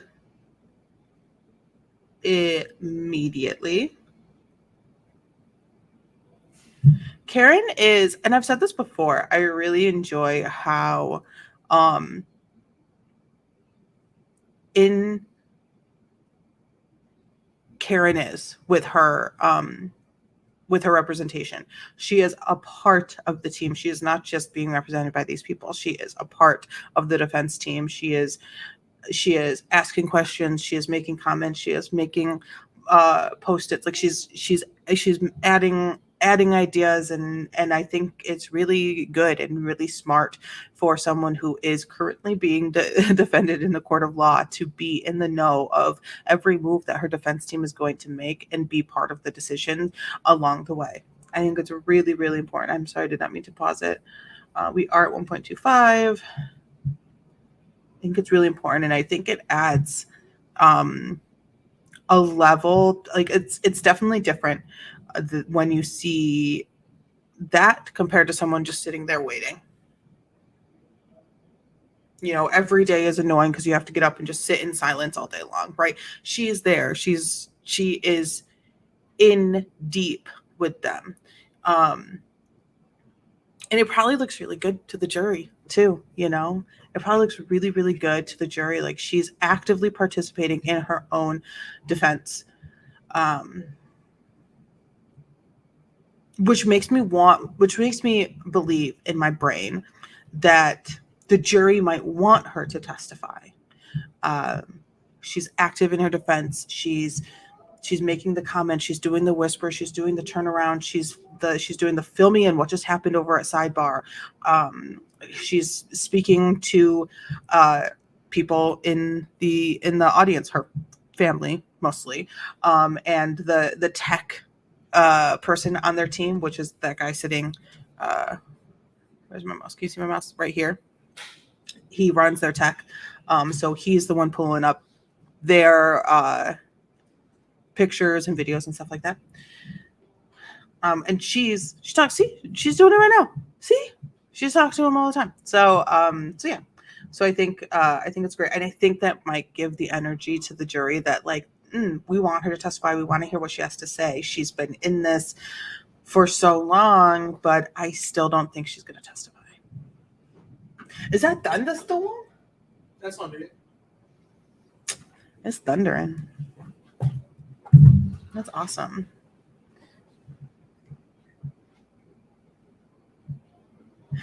Raylene, yeah, Raylene's out here being naughty. Raylene, is it raining there?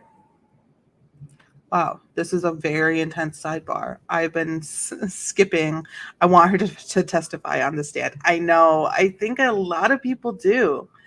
I think a lot of people do want her to testify as well, but I don't. It's, in my opinion, it's not a good idea.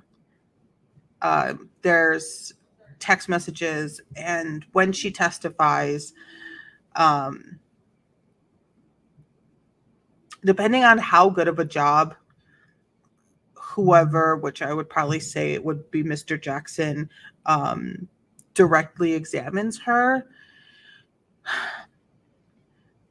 the Commonwealth will do everything to get So moving on everything to the voir dire motion the other day.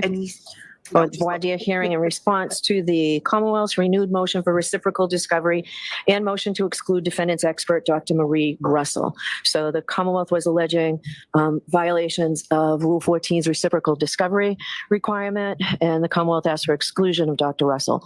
I did find and do find that there was a violation of the reciprocal discovery obligations of the defendants. I was looking for a remedy. You called it a sanction, Mr. Jackson, but I called it a remedy. And I did tell counsel, as you know, at sidebar a couple of times, at least last week, that I did not want to exclude the testimony if I did not have to. So we had the voir dire, and I'm satisfied that the voir dire provided the Commonwealth the information that the defense should have provided the Commonwealth. So I am going to allow Dr. Russell to testify, but her testimony is very limited, and I think you even sort of acknowledged it the other day, Mr. Jackson. So she'll be allowed only to opine whether or not the marks on John O'Keefe's arm were the result of an animal attack. I find that she is a medical doctor. She's an experienced ER doctor, albeit, several years ago since she's worked in that capacity, but that she does have specialized knowledge in that field that may assist the jury in this regard. But she can't testify as an expert on police activity. There'll be none of that. And she will not be able to testify as to what the injuries are inconsistent with. She cannot testify that they're inconsistent with having been struck by a vehicle, road rash, scratches from broken glass or taillight matter, or anything else. So that's beyond the scope of which she can testify. The second part of the Commonwealth's motion, Commonwealth argued that they were not provided reciprocal discovery regarding the biomechanical engineers and others, but specifically ARCCA, Dr. Wolf, and Dr. Rentschler. And I do find, though I understand why the defense didn't respond, but it is a violation of Rule 14. So we had this voir dire. The Commonwealth was looking to see what each person did, their independent opinion, what their testimony would be, and whether they were qualified to render the opinions that they qualified. So from what I heard the other day, Dr. Wolf can testify to what his involvement. Dr. Rentschler, though, I have some concerns. It's clear to me that in Massachusetts, biomechanical engineers are not qualified to testify as to medical causation of an injury. Only an MD can do that. So I'm going to reserve ruling on the rest of his testimony. There are certain things he can testify, and I'll hear you again before he testifies next week. Let's just proceed with the trial today. Let me just backtrack just a little bit. I just want to get that It's note clear down. to me that in Massachusetts, biomechanical engineers are not qualified to testify as to medical causation of an injury. Only an MD can do that. So I'm going to reserve ruling on the rest of his testimony. There are certain things he can testify, and I'll hear you again before he testifies next week. Let's just proceed with the trial today. So, okay, so those are my rulings. Are they clear, Mr. Jackson? Awesome. Are they clear, Mr. Lally? Yes, Your Honor. Okay. All right, so are they ready to come in? She's so cute when it comes to the you got it, great. Can we get the jury in? Like my little jury babies, I love them so much. The respect between a judge and the jury is always should always be the most biggest thing. Like, oh my god, I love you guys. Hi, thank you so much. Love you. Like it's gonna be like, hey girlies, hi. Like, I love you so much. How are you? Oh my god, did you get your nails done? Like, it should be like that level of like, you're my best friend. I am so sorry. I am so sorry that you are not at work. But the AC works here, right? So it should be that like loving, like comforting. I love the jury so much. These are the people who matter the most right now, which I love. And I thought that was really cute. So let's talk about what we just saw compared to the ruling that we just had. So Dr. Russell, the older woman that we saw in the voir dire day, she can come in. She can give her testimony on how very consistent with animal attack. Very cool. That's it. She can say all of her education, her employment background. She can say all of that, but she cannot say it's inconsistent with a vehicle collision, person versus vehicle incident.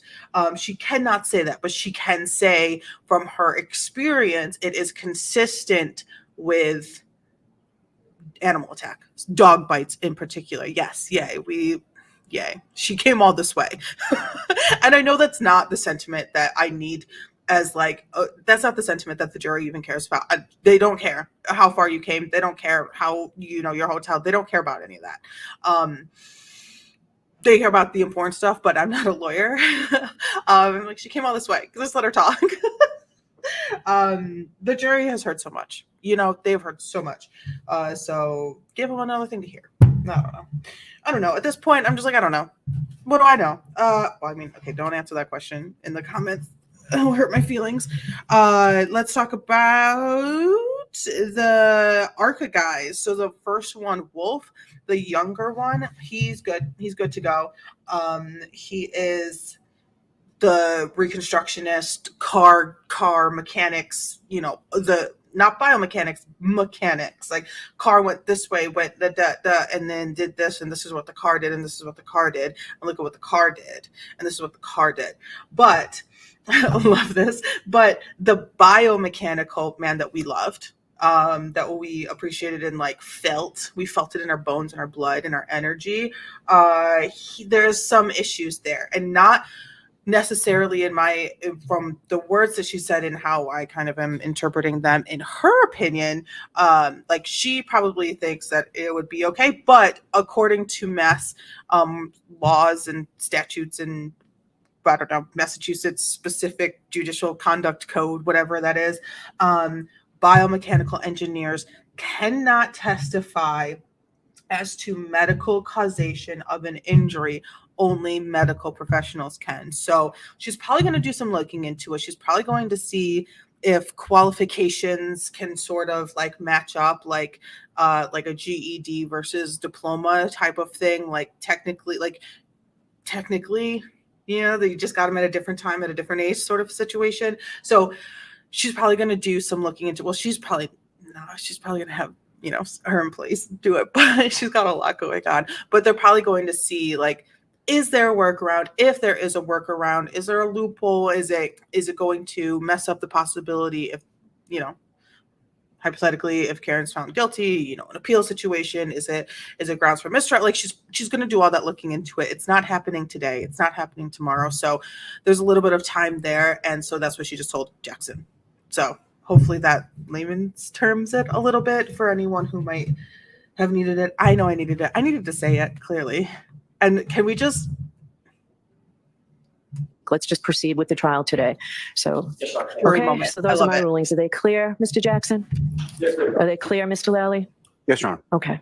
All right. So are they ready to come in? Thank you. That was the cutest thing. Were they ready to come in?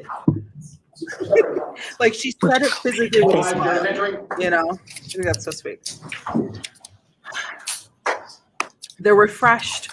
The jury had a midweek weekend. They were in court Monday. They were off Tuesday, Wednesday. This is now Thursday. So they had a weekend, one day on.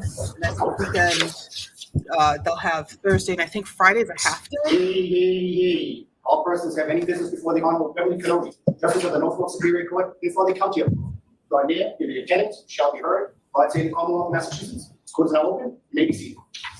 Almost Good morning finished my again, council. second pen. Good morning, jurors. Ink almost gone. So we appreciate that you were patient, that we got a lot of work done this morning before you came out. It's cool in here now, as long as you're away from the sun from the windows, it should be fine. The county has done a really terrific job of making sure that they got this building nice and cool for us today. So I appreciate what the county's done as well. I do Good have to job, ask you County. those three Good job, questions. County. Were you all able to follow my instructions and refrain from discussing this case with anyone since we left on Tuesday? Yes. Everyone said yes, nodded affirmatively. Were you also able to follow my instructions and refrain from doing any independent research or investigation into this case? Yes. Everyone said yes or nodded affirmatively. Did anyone happen to see, hear, or read anything about this case since we left here on Tuesday? Everyone said no or should have. All right, thank you very much. So Shut up, will we call the witness, County. You know please? the rules. Trooper Garino, please. Did anyone else get like super like deep into the Bebo situation on TikTok like months ago? You know the rules. The guy who will like eat a sandwich in one bite and be like, Step up. Andy. Do you solemnly was swear crazy. that the testimony you shall give to the court and the jury in the matter now pending shall be the truth, the whole truth, and nothing but the truth, so help you God? Good morning. I forgot who we were talking to even.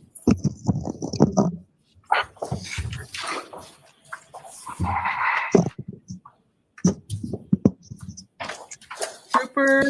Whenever you're ready, Mr. Guarino. Lally. Thank you. Good morning, sir. Good morning. Taking you back to the other day, I have been showing you, so you had testified about some extraction reports that you had conducted from the various forensic extractions that you had done pertaining to both the defendant's phone and Mr. O'Keefe's phone, correct? Yes, sir. And Your Honor, may I approach? Yes.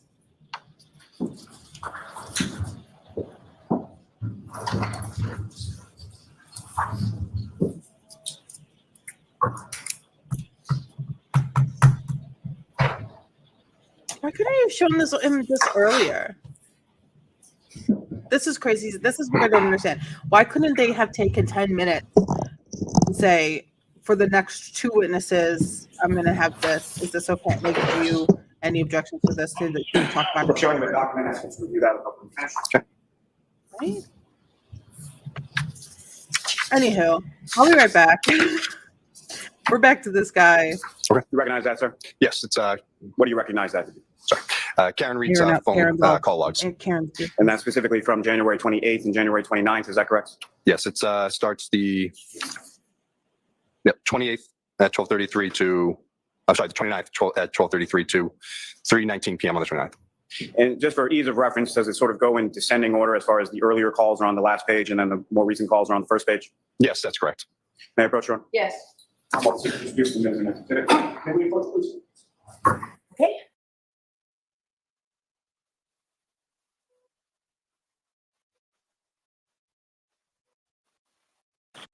Showing you another document, sir. Do you recognize that? Yes, What do you recognize that to be? this is Karen Reed and Carrie Roberts' call log. And that's an extraction report that you created from the defendant's phone, is that correct? Keep your voice up, so Yes, Yes, sorry. Yes. May I approach again, Your Honor? Yes. I'm off seat to introduce in the minutes and next. Okay. No objection. 6:34. May I approach again, Your Honor? Yes. Showing you another document, sir. Do you recognize that? Yes, What do you recognize that to be? this is the chats from John O'Keefe and Chris Albert. And again, that's an extraction report that you created from Mr. O'Keefe's phone, is that correct? Yes, it is. May I approach again, Your Honor? Yes. I'm off seat to introduce in the minutes and next. No objection. Ms. Lally, you really do need to keep your voice up. It's 6:35. And may I approach, oh, I'm sorry.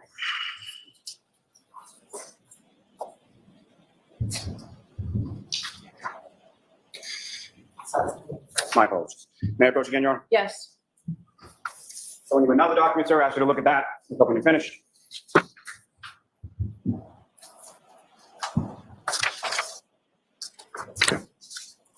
Yes, Do you recognize that, sir? yes, this is Karen Reed's, the full chat report of everyone from the 29th on. May I approach, Your Honor? Yes. I'm off seat to introduce in the minutes and next. We have no objection. 6:36.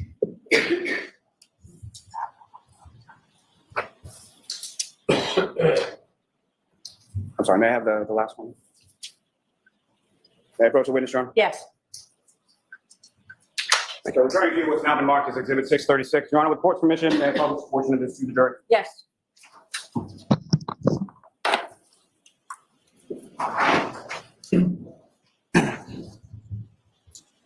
And sir, I'm going to direct your attention to the exhibit before you that's now been marked as Exhibit 636. And Ms. Gilman, if I could, I'm sorry, Mr. Garino and Ms. Gilman, if I could direct your attention to page 3.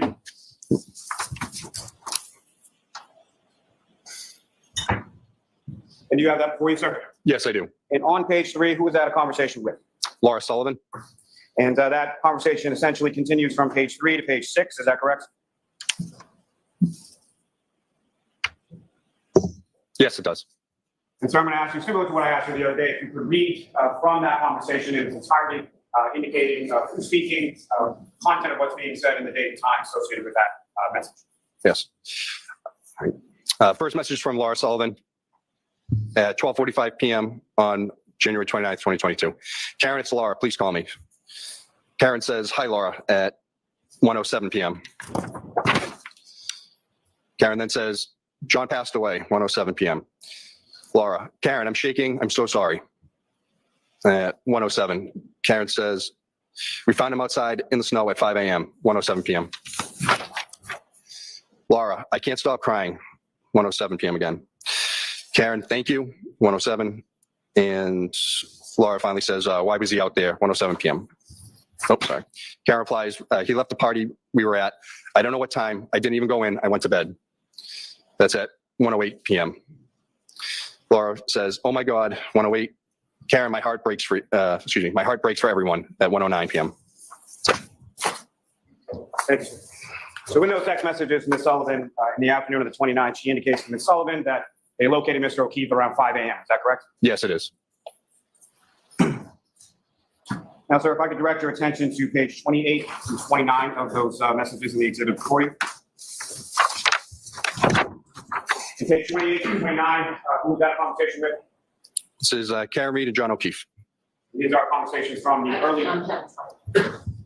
Yes.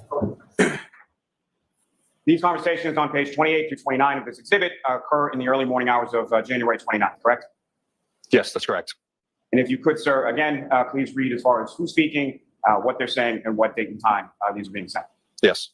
So Karen Reed to John O'Keefe at 12:55 a.m. on the 29th. I'm going home.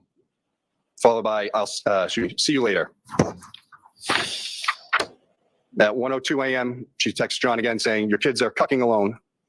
And at 1:04 a.m., she says, I'm back in Mansfield. The kids are home alone. Thank you. May I approach this to retreat? Yes.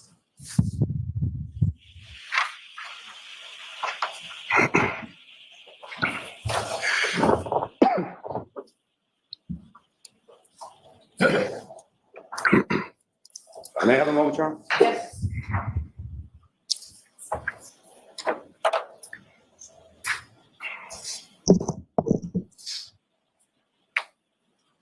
May I approach? Yes.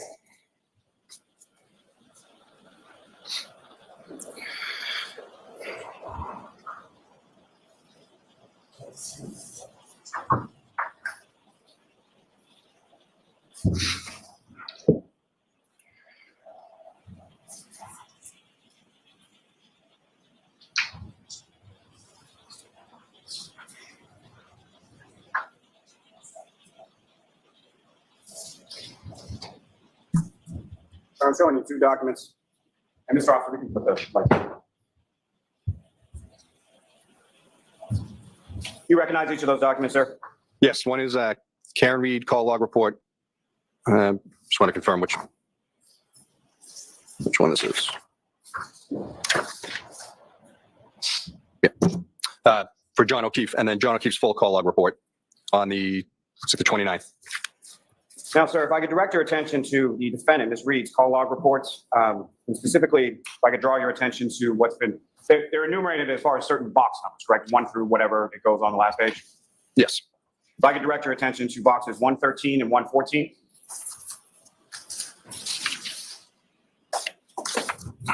Okay. See those entries, sir? Yes. Now, as far as the time related to box 113 and 114, what are the timestamps associated with that? 1/29/2022 at 12:36 a.m. 41 seconds, and then another one at 12:36 and 10 seconds a.m. on the 29th. And is there any indication within that report as far as whether or not those calls are answered, those calls are missed, those calls are rejected? What's listed? It says answered. And we'll get to this a little bit more in a moment, but with regard to that 12:36 time, from your review of both the defendant's phone and Mr. O'Keefe's phone, is there a voicemail that the defendant left Mr. O'Keefe at that time frame? There was a voicemail at 12:37 a.m. These ones here, it looks like they're 3 seconds and 5 seconds long. And they're listed as answered, is that correct? That is correct. Now, sir, if I could turn your attention over to Mr. O'Keefe's call report. And specifically, I'm going to ask you to direct your attention to what's been labeled as box number 134 and then 134 with a 1 in parentheses following. Okay. And do you see those entries, sir? Yes. And what is the date and time associated with those entries in Mr. O'Keefe's records? His records shows number 134 is 12:36, 9 seconds on the 29th, and then 134 with the 1 in the parentheses, 12:36 and 9 seconds as well. But call duration 0 seconds. And as far as any indication on those calls, as far as whether they're answered, they're missed, they're rejected, or what are they listed as? There's nothing. Also 133 is the same call. That one says missed, and it's at the same timestamp of 12:36 and 9 seconds. So the same call around the same time frame shows up in Mr. O'Keefe's report as missed and shows up in the defendant's report as answered, correct? That is correct. And that's around the time that the defendant's calling the victim repeatedly and leaving voicemails on Mr. O'Keefe's phone. Yes, that's correct. May I approach this retrieve, Your Honor? Yes. Yes.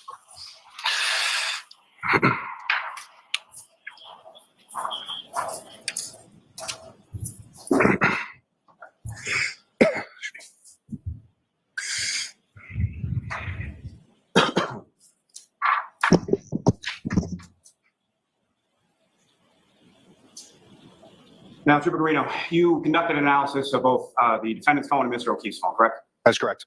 And from your analysis of that phone, were you able to determine approximately how many calls occurred from the defendant's phone to Mr. O'Keefe's phone from the time period shortly after 12:30 a.m. To the time period shortly after 6 a.m. There was over 50. I think it was 53 or 55. And any of those calls from your review of those records indicate any sort of conversation as far as duration, as far as being labeled as answered, anything to that effect? That Mr. O'Keefe actually picked up the phone and spoke to Ms. Reed? Yes. No. Now, with regards to those phone calls from the defendant to Mr. O'Keefe, what, if anything, did you find from Mr. O'Keefe's phone in relation to voicemails left by the defendant? There were 8 voicemails on Mr. O'Keefe's phone from the 29th till the phone was discovered. All from Ms. Reed, no one else. May I approach, Your Honor? Yes.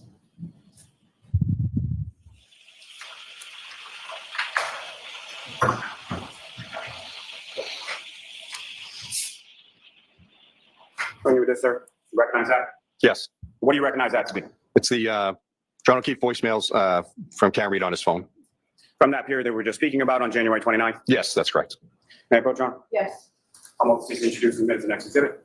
We have no objection. Okay.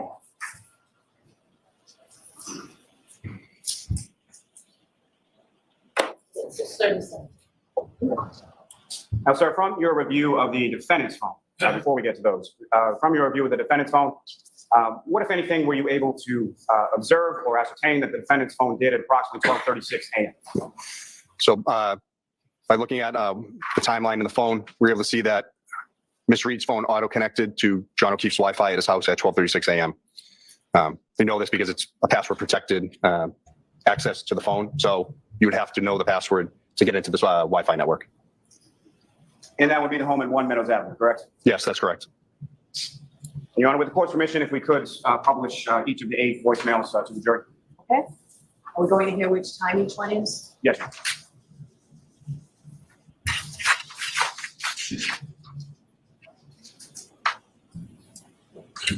And Trooper Greeno, again, similar to the other messages, just for point of reference, the earliest of the voicemails is the last in the list and the most recent is at the top of the list. Is that correct? Yes.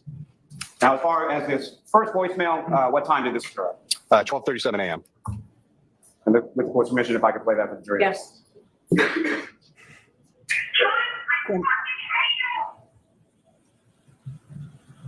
Ms. Gilman, if you could have the second message. Okay.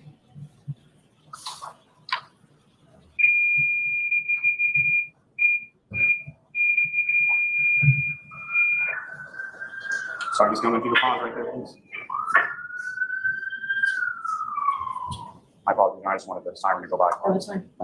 And before Ms. Gilman presses play again, Trooper Greeno, what time is the second message? That was awful. 12:42. Ms. Gilman, if you could.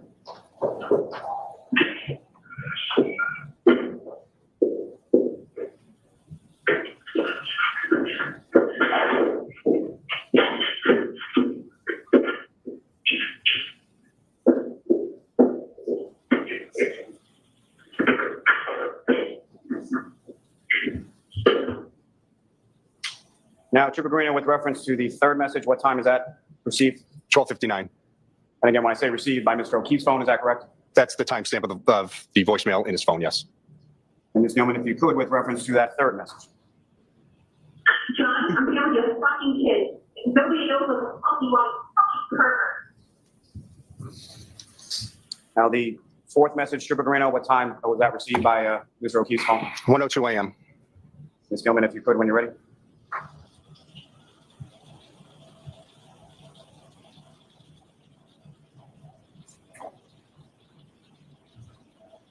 That was it.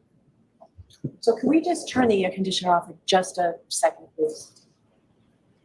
So you just played it? Yeah, Your Honor, there was no content. It was just like a 1 second long message. And Trooper Greeno, with regard to the fifth message, what time was that received by Mr. O'Keefe's phone? 37, 2, yeah, 1:11 a.m. Excuse me. And Ms. Gilman, if you could. Yeah, it's 1 in the morning. I'm with your fucking niece and nephew. You fucking pervert. You're a fucking pervert. And the sixth message, sir, what time was that received by Mr. O'Keefe's Hold phone? on. 1:18 a.m. Hold on. We're not just gonna breeze by that. Hold on. just want to get this down.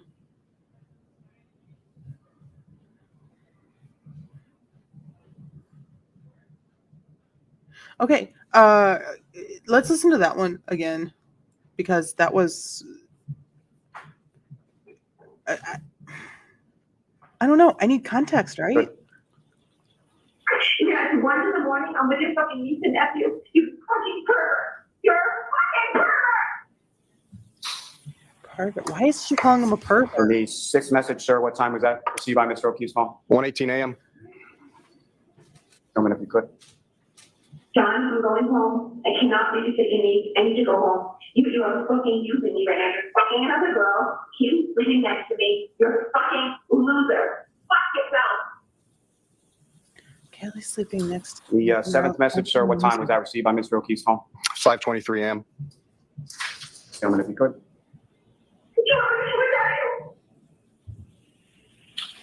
The last and eighth message, sir, what time was that received by Mr. O'Keefe's phone? 6:08 a.m. Gentlemen, if you could.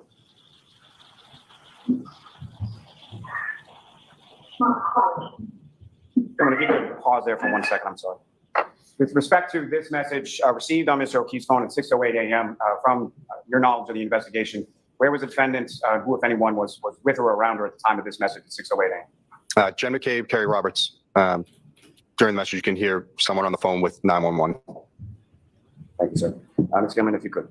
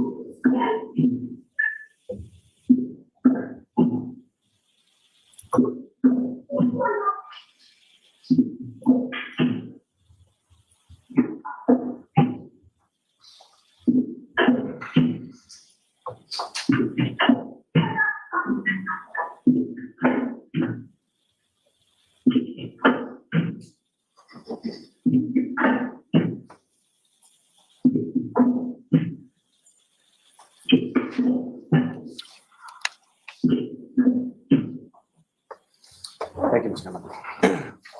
Can we turn the air conditioning back on? Thank you very much. Now, Trooper Garino, in addition to the 53 phone calls that you testified about, the defendant made to Mr. O'Keefe from that time frame following 12:30 a.m. to approximately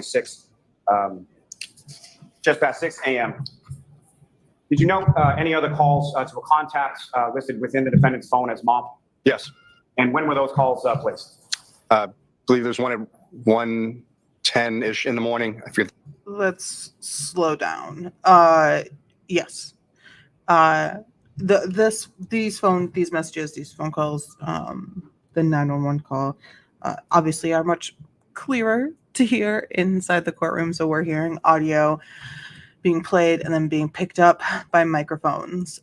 So we're not getting like a direct feed of the audio. You can hear the windshield wipers, is that thunking noise. In that last one, I don't know if Lally's gonna go back and this is a weird placement for this because there aren't many more people left to give us some context as to the why she was saying what she was saying in those voicemails.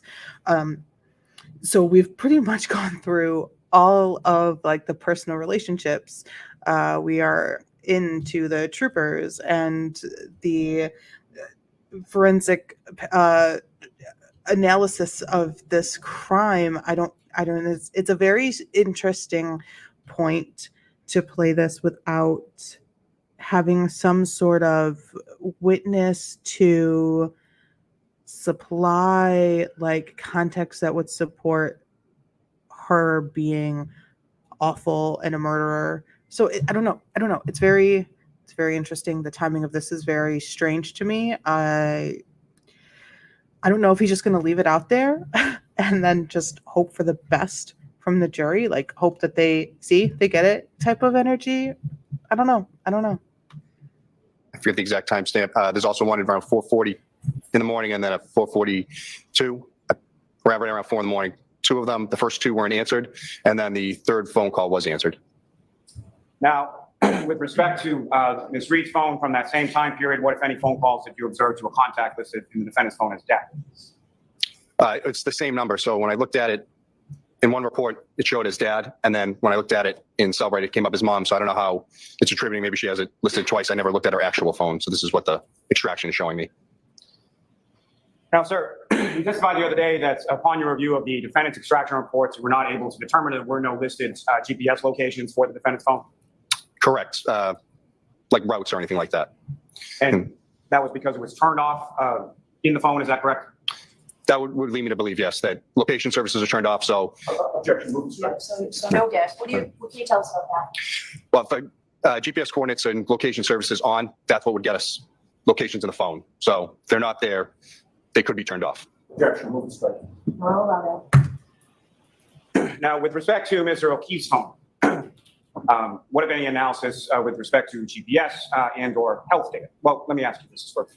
From your training experience and your casework with respect to forensic analysis of electronic devices, what is health data in a cell phone? How is that recorded, and what, if anything, can that tell you? Okay. So in an iPhone, you can have health data. To use that health data, the phone, if you don't have an iWatch paired to it, is basically just a high-tech pedometer. It's just every time you move the phone, it's going to track steps, and that's if you have it turned on. If you have the iWatch on, it'll get beats per minute, and you get a much more robust health data from it. Now, with respect to the health data and with respect to the GPS location for Mr. O'Keefe's phone, initially, what, if any, sort of analysis did you do with respect to that? So we checked his native locations at 12:19. The phone is, well, I should say, is at 12:12 in his location shows that he's at the Waterfall Bar. The next set of locations shows he's at Dedham Street by Cedar Crest, and then Waze is activated for 34 Fairview. So, and then it shows me his entire route to 34 Fairview. And what is Waze, sir? Waze is similar to Apple Maps. It is the GPS program that, punch in like a Garmin type thing. I'd like to take you back just for a moment, just to the health data from the Cellbrite extraction that you did. Specifically, you looked at data from 12 a.m. to 1 a.m. on January 29, 2022. Is that correct? Yes, that's correct. And as far as the health data was concerned, there were some entries from 12:11 a.m. to 12:32 a.m. Is that correct? Yes, that's correct. And can you describe to the jury sort of what you observed and what, if any, significance those entries had to you as far as the health data was concerned? Yeah, so the health data shows, like I said, the phone is basically a high-tech pedometer. If you're moving it around, it's going to think you're taking steps when you might not actually be walking. His health data showed while he's driving that he's traveling and taking steps. Objection. So I need a foundation. Mr. Green, over the course of this investigation, your analysis, you became aware of other witness statements, surveillance video, things of that nature, as to Mr. O'Keefe's whereabouts from approximately 12 a.m. to at least 1 a.m. Is that correct? Yes, that's correct. You're aware of around the time, just past 6 a.m. When it was. So let's hear the question first. Oh, that's my objection. Go ahead. You're aware of Can the I hear time the being just past question 6 a.m. that you already testified to as to when Mr. O'Keefe was discovered and 911 was called. Yes, that's correct. So, sir, with respect to, again, that time period starting at 12:11 a.m., what, if anything, did you observe with respect to the health data of Mr. O'Keefe as signified within the phone? So it marks when he's taking steps, ascending, or I should say, yeah, ascending stairs, and distance traveled. And so from that period of 12:11 to 12:32, there were essentially 4 time periods that you delineated. Is that correct? Yes, that's correct. And do you remember the precise times and sort of distance traveled within those time frames? I don't remember the precisely off the top of my head. Your Honor, with course permission, may the trooper refer to his report, just those Yes, numbers. do you have it with you, Trooper? Yes, Your Honor. Thank you.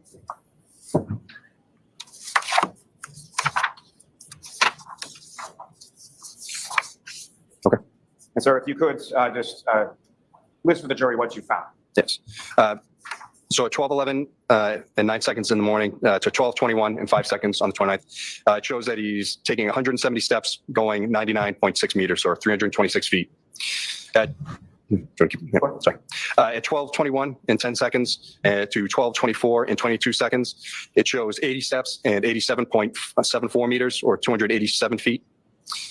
At 12:21, 14 seconds to 12:24 and 37 seconds, it stated ascending, descending 3 floors. And then at 12:31:56 to 12:32:16 in the morning, 36 steps, 25.46 meters or 85 feet. Now, sir, with respect to what's listed as steps, does that indicate, from based on your training experience and familiarity with this sort of health data, what, if anything, does that tell you as to whether or not the person with the phone is physically taking steps? That's not the case. What is the case, sir? Like I said, the phone has internal measures. Objection. The phone has internal measures in it. Like I said, it's basically a pedometer. So the movement of the phone, the distance traveled, it's going to register steps. You don't have to physically be walking and moving the phone for it to register movements. Just waving around and then could potentially cause it to think you're walking and moving. You mentioned that from your review of Mr. O'Keefe's phone, you indicated there was a Waze search for 30. So did you do any tests with the phone? Did you take his phone and just wave it around until you got that exact number? I want to know what testing he did on this phone to recreate the steps and the stairs. 34 Fairview Road, is that correct? Yes, that's correct. And if you could just explain to the jury sort of what is Waze and what kind of information are you looking at? Waze is a GPS program. So you put your address you're looking to go to. It's going to tell you the fastest route, where the police are, etc. And when that Waze search was conducted, is there a precise time pursuant to your review of Mr. O'Keefe's phone associated with that Waze search? Yes, it was at 12:20 in the morning. And so from all of those steps and everything that you, if Mr. O'Keefe is searching for 34 Fairview Road, inferably he's not at 34 Fairview Road, is that correct? That is correct. Now, with respect to the location, can you describe to the jury, are you familiar with the term based on your training experience known as native locations? Yes. And can you explain to the jury what that is? So native locations on an iPhone, the way it pulls GPS data, it uses satellite, Wi-Fi signal, Bluetooth, location services on apps. It takes all that data and uses it to get you the best location of where you are, unlike where you'd have like a handheld car-mounted Garmin GPS that's just using strictly satellite. Now, from your review of that data, when that Waze search is conducted at approximately 12:20 a.m., where is Mr. O'Keefe physically located at that time? The vehicle or whatever they're in, is by 138 Dedham Street. They had already passed Cedar Crest Road. And from review of that native location data, what time does the phone arrive in the area of 34 Fairview Road? 12:24 a.m. I think Mr. Lally needs to be very careful with his words, because just because the phone was there doesn't mean that John was there. And he just said, so where was John at this specific time? But just because the phone's there doesn't mean John is there. If we have to have an instruction when it comes to messages, and that it's up to us to decide if Karen actually sent a text message to someone's phone and it came up as Karen. Like if it was actually Karen, or if it was someone else, like maybe she left her phone and it was open and shouldn't we also have the same instruction of, just because a phone is at a location doesn't mean that the person who owns the phone is at that location? These are just things that right? Like, don't we also need that instruction? And I want to know who did it. I don't know if this guy would even do the test, but I want to know who did a test to see if they can get into a car ride and recreate it reading 3 flights of stairs. This is the balancing act of the Commonwealth. Like this is like the crux of Karen did it. Look at this. Karen did it. Show me. Prove it to me. Now, the next entry as far as the location data, when is that and where is it indicating that the phone is at that? That shows me it's there the entire night, right in between 32, 34 Fairview. So, And 32, 34 Fairview, that sort of intersection of those two residences, if you know, where is that in relation to where Mr. O'Keefe was found just after 6 a.m. in the morning? I was only going by the photos that Sergeant Good had taken and from the Canton PD cruiser cam, but that area would be within 3 feet, give or take, of the area where the GPS signals all plot for the rest of the night. Trooper Guarino, you testified the other day to a tool that you use called Axiom, is that correct? Yes. And with regard to the location data in the tool of Axiom, what, if anything, can you tell the jury as far as how that works and how accurate it is? So, like Celebrate, Axiom will also show the native locations in an iPhone. They're able to display the range of accuracy in meters, and then also the speed of the phone in meters per second. And were you able to ascertain from using the Axiom tool and the location data from Mr. O'Keefe's phone as far as its speed in meters per second at 12:25:36 a.m.? I don't remember it off the top of my head. Your Honor, with court's permission, may the trooper refer to his report for the numbers? Go ahead. It's 0.6346 meters per second and a 16.75 meter lever of accuracy. So at about 54 feet measure of accuracy. Now, sir, if you could, just based on your training experience and your use, familiarity with this Axiom tool, for the record, that's AXIOM, is that correct? Yes, that is correct. So as far as that degree of certainty or accuracy with regard to the measurement, can you speak a little bit about that and explain that to the jury, how that works and what that means? Yeah. So, as I said, the iPhone tries to use multiple things to get you the best area of location where you're at. I can tell from personal experience that being at 34 Fairview, it's at the bottom. Fairview, where 34 is on Fairview, it's at the bottom of a hill, and it's also at the bottom of Cedar Crest where they sort of intersect. That area there has many hills, so the GPS signal can weaken due to natural landscape, buildings, weather, multiple factors. And as far as the degree of accuracy, what, if anything, does that tell you in regard to the location of the phone in reference to that degree of accuracy? So it plots a point where it believes you are, and then the degree of accuracy says you could be in this bubble, but if it's way outside or way far away, it's all going to show by how well the signal strength is to the satellite. So, like I said, if it's a poor signal, it's going to blow out. It's going to show you could be in this giant circle. But as it gets better accuracy, it's going to shrink back down. It's going to say, no, you're right about here. And to that point, or to elucidate that point that you were just speaking on, we'll get to this more in depth in a second, but at some point in 2023, did you go to 34 Fairview Road to conduct some GPS mapping? Yes, I did. And when you were in that area of 34 Fairview Road, what, if anything, did you observe with reference to satellite connection, cell phone connection, things of that nature as far as the strength of the signal? So on my way to work, I actually drive Fairview quite often, and being there in person with my phone, I'll go from 4 or 5 bars of service. When I'm there, it's 1 or 2. So that tells me that strength of signal there is not great. Now, turning back to this location data from Mr. O'Keefe's phone, you mentioned that you testified that at 12:25:36 a.m. It has a certain accuracy and was traveling at a certain speed, correct? Yes. Now, what if any speed is recorded in this location data between that 12:25 a.m. and 6:15:36 a.m.? Your Honor, may I just read? Thank you.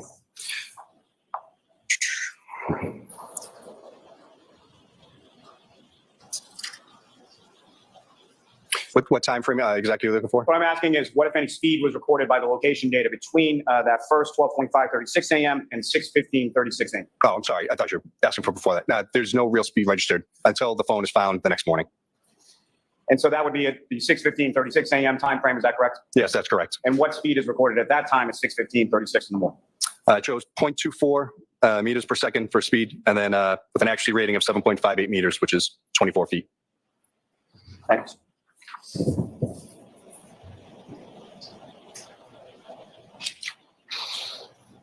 Now, sir, if I could turn your attention to May 8, 2023, where did you go with relation to this investigation on that day? I went to 34 Fairview. And who, if anyone, went with you? Trooper Proctor. Now, what was the purpose of going to 34 Fairview Road on that date in May of 2020? We wanted to take measurements of where Officer O'Keefe's body was found, and then basically a diagonal straight line to the door, how the distance that would be. And what, if any, tools did you bring with you, and what, if anything, did you use in the course of this analysis on this day? So I loaded in the GPS points into a program that the CERT team uses called StarTopo. It's a GPS mapping program that you can view through an app. So that way I was able to see exactly where I was via the app. We also used one of the big long tape measures that's in like the big thing that would get us, from where we believe his body was to the front door. And from that, as far as the determination of where Mr. O'Keefe's body was located, what, if anything, did you use to determine that? As I said before, the photos and video from Sergeant Good of KNPD and the KNPD cruiser cam video. So the cruiser cam video that's from Officer Sarah's cruiser, is that correct? Yes, that's correct. The one that shows where Mr. O'Keefe's body is when Officer Sarah arrives on scene, correct? That is correct. Now, with regard to those particular GPS points, what time frame did you start as far as your mapping was concerned? We took the last, we mapped the entire route. So at the waterfall bar and then on from their drive on Dedham Street down to 34 Fairview. And as far as these locations, how were they measured as far as what kind of measurements were you using in order to plot those points? We loaded into Google Maps and just able to show it with a KMZ file to show exactly where he went. And so what I'm asking is, as far as the GPS locations that you were recording, how were those measured as far as longitude, latitude? Is that how they were measured? Yes, I'm sorry. Yeah, latitude and longitude. And you started with Mr. O'Keefe at the waterfall bar in Canton. What time was that, if you know? 12 a.m. was the last point. And then that time frame when Mr. O'Keefe's native locations are putting him in the area of 34 Fairview Roads, when was that first time frame? The time he arrives? Yes. About 12:24. I forget the seconds, but 12:24 a.m. Now, eventually, when you had all of these points as far as the direction of travel, location data, all of those things, what, if anything, were you then able to do with those GPS locations? I cross-referenced them with his health data and also mapped it out to see exactly where he would be.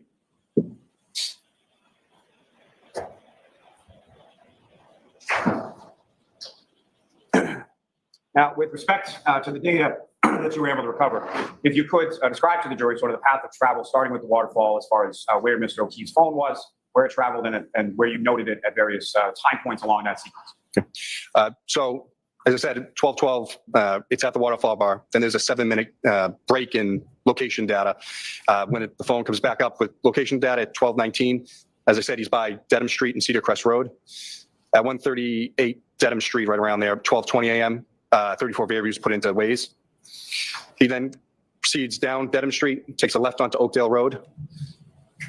That goes to the end of Oakdale, takes a left onto Maplecroft. As he's going by Maplecroft and Pinecone Road, right around 12:22 and 14 seconds, was a data point listed that he's descending the stairs. So he's over a half mile away from 34 Fairview at this point. They go down Maplecroft, take a right onto Cedar Crest, all the way down Cedar Crest. They do not turn onto Fairview Road. It goes by Fairview, does a 3-point turn or turns around somehow, and then goes back to Fairview and takes a right, where it finally stops between 34 and 32 Fairview. So at the time that health data is being recorded, again, Very interesting. Hello, if you're new here, my name's Lily. I'm not a lawyer, but I talk about trial stuff. New channel, feel free to subscribe. Back to the trial. Cross-reference the GPS data with the health data from Mr. O'Keefe's phone, correct? Yes, that's correct. And so at the time that the phone has that recording of the health data descending, and is it ascending or descending, or how does that read in the health data? I have in my report, and that's what's copied from the thing. It's ascending/descending stairs. And at that point in time, cross-referencing that health data with the GPS location, where physically is Mr. O'Keefe's phone at that particular time frame? Maplecroft by Pinecone Road, right at that intersection. And has Mr. O'Keefe's phone arrived or been in the area as far as the GPS, specifically of 34 Fairview Road? At that time? Yes. No, not at all. And so from the GPS locations that you observed of the defendant's phone, initially the phone passes by Fairview Road and then reverses direction to come back, correct? Yes, that's correct. And then as far as between 12:25 a.m. and 6:15 a.m., there's no movement of that phone, correct? Yes. Inform assistant. What, if any, movement did you observe following 12:25 a.m. until the period of 6:15 a.m.? None until it was found at 6:15. Now, you mentioned that you took a tool and you did some measurements as well. Is that correct? Yes. And were you able to ascertain then some GPS locations for where Mr. O'Keefe's body was found? Yes. And what, if any, measurements, the accuracy of those GPS measurements and latitude and longitude, what was the accuracy of that? May I read the exact thing? Because we know if it's really bad, it's a big circle. So from 12:25 and 30 seconds to about 12:35 and 36 seconds, the GPS accuracy is tight on him for the first few seconds and then blows out and encompasses pretty much the neighborhood. 34 Fairview, 32, 31, and I'll read the exact. It's 12:25 and 30 seconds. It has a 33-meter degree of accuracy, which is about 100 feet. That area encompasses 32, 34, and 31 Fairview. 12:25, 31, it's 200-foot measure of accuracy that hits 31, 32, 34 Fairview, basically almost all the houses around. 32 seconds shrinks back down to 95-foot level of accuracy, hitting 32, 34 Fairview and the front yard of 31. At 33 seconds, it's 88 feet, again shrinking back in as the signal gets better, covering 32, 34 Fairview, 72 feet at 34 seconds, 59 feet at 35 seconds, and then 52 feet at 36 seconds. So, as I said, signal weakens, it blows out, and then as signal gets stronger, it shrinks back in. The GPS coordinates themselves are all still right where Mr. O'Keefe's body was found. And so as far as, if I can take it back just for a second, That's the hard initial to GPS say. coordinates that you marked as far as where Mr. O'Keefe's body was found, I mean, I think that statement is too strong to say right where his body was found. But okay, he's 6'2". Like what? And he's laying on the ground. What do you mean right where? In the area of, sure, but right where I think is too strong of a statement personally. how accurate was that measurement as far as to itself where it was? From what we had and then where we marked from, we believe we're in about 3 feet because standing there, even with the app, it's not perfect. I'm not getting a direct saying that I'm right on it. So we believe we're within about 3 feet of exactly where he was found. And from that air distance of within 3 feet of where Mr. O'Keefe's body was found, how far was that, or how far did you measure that to be from the front door of 34 Fairview Road? In a direct straight line to the front door, 72 feet. Not accounting the stairs. Now, from your review of that data that you were talking about from that 12:25 and 12:25 and 30 seconds through 12:25 and 36 seconds when it fluctuates, what time period of that or what time period of any of the times that you observed is it possible that John O'Keefe was actually anywhere near 34 Fairview Road, the house? Objection. Ask it differently. Within those fluctuating circles of GPS data that you were talking about, what time periods did those encompass the actual inside of the residence of 34 Fairview Road? It's about 3 seconds where it actually encompasses the inside of Fairview. That 4th second, it's right on the edge of the corner of the house. And then the 5th and 6th second, they're just showing the front yard. And that time period as far as those GPS data from those circles, with reference to the following time periods after those, what, if any, based on your training experience, what, if any, opinions were you able to draw from sort of that data? So he would have to go from the GPS point that's listed. It would take him, you know, a second and a half to get to the house, and then a second and a half back where his body was found, where his phone was underneath him. He'd have to go about 48 feet a second when I did a velocity calculation, which is about 32 miles an hour, a second to the house, a second back. There was no GPS points ever showing inside the home, the backyard of the home. There's no lat and long listed. It's just the degree of accuracy from the GPS signal. So the 72 feet from where Mr. O'Keefe's body was found to the front door of 34 Fairview Road, in order for him to be inside of 34 Fairview Road during any of those measured timeframes, he would have to travel 72 feet and 1.5. The objection sustained. The objection sustained. This is not a conversation about John's body. This is a conversation about the phone.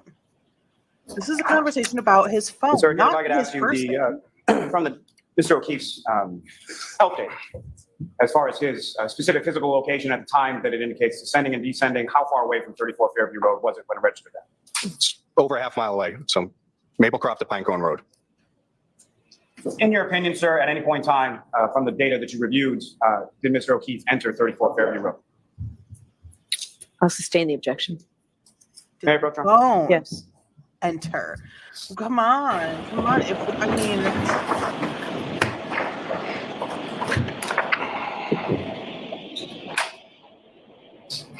Oh, that was a weird sound thing that just happened. Just because the phone didn't doesn't mean he didn't, right? Like we can't.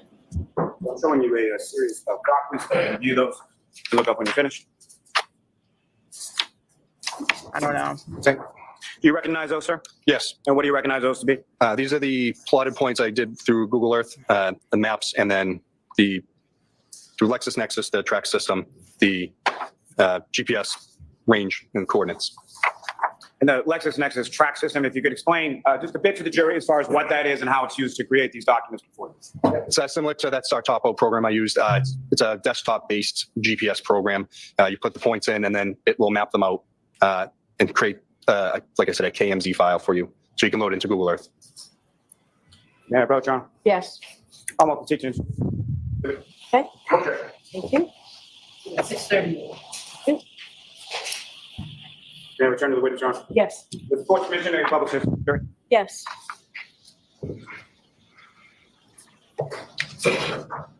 What do you guys think? What are you guys feeling about his I'm language? just coming if you could take that down. I have a moment, Your Honor. Yes. Do you think him saying where the phone is where John is at all times is proper? In fact, Trooper, if you're more comfortable standing for some of your testimony, you certainly can. Thank you, Your Honor. Coming if you could enlarge that just a bit. Now, Trooper, there should be a laser pointer up on the stand before you. If you could, first of all, let me just ask you, recognize what's up on the screen now as the next exhibit. Yes. Again, if you could just explain to the jury sort of what we're looking at in this slide, and then using that laser pointer, if you could, direct the jury's attention to what, if anything, of significance you have in this particular slide. So I took an overview of the town of Canton. So this here is the GPS route, and then down over, I can barely see. Let me just look on the map here. So much better. The waterfall bar is right up. I can't really tell honestly from this, but it's on Washington Street. That's down here. I'm sorry. That's why I included an overview of everything, so you could see the full range from the time period with that GPS locations.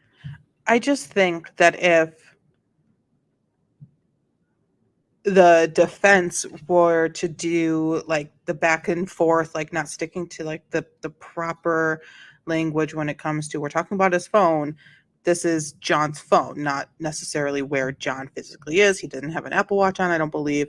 So like we don't have the heart rate of him in a location at a specific point in time. I think if the defense did that, there would be constant objections like, you know, or maybe even a sidebar about it, you know, like referring to the phone, not him. The phone isn't sewn into John, you know, like John can be places without the phone also.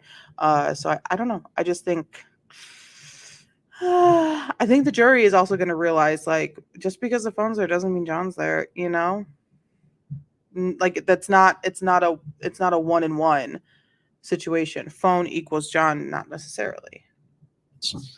Your Honor, if I may, just if it's possible, I don't know. Keep your voice up. I don't know if this is going to work any better, but if I could ask if we could turn the lights back on just so the witness can see. Sure. Before him and then. With the court's permission, I think the map is still viewable to the jury and now the witness can actually see the exhibit. Can everybody see it? And so again, sir, Trooper, I'm sorry. Now it's visible before you, if you could just indicate again what we're looking at in this. Yep. So when you zoomed in, it actually closed it out, but it's down over here is the waterfall bar. There's a couple of points there listed. And then right around here is when the GPS tracks go and their route, once Waze is activated, down to 34 Fairview. There is a zoomed in version of by Fairview. And Ms. Gilman, if I can have the next slide.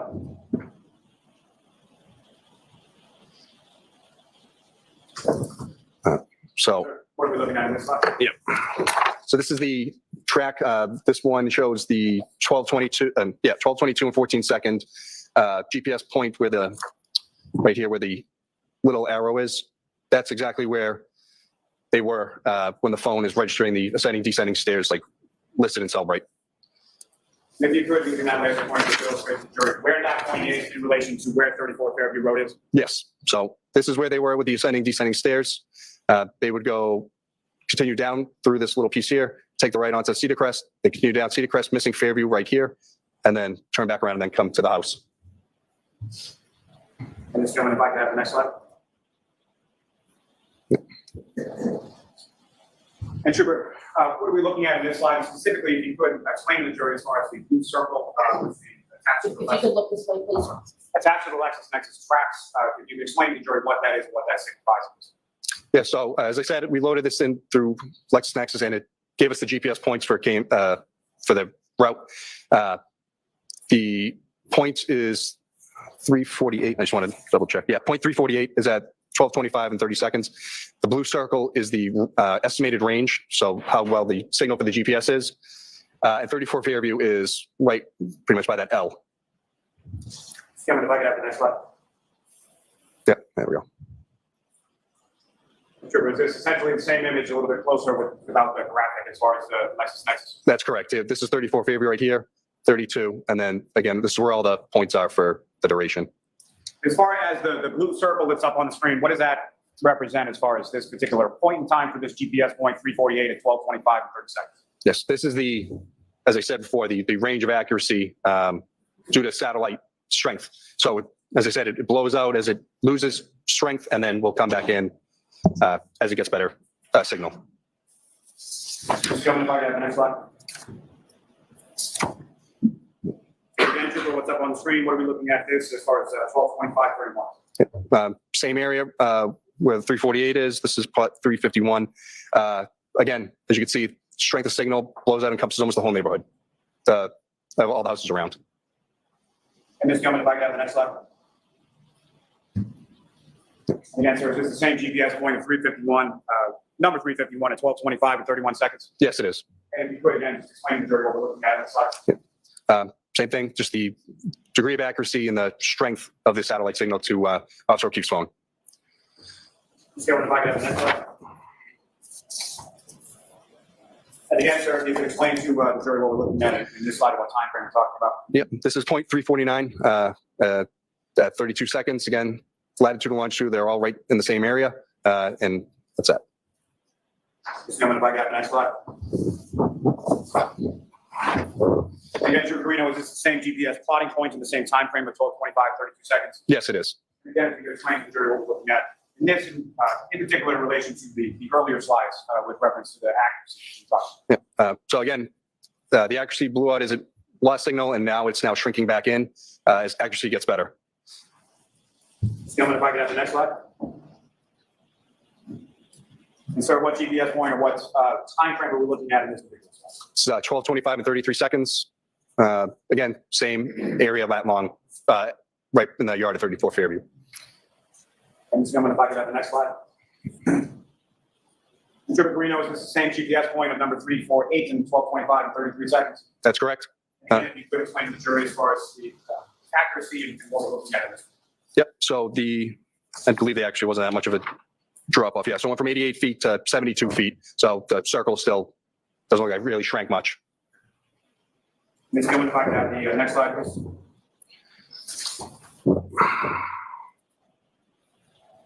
And again, Trooper, what time frame and what GPS point are we looking at this one?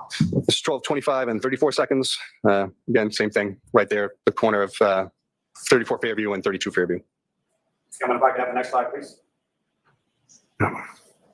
Trooper Marino, this is the same GPS point number 350, 12:25 and 34 seconds. Is that correct? That's correct. And again, using that laser pointer direct your attention to what we're looking at. In this. Yep. So 34 Fairview here. So as I said, this point here is the last one where it sort of cuts out the little corner of the house. But everything's still showing directly. This is where it's believed to be. Mr. Chairman, if I could have the next slide.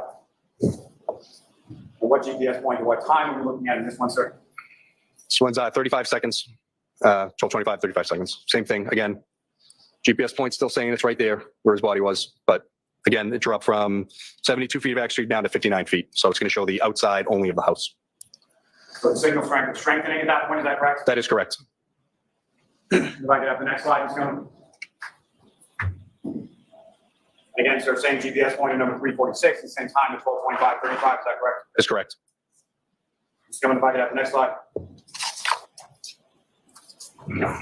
Mr. Greeno, with regard to this slide, what GPS point is being depicted and what time frame are we looking at? This is GPS point number 345, and it's 12:25 and 36 seconds. Again, showing that the signal strength has, again, grown and gotten better. As far as growing on better, what accuracy or what degree of accuracy in feet are we looking at? This is within 52 feet. Mr. Chairman, lastly, from this group, the next slide. Again, sir, this is the same as the previous slide, GPS point number 345, 12:25, 36 seconds. That's correct. And again, if you could, using the laser pointer, just illustrates the majority of what we're looking at. Yep. As I said, there's no any plotted points anywhere other than right in this area for the rest of the night. This is where it stays, and there's varying degrees of accuracy, but there's nothing ever showing it anywhere else in that neighborhood. Yeah, Pro Tem. Yes.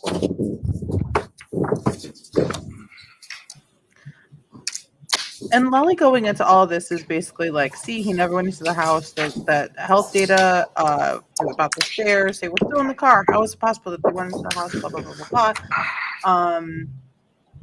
I don't know if he's doing I don't know how the jury is reacting right now. I just gave it back. Just comfortable accepting this. Look at that. No, which Yes. isn't that Yes, this is a second. it's not that it's unacceptable information. It's perfectly fine information. The GPS and the health data, go. I still want to see if they were able to recreate a phone that going upstairs, even though the phone was in a car. I would very much like to see that information. But having a discrepancy in times and stuff, like the health data just made up that they were going upstairs. It was super weird. I don't know why that's happening. I feel like maybe don't bring it up. If it's going to be another like thorn in your foot, maybe don't bring it up. Just ask him questions about the GPS location of the phone. Maybe don't then also go and be like, well, okay, so there's health data too, right? But like, that's wrong. Maybe just be like, hey, you're going to tell me about GPS information, right? And like I said, I'm not a lawyer, so I don't know if that is even possible or not. But in my opinion, it probably would have been better if they were like, hey, let's just talk about the GPS and not compare it to the health data and how the health data is wrong and the GPS is right, when isn't there a possibility that the health data was right and the GPS was wrong? Like, if one can be wrong, can't the other also be wrong? Yes, you have it compared. It compared to the Waze, which is also recording information as well. Yes, the likelihood of GPS and Waze being wrong is much slimmer than the health data being wrong. But I don't know how good this, why are you nailing it, Lally, with this? I mean, there have been some witnesses where we're like, why are we even here? And this one is like this, in my opinion, I feel like this could have been a really good witness to be like, here's these messages, here's GPS data, goodbye. I don't know. I think having that health data in there is just. Second map I created with the Cellbrite locations from their native locations. The previous one was from Axiom. So I use both programs to map it. Why did you use both programs, sir? As I said, Axiom showed movement and degree of accuracy where Cellbrite doesn't. It just gives you the native locations. I use two programs so I can corroborate what I'm seeing in one is the same as the other. Because if not, then I need to find out why. And as far as the information from one program to the other program, were they corroborative of each other? Yes. May I approach Ron? Yes. I'm up to introduce and admit what is next exhibit. Go, Chair. As one? Yes.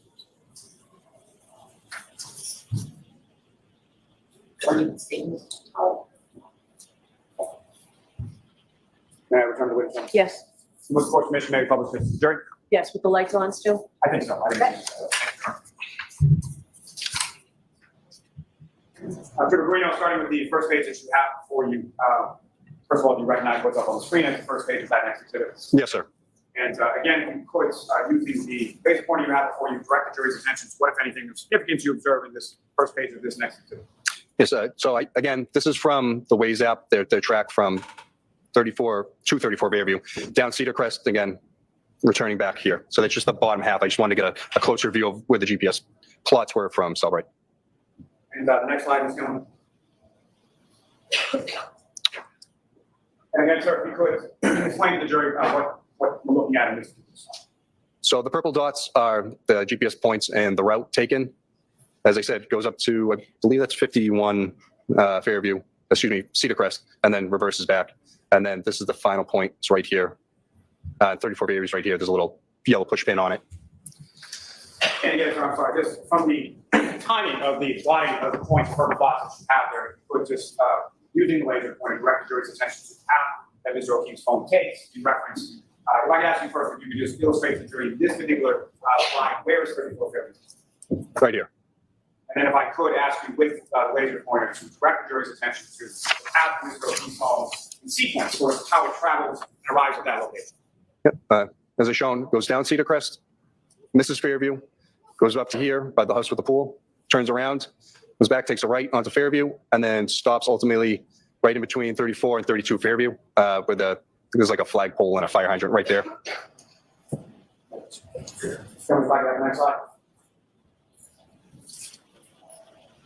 And Trooper Greeno, direct your attention to this slide. What are we looking at? Again, I cross-referenced it with the points. This is Pine Cone Road, and then Maplecroft intersects here. And this is the ascending, descending stairs point in his phone. Doing a Google Earth elevation check. There's about a 20-degree dip, and then it goes up. And then as you go down Cedar Crest, the hill is about a 50-foot elevation change again. So it's pretty significant. And so I'm sorry, sir, as far as the elevation change that you're talking about, how was that measured and how and where is that in reference to what's picked up here? So again, like I said, in this area here, there's about a 20-foot drop. And then as you go down Cedar Crest, that hill, it's about 50 feet. This spot here is the ascending, descending stairs. So as I said before, he doesn't have an iWatch on, so it's not collecting that great health data. It's still acting as a speedometer. So again, whatever movements he's doing is triggering something in the phone as he's ascending and descending these hills. Essentially, it could be tricking the phone into thinking it's stairs. Ms. Gilman, if I could have the next slide. Is that Trooper Greeno? What are we looking at in this one? This timestamp is 12:19 and 32 seconds. That's when the phone initially starts creating the GPS points before Waze is activated with 34 Fairview searched. So this looks to be the time Waze is actually opened up. And so from the purple dots that are depicted on the screen, as far as where is Mr. O'Keefe's phone at 12:19 a.m. in reference to 34 Fairview? 12:19 is right here. 34 Fairview is down all the way here. Number, you can't really see, but it's right in the bottom corner. And the next slide. Ms. Gilman. This is the same map, but just minus the tracks, graphic. I'm sorry, Trooper, I lost track of what page we're on. Are there any other pages in that exhibit for you? No, that's the last one. May I approach this retriever? Yes. iWatch is hilarious. Okay. My sister says iWatch, and I call her a boomer millennial because it's an Apple Watch, because it's the iPhone, the iPad, She calls an iWatch. I think is so funny. So I had to text her. Like, they just said iWatch in the trial. That's so cute. Okay, let's keep. I hear it's nice and cool back in the jury deliberation. The lawyers and I have something that we have to do, so it'll be a little bit longer. I hear it's nice and cool back in the jury deliberation room. So we're gonna take a half an hour, 45-minute break here. All right. Oh, hey. So the lawyers need to do some sorting out of things. Karen's like, what the hell's going on? What are we doing? Karen's not happy. She does this purse. You can see like the tension in her face and in her jaw. And I know that she has health things. You know, I don't like to say health issues, but she has things happening in her health. And I think that her team is doing a good job in keeping her. You are muted. In a state as close to normalcy as possible when it comes to like at least the moment in trial. Hey there, Karen Stop Reed. yelling at me, you. He's always yelling at us. Coming out, just starts yelling about something to us. Let's carry on. Me and that man got beef. We got beef. All right, so Ms. Gianetti, did that give you enough time? Oh, I got enough time. Okay. All right, so Ms. McLaughlin, why don't I hear you just briefly? If you could frame this, or Mr. Lally, whoever wants to.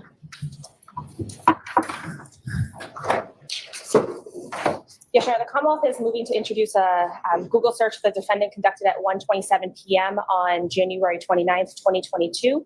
The Commonwealth would argue that the probative value of this Google search outweighs any prejudice to the defendant. The search in question is at 1:27 p.m. before the defendant had spoken to law enforcement. She conducted a search for DUI attorneys. The Commonwealth thinks that this is appropriate for the jury to hear, as it rebuts the voting defense that the defendant has laid out. Not that she did not intend to commit John O'Keefe. The defense has been that the defendant is essentially what's been represented in opening court was framed that she had no intent or opportunity to commit these crimes. Further, that she was not intoxicated at the time. So the Commonwealth feels that the probative value significantly outweighs the prejudicial value. It goes to her state of mind at the time that the search was conducted. Further, it also rebuts that there was any impropriety in the police investigation, or that, as the defendant has put it, that the police did not search any or investigate any other potential culprits. It also would go to the defendant's consciousness of guilt at that time. This statement is before she voluntarily gave an interview with law enforcement. It goes to her state of mind prior to that interview. And so for all those reasons, the Commonwealth would suggest that that Google search is appropriate, and it's not a typical case where it's an invocation of counsel, where law enforcement had not engaged her, and it goes to her state of mind at that time prior to any police involvement, and further to rebut that there was any improprieties in the police investigation, or that they should have investigated anyone else. All right, and I appreciate, Mr. Lally, you bringing this to our attention to give us time to look at it. Ms. McLaughlin, I appreciate that you provided a very strong limiting instruction proposal. I'll hear you, Ms. Gianetti. Thank you. Your Honor, you had asked that I use proof of the phone call from Michael Proctor to my. Oh, I didn't say proof. No, I asked if that was coming into evidence. Okay, well, I'd like this marked for identification for the purpose of this argument, if I could. Sure. Show counsel. It's been redacted. Okay. Okay, so So let's have it marked for ID before I hear you any further. So Madam Court Reporter needs to mark it. Triple L for identification. All right, and if I may have that. Thank you very much. Just give me a minute, Ms. Gianetti. So the Commonwealth was just like, hey, this Google search is coming in. All right, so this is just that a call occurred, right? That a call was made from Michael Proctor's personal cell phone number. You can see the last 4 digits there, to my client at 1:19 p.m. on January 29th. Okay. Approximately 8 minutes before she calls to investigate potential DUI attorney. Okay, so focus on the law for me and tell me why I should exclude this. Of course, yes. With regard to the cases that the Commonwealth has cited, I think the court has seen one of them is an unpublished opinion, the other is a homicide case. They couldn't be more distinguishable from this case. With regard to the unpublished opinion, that appears to have been a gun charge where the defendant in that case did a search for a 9mm handgun on his cell phone. He did not ask for Google or search in Google for handgun attorney, he made a specific inculpatory search that the court ruled was relevant and was not outweighed by the danger of unfair prejudice. In this case, we have a person being contacted by the police and then doing what a citizen has every right to do, which is to look for an attorney for representation. There's zero probative value to that, other than she's presumed to be innocent and she's seeking an attorney to defend that presumption of innocence. That's it. There's zero probative value. But there's an extreme and unfair prejudice in this case. Your Honor, the limited instruction that the Commonwealth has provided asks this court to instruct the jury whether her action in doing an internet search for an attorney indicates feelings of guilt by a defendant. I can't even believe that argument. So let's just focus on the law. I'm trying to, Your Honor. I'm flabbergasted. So what I'm going to do then is I'm going to stop you. So on the balancing act that I have to do, I find that the probative value is outweighed by the prejudicial. Okay. All right. So I'm not going to allow it in, Mr. Lally, in your case in chief. Now, if you feel that through this witness or through any other witness, Mr. Lally, that it then is admissible, I just ask that you come to sidebar beforehand. Absolutely, Your Honor. Okay. All right. Let's bring Trooper Garino back in, please. Yes, please.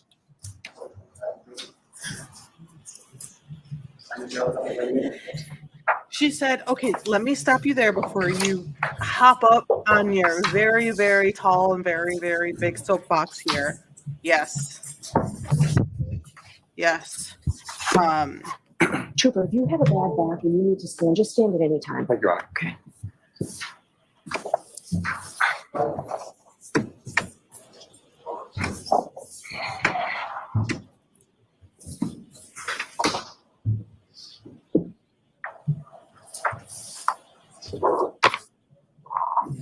All right, let's get moving.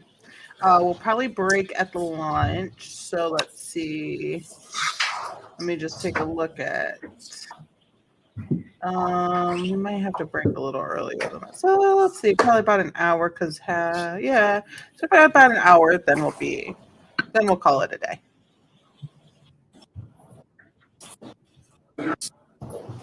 Jury is coming back in. This witness, Your Honor. All right, Ms. Giannetti. Thank you, Your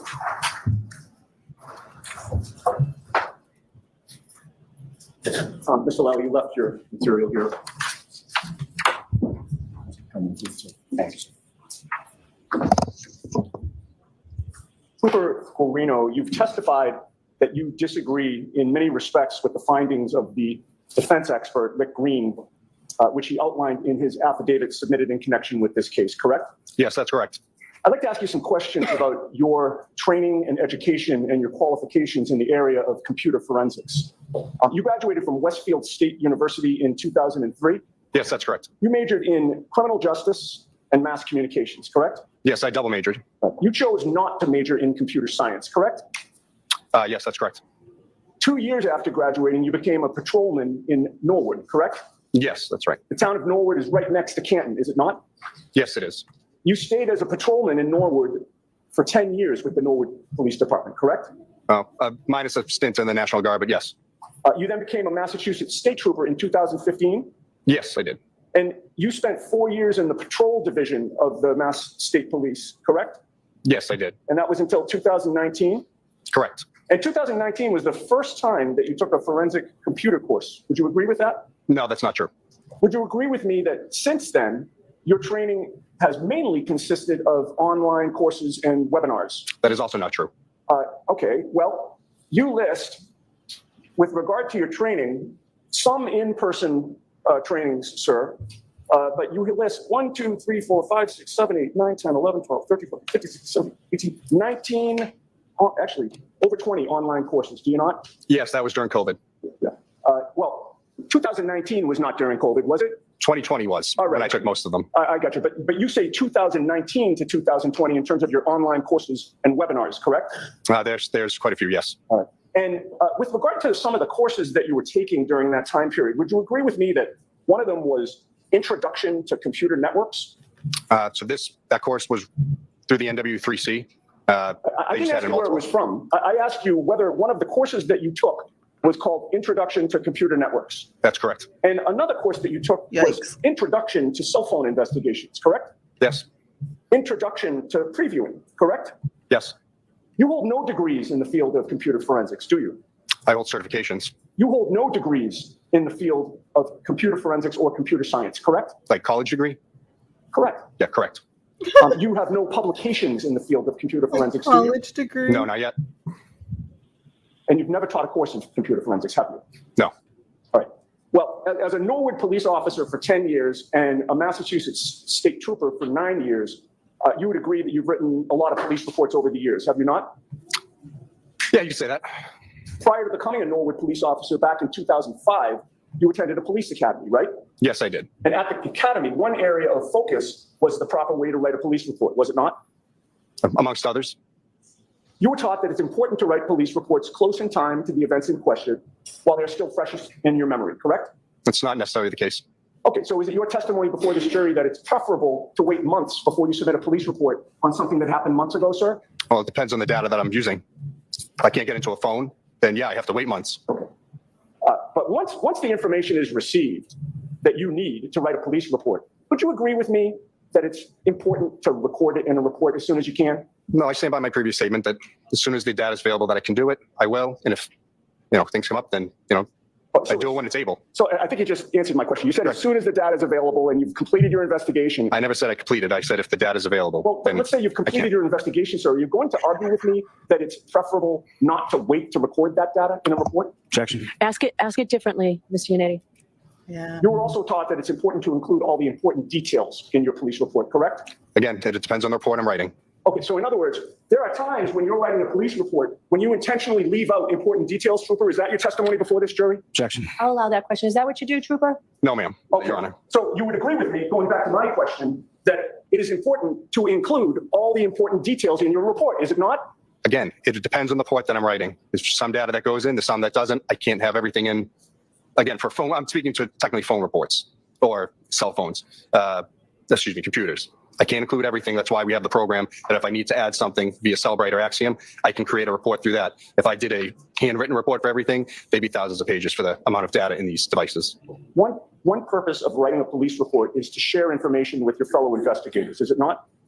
I suppose so. Another purpose of writing a police report is to be fair to the people that you're investigating by explaining as best you can what happened, correct?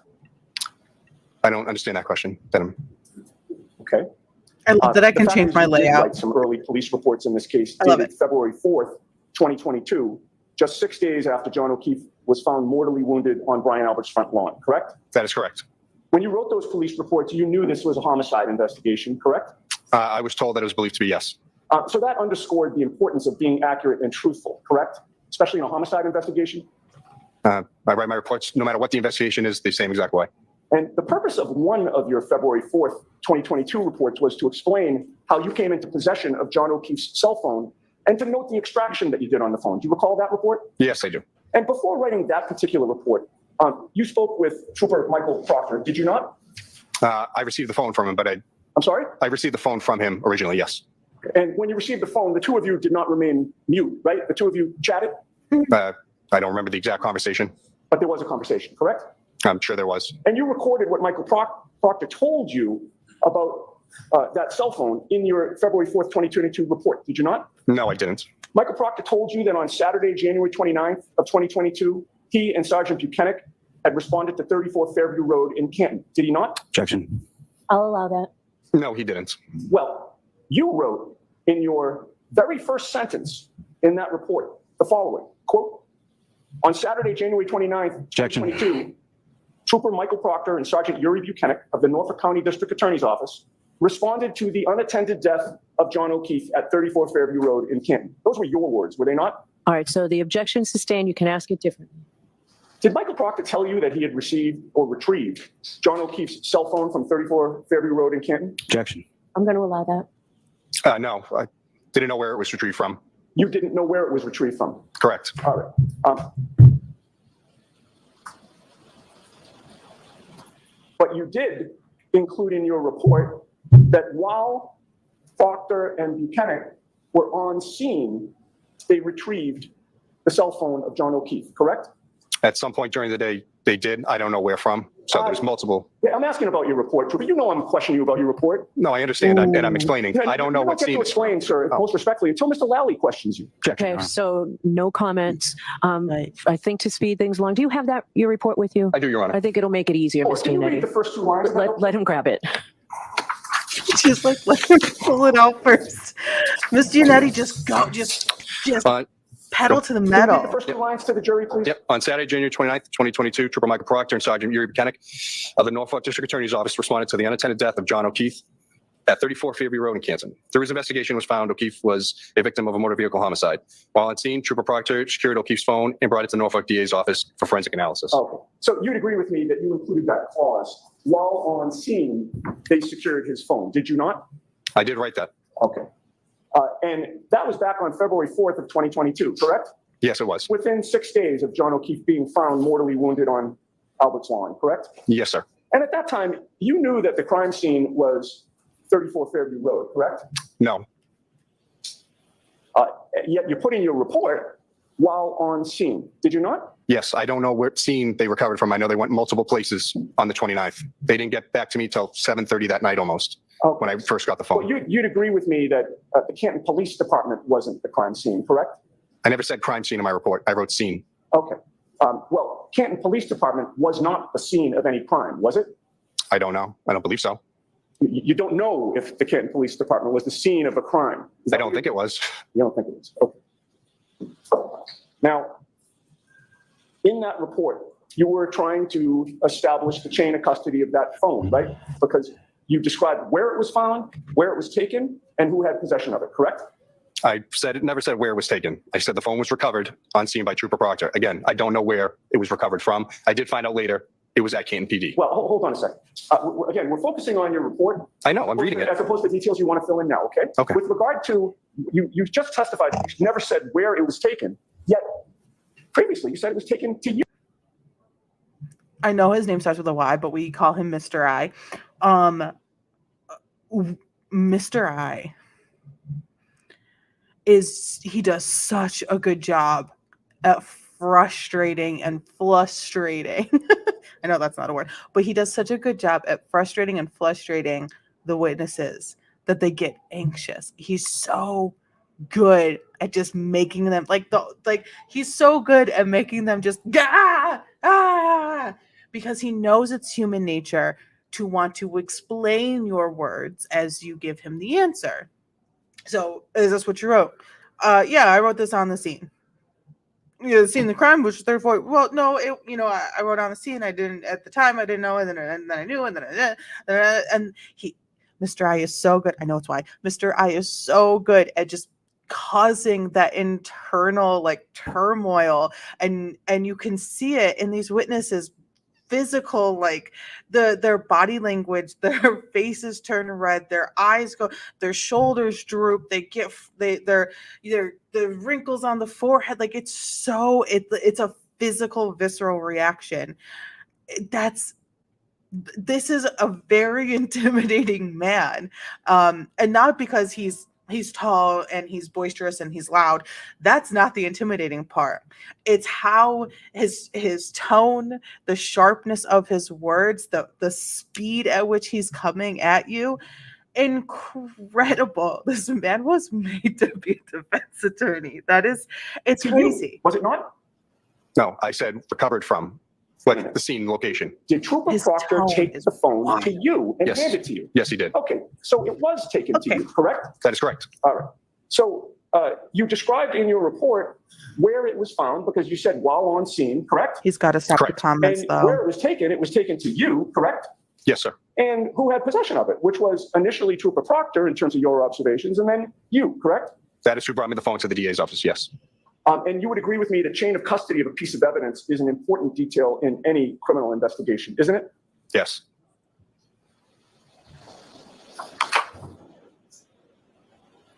Would you agree with me that someone reading your report or listening to it as the jury listened today would understand you to be saying that Michael Proctor seized John O'Keefe's cell phone at 34 Road in Canton? Objection. All right.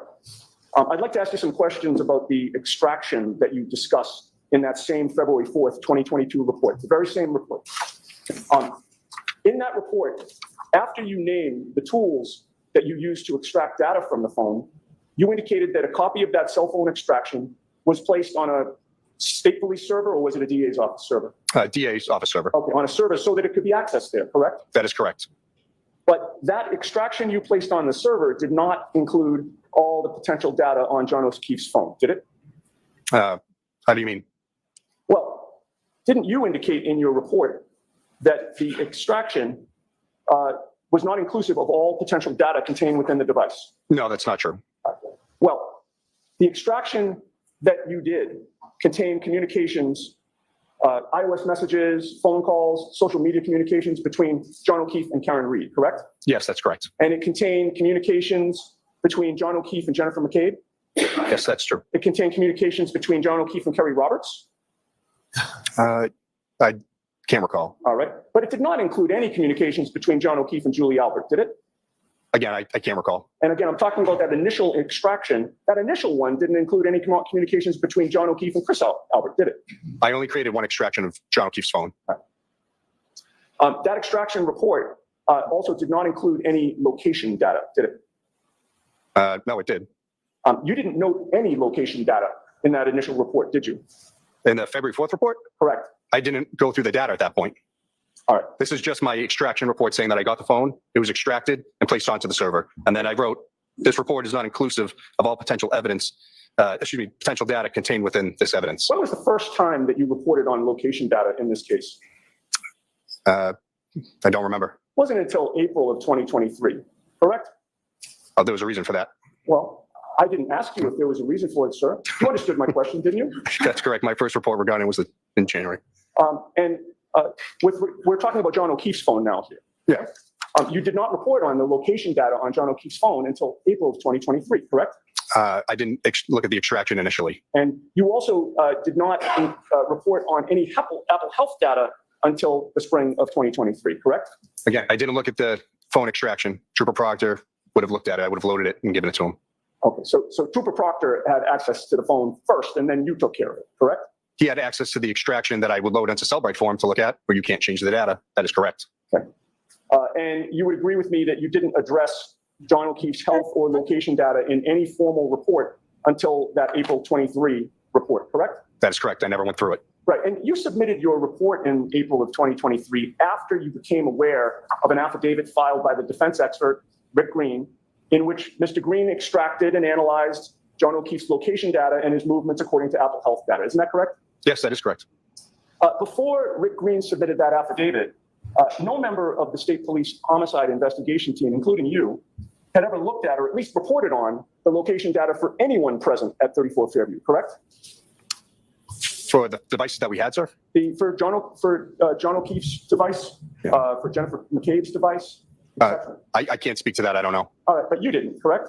Again, I didn't look at the extractions until later. Right. So you hadn't looked at John O'Keefe's location data in particular prior to Richard Green pointing out the location data in his affidavit, correct?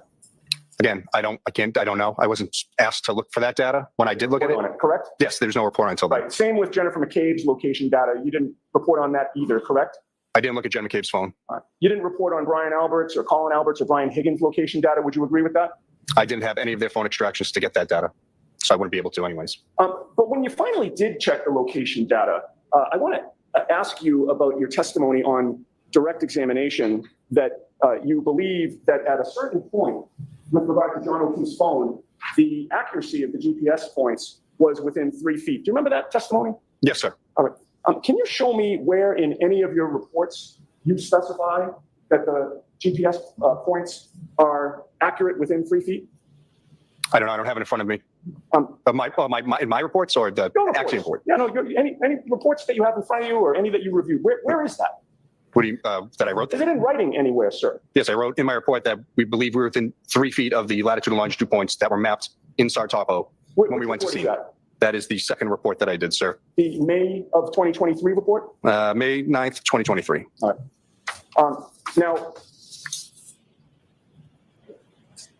let me just have a moment. Yep. It's page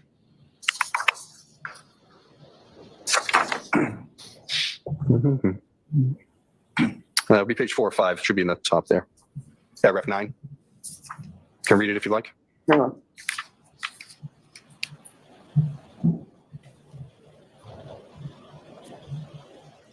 We're finding it. Would you agree with me in paragraph 9, there is nothing that mentions that the accuracy is within 3 feet? From the program? No, I'm asking you about a report that you authored, that you just mentioned to this jury. It's in paragraph Now, 12. I'm sorry. It says, Trooper Proctor and I began to measure. I'm sorry. I wrote, Trooper Proctor and I began measuring the approximate I'm not location. asking you to read it. Okay. You're mentioning paragraph 12 and Yes, sir. you're talking about one particular spot in that, correct? Yes, that is the spot that we All right. pointed on our. Now, with location. regard to John O'Keefe's phone, would you agree with me that it's important to properly handle and Sometimes it secure feels a cell phone awkward. that is seized in connection with a homicide investigation? Yes. Was it important in this investigation to properly handle and secure John O'Keefe's cell phone since he was the homicide victim? I mean, it was. We locked it in a secure evidence lab. All right. Well, you testified that the first time you reported on in your investigation or your evaluation of the location data, that was in your April 24th, 2023 report, correct? Yes, sir. And in that report, you revealed that you looked at his location data using Axiom software, correct? Yes, sir. And Axiom is a competitor of Celebrate? Did you say that? Yeah. And Axiom is relied on by law enforcement across the country? I believe so. And you relied on it here in terms of this issue of the location data, did you not? I use multiple programs, but yes, I use Axiom as well. And regarding the location data that you examined with regard to John O'Keefe's phone, you noticed, or you noted, I should say, that after a period of no speed having been registered for a period of time, John O'Keefe's cell phone started registering movement at 6:04 or 6:15 a.m.? 6:15 a.m. 6:15 a.m., and that's actually 6:15 and 36 seconds, correct? I don't have it in front of me, but I believe that's correct. Sounds right. Yeah. And at that point, his phone registered a speed of 0.0484 meters per second. Just want to confirm. Sure. Is that the second report or the first report? I'm sorry. There it is. Yep. 0.0484. 0.0484 meters per second? Yes. And that's at 6:15 and 36 seconds? Yes, it is. All right. So now, as you were examining that data, sir, you certainly knew from this investigation by that point that when the phone was moving, according to that data, at 6:15 and 36 seconds on January 29th of 2022, John O'Keefe had already been found mortally wounded and incapacitated, correct? From the voicemail message, that's how I was able to. I don't know the exact timeframes that he was found and transported, but I know 6:08 from Ms. Reed's voicemail that the 911 call is made. And they're on scene.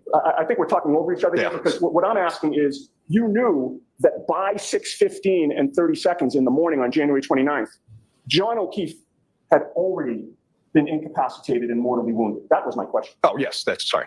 I misunderstood. So you knew from your investigation that meant it could not have been John O'Keefe moving with his phone at 6:15 and 36 seconds, correct? That is correct. It had to be somebody else, correct? Yes. Would you agree with me that once investigators took possession of John O'Keefe's phone, any movement of his phone after that would not help in your homicide investigation, would it? I don't understand. So in other words, John O'Keefe's been incapacitated. Yes. Somebody from law enforcement seizes his phone. Would it help your investigation or the investigation of the Norfolk Detectives Unit to track and record location data on that phone after 6:15 a.m.? Well, it's there. I did look at it. It goes to Canton PD and then later comes to the office.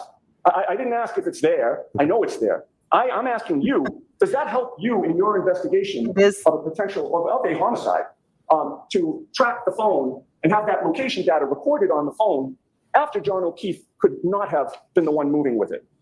It may seem like it's a bad idea to just answer the defense's question, but it's actually a good idea to just answer. There will be a chance to say and redirect.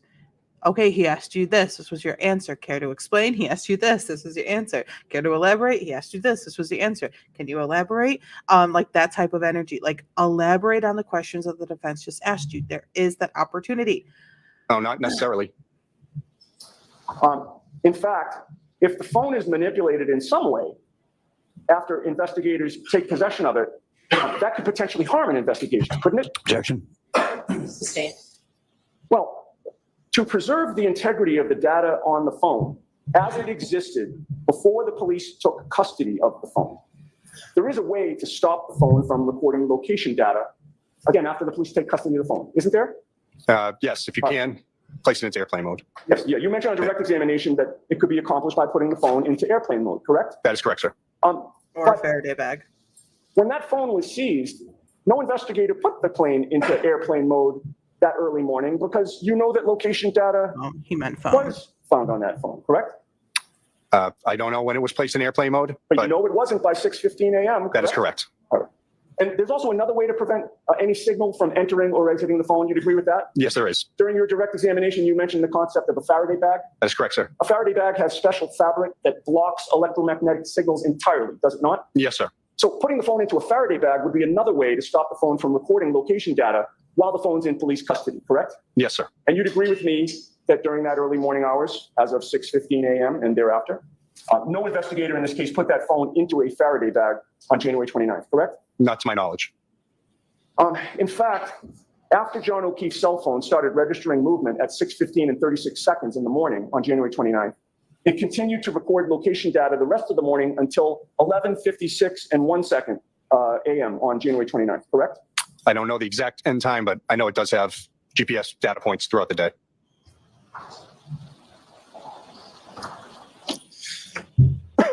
That's not a good look. That's not a good look. And a really fantastic point from Mr. I know it's why. So you would agree with me that for several hours after the police had the phone, it was not put in a Faraday bag and it was not put into airplane mode, correct? That is correct. All right. Now, with regard to the voicemails that you've previously testified to and that the jury has heard and they've been introduced into evidence, you had testified on direct examination that Karen Reed's phone connected to the Wi-Fi at 1 Meadows Ave at approximately 12:36 in the morning. Yes, sir. So you can testify based on that by 12:36 in the morning, Karen Reed was not at 34 Fairview, correct? That's correct. And that was the first of those voicemails that you testified to, correct? That was the I hate you voicemail? Yes, that's 12:37, correct. Okay. And that voicemail and every other voicemail that the jury heard was left after Karen had left 34 Fairview, correct? Yes, sir. And except for the one at, after 6 in the morning, the 4-minute one when she went back, we heard that one. But all the other ones were apparently left when she was at 1 Meadows, correct? I can't speak to where she was, but But she wasn't at 34 Fairview. yes, that's correct. She wasn't at 34. And This one's like, you would agree with me, based on those voicemails and what This is you a know good about cross. them and what we've just discussed, some of that it. Good chunk of it's good.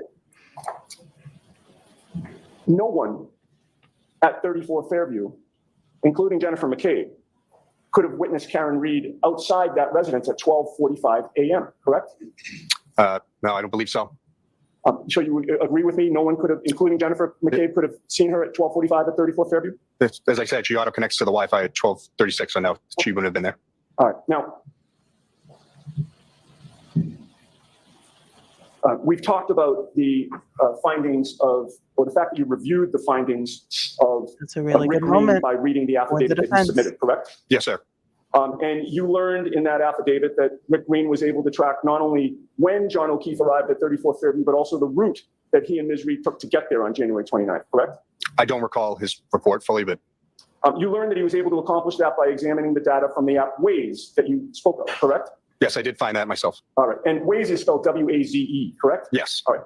And you've previously testified it's a commonly used app for driving directions and navigation. Yes, sir. And regarding your analysis of the phone, you learned that there was Apple Health data from John O'Keefe's phone on January 29th of 2022, correct? That is correct. And Apple Health data can reveal a number of steps that a person has taken during a given time period, as well as whether that person is going up or downstairs, correct? Yes. And on John O'Keefe's phone, you learned that there was Apple Health data that tracked his steps from the time he's seen on surveillance video leaving the Waterfall Bar and Grill and moving forward after that, correct? I don't know anything about the Waterfall Bar video. I just have the timestamp from the phone showing it at around 12:12 Okay. at the Waterfall. And it actually was between 12:11 and 9 seconds, and then ending period of that first time period was 12:21 and 5 seconds? And then you. Oh, yes, from the health. Thank you. Yes, yeah. Okay, from the Apple Health. And the data showed that he took a total of 170 steps between that time period, correct? That's what the phone registered, yes. All right. And regarding those 170 steps, isn't it true that this data from Apple Health signifies that 170 steps took place at some point during that 10-minute approximate time period? No. So is it your understanding that I don't those understand 170 steps all took place at 12:11?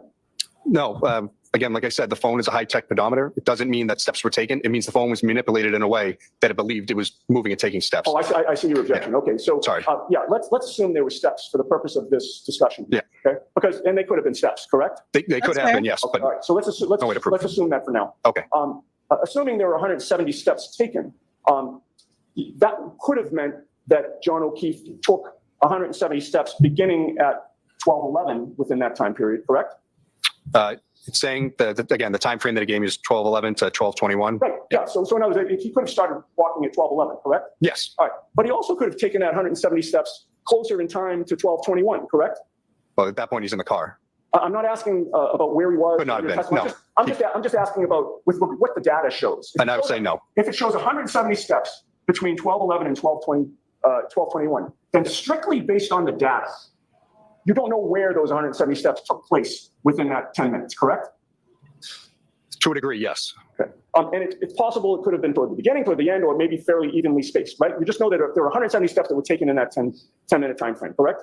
Again, that's assuming that they are steps. Right. And again, I'm asking you from the data itself. Again, the phone says it's steps, doesn't mean they are. All right. Well, the Apple Health data also showed a total of 80 steps between 12:21 and 12:24. Correct. As part of your investigation of this case, were you aware that there was a 12:23 text message from Ryan Nagel to Julie Nagel in which Ryan texted his sister Julie he had arrived at 34 Fairview? Objection. Sustained, you can ask it differently. In any case, you would agree with me that 12:23 is between 12:21 and 12:24, correct? That is correct. And that is the 12:21 to 12:24 time frame where the Apple Health data showed that the user of John O'Keefe's phone took 80 steps, correct? Yes. Now, John The O'Keefe's Apple user Health of data John also O'Keefe's showed that he phone. climbed up or down 3 flights of stairs between 12:21 and 12:24, correct? Yes. And that's the same period in which the data reflects 80 steps, correct? It's off by about 12 seconds. 12:22, 22. That's like 12:24 and 22 seconds was the ending for the stamps, but 12:24 and 37 seconds. Okay, but Yeah. approximately. Approximately, yes. All right. And regarding going up and down those 3 floors, Apple does not provide data precise enough to determine when within that range the 3 floors were transverse, correct? There was a second point at 12:22 and 14 seconds that had specifically on stairs. Okay. And you would agree with me that, and again, assuming that they were stairs as Apple Health data reflects, those stairs could have been ascended or descended toward the beginning, toward the end, or throughout that 3-minute time period, correct? In this case, no, because there's a set point that's in the Cellbrite report that shows it's 12:22 and 14 seconds. All right. Finally, his Apple Health data also showed a total of 36 steps between 12:31:56 and 12:32:16, correct? Yes, that is correct. So I would like to direct your attention to your May 9th, 2023 report, which was the second report that you wrote that we've already referenced, Yes, sir. specifically paragraph 15. Okay. You wrote that O'Keefe's health data in Celebrite shows him ascending, descending 3 flights of stairs at 12:22 and 14 seconds. Did I read that accurately? Yes, sir. And the native locations in Celebrite and the cached locations in Axiom both show O'Keefe's phone location by the intersection of Oakdale Road and Pinecone Road, which is in front of 36 Oakdale, and which is approximately a little over a half mile from 34 Fairview. Did I read that essentially correct? Yes, sir. Do you stand by the statement that he ascended and descended 3 flights of stairs precisely at 12:22 and 14 seconds? I'm going by what Cellbrite has given me from that time point, and that's what I used. Isn't it true that what the Apple Health data actually state is that John O'Keefe's phone went up and down 3 flights of stairs sometime within the time period that began at 12:22:14 and ended at 12:24:37? I can't speak to it. I don't know. This is what, again, I'm looking at the report. This is what the information that is parsed out of the phone is giving me. Right. I'm just asking about the data itself. It gives you that time period and tells you 3 flights of stairs, correct? Yes, that is correct. All right. So assuming that those 3 flights of stairs were ascended or descended closer in time to 12:22:14, which was within that time period, that would still give him time to arrive at 34 Fairview within a couple minutes later, would it not? I'm sorry, the time, Yeah, so we have a time period that you've agreed with, which is 12:24:14, ending at 12:24:37, right? A little over a couple of minutes, like 2 minutes and 23 seconds. yeah, about that. All right. So the 3 flights of stairs, again, just according to the data, could have been ascended or descended at the start of that time period, correct? No. I'm confused what you're trying to say. So you're saying that he's at the house already at I'm not asking 12:22? about the house. I'm asking about the data. No, I know, but I'm asking about when you're saying he arrives in that data range. No, I'm confused. I'm strictly asking you just to look at the data. Yeah. And you agree with me, whenever there's a time period and Apple Health returns either steps or stairs, you can't pinpoint just from the data when they occurred within that time period, correct? Objection. Your Honor, maybe helpful if counsel could refer to which data he's talking about and not just keep saying. I'm All I'm hearing is Apple Health data. I thought that was Do you know clear. which data, Ms. Dean, that he's referring to specifically? I'm slightly confused. I know you said that time frame that I wrote in my report for that 12:21 to 12:24. And then, as I stated before, Celebrate shows a specific time point of 12:22 and 14 seconds when the stairs are ascended, descended. So that's why I'm confused. We're going to get to that, but Okay. I'm not asking you about that. I'm asking you about the fact that there's a time period and you can't place where within that time period, just based on that data itself. Yeah, that's what's recorded and shown to me. So again, that's what it's shown. I Okay. can't say otherwise. Your conclusion was that John O'Keefe could not have been at 34 Fairview Road at 12:22 and 14 seconds because Waze put him on Oakdale Road about a half mile away, correct? 12, yes, correct. All right. And that caused you to disregard the Apple Health data or to attribute it not to steps or to stairs because he was a half mile away between that 12:22 and 12:24 time period, correct? Yes, I attribute it to movement. All right. So I want you to assume for a moment, Trooper, that John O'Keefe's phone location actually showed him I wonder on what type Oakdale of Road movement. 3 minutes earlier at 12:19 a.m. If it's Okay? not You have stairs, that in mind? You is it okay? like All right. With that assumption, would you agree someone with just like me taking their that the Apple phone? Health data about him taking 80 No. steps and climbing up or down 3 floors at 34 Fairview Road would make more sense? Objection. Sustained. Were they, May we approach Ron? Sure. were they partying in the car? Like, were they like raising the roof and they had their phone in their hand? I want to know all the possibilities that could happen. I'm telling you, they need to change. They need to switch. Good hand placement, Karen. Good hand placement. Thank you so much. Appreciate it. I just have questions about I have a question about your phone thinks you're climbing up or ascending or descending 3 flights of stairs. What are you physically doing with your phone if you are not actually ascending or descending 3 flights of stairs? I just want to know. Because I don't know. And I think that someone should tell me what it is. Tell me what it is. All right. We're back. Sir, are you aware that apps on an iPhone may pull data from 3 different clocks when they're timestamping location data? You mean like Mac Absolute Time or Apple I'm Cocoa asking Time? you. Are you aware? Multiple timestamps that are in an iPhone, correct? That's not my question. My question was, are you aware that an app on an iPhone may pull data by choosing from 3 different clocks when it timestamps location data? Yes. What are those 3 separate clocks? Depends on the program. It could be Mac Absolute Time. It could be the Unix Epoch Time. And sorry, there's like 2 others. I don't remember them all off the top of my With head. regard to John O'Keefe's actual iPhone, did you research what clocks were available for apps to pull data from? No, I didn't. Are you aware that those 3 clocks can vary in time? Yes. Sometimes for a matter of seconds. What do you mean? So In other words, the 3 clocks could be seconds apart, correct? I would have to see the data. And you would agree with me that sometimes the clocks could be off by 3 minutes, correct? No, again, I would have to see the data. May I approach? Yes. Mr. Lally, did you get a chance to look at that?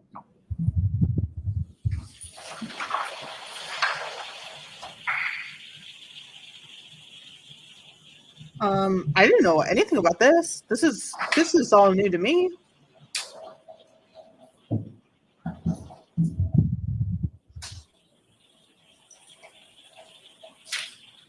Okay, Trooper, I'm going to place this before you and ask you to review it, directing your attention specifically to what is marked process 3434. Okay. Process 3434.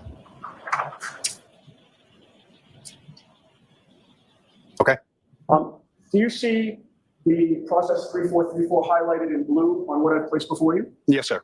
And with regard to the right side of that exhibit, do you also see process 3434 with more information on the right side?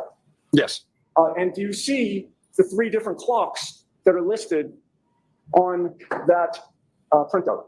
I do. What are those three different clocks? Sorry, it's a bit blurry. Monotonic date time, baseband date time, and then display date time. And looking at Sorry. that. No, I have to go everybody- back and get those Time. words. Sorry, it's a bit blurry. Monotonic date time, baseband date time, and then display date time. And looking at that, anybody, do you recognize that as being information that is available from John O'Keefe's phone from the extraction? Yes. I would offer that as an exhibit, Your Honor. Any objection, Mr. Lally? No, Your Honor. Okay, I learned. What are we going to call that, Mr. Unity? How are we going to refer to that? It could be called, a printout regarding 3434. Okay. Or printout from John O'Keefe's phone. 640. Thank you. Thank you. Now you have exhibit 640 in front of you, sir. Looking at 640, is it clear to you that those three clocks were not in sync regarding that one process number? Yes. In fact, the monotonic clock regarding this particular Waze artifact from John O'Keefe's phone says 2:22 a.m., while the baseband and display clocks have timestamps 3 minutes earlier, correct? Yes. So if there's a 3-minute difference between the clocks, well, strike that. Do you know, with regard to that 2:22 a.m. location data on Waze, do you know which clock Waze was using for that? Or the iPhone was using with Waze? I don't. Didn't look through Axiom. I was using Cellbrite for that. Okay. But certainly that would have been available to you had you looked at it, correct? Well, the artifact you show me is from the power log. It has nothing to do with the GPS, so it's not correct. You could have looked at that exhibit, right? Yes, The information in that exhibit to see the three different clocks, sir? Yes, but I can explain why this is incorrect. Maybe Mr. Lally will ask you. Sounds Right. good. But you would agree with me if there's a 3-minute difference between the clocks and you don't know which clock was used to put John O'Keefe's phone on Oakdale Road at 2:22 a.m., that could explain. Let me just It's not 2:22. No, I know what you meant. Mr. Jackson, thank you. I'm sure everybody else did. With regard to the 3-minute discrepancy between the clocks, and you said you don't know which clock Waze was using to put John O'Keefe's phone on Oakdale Road at 12:22 a.m. That could explain the discrepancy between the Apple Health data and the Waze data, could it not? No. But as you sit here today, you don't know whether Waze was relying on the baseband, display, or monotonic clock, correct? Again, can't be used for that. Now, you're aware that Jennifer McCabe signed a consent form on February 2nd of 2022 for her cell phone to be imaged? Yes. And a full forensic extraction was performed on that phone sometime shortly after February 2nd of 2022? I don't remember the exact date. I didn't download her phone. But in any case, you generated a Celebrite full file system extraction report on May 31st of 2022, correct? Yes. And you were aware that that Celebrite report was the one that was turned over to the defense in this case, correct? That is correct. But you'd agree with me that that extraction report didn't contain anything Still close here. to the full file system, despite the name on it, correct? It did. Well, that report was filtered to return only Jen McCabe's communications. So a little chit chat about what's happening right now. We had, I don't know what the last thing you saw, Ronnie, was. We had our ruling from day 27 on day 28. We had Andrew continued, and then we went on a break. And then there was a Commonwealth moved to admit a Google search made from Karen after Trooper Proctor gave her a phone call when Karen was looking for an attorney. The Google search was Karen looking for an attorney. The jury was not in the room for that, obviously. And then we are back to this witness. We are in cross-examination now. Mr. I is going hard. Mr. I, we know it's why. Mr. I hit him with the flabbergasting, like I'm gonna I'm going to speak loud. I'm going to speak really clear. I'm going to speak really strong. My tone's going to be super powerful, and you're going to be a little confused, and you're going to get flustered, and you're going to get frustrated. And then I'm going to basically kick you when you're down. Like I'm gonna feed off your weaknesses to just build doubt with the jury, and classic Mr. I. Karen Reed, Kerry Roberts, John O'Keefe, and Kaylee Furbridge, correct? That is not correct. Did Michael Proctor instruct you to pull only those communications? Objection. You didn't seek to obtain any of Jennifer McCabe's communications with her sister, Nicole Albert, did you?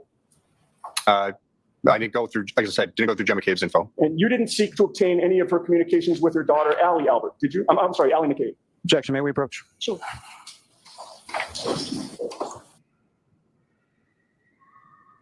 All right. We're doing a little approach. You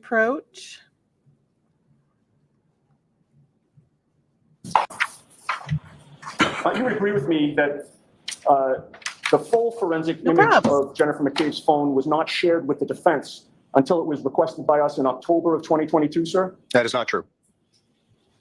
When you wrote your report on April 24th of 2023, in response to an affidavit provided by Rick Green, the defense forensic computer expert, it was in that report that you finally disclosed for the first time the existence of 3 Google searches by Jennifer McCabe, correct? Objection. All right, so ask that differently. Prior to April 24th of 2023, you had not reported in any formal manner with anything that was shared with the defense about the existence of 3 Google searches by Jennifer McCabe, correct? I never looked at Jennifer McCabe's phone.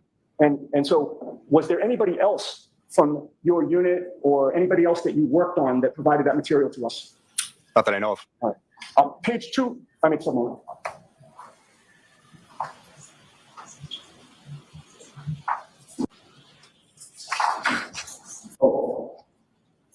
Your Honor, we don't have a printout, but I have it on a. So don't approach the witness with that? Okay, show it to Mr. Lally first.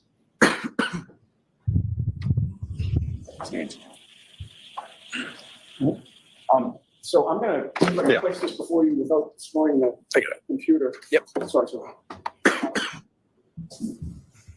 You take a moment to familiarize yourself with that. Do you understand, or can you tell the jury what that is? Yep. This is you could put it in a PDF. This isn't one I gave to you. This is a PDF version of the UFED reader report that I gave. So I gave a portable Cellbrite version to you. This is a copy of it, and I will not testify that anything in this is correct, because this could have been filtered. But your name is on there, is it not, sir? Yes, it is. All right, and what's the date? May 31st, 2022. Thank you. Yeah.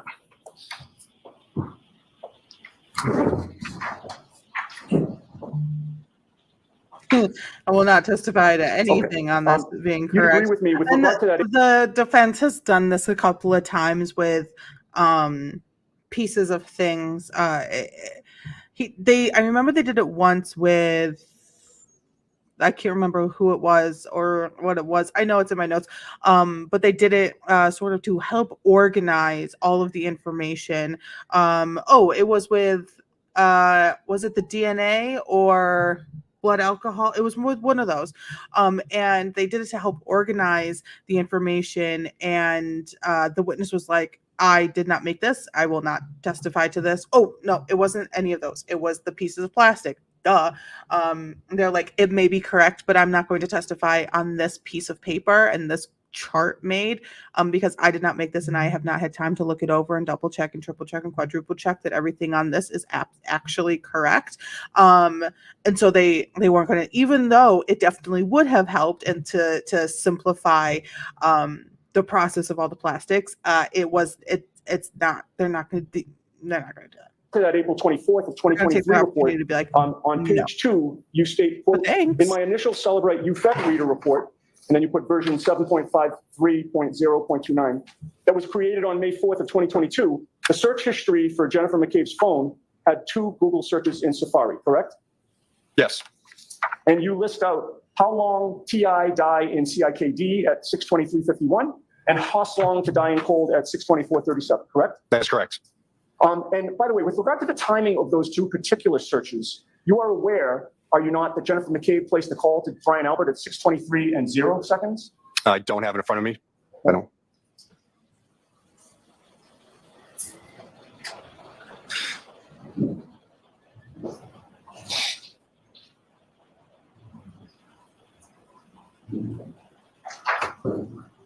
So I downloaded this game that I've been wanting to play forever. It's called Supermarket Simulator, and it's exactly what it is. It's on Steam.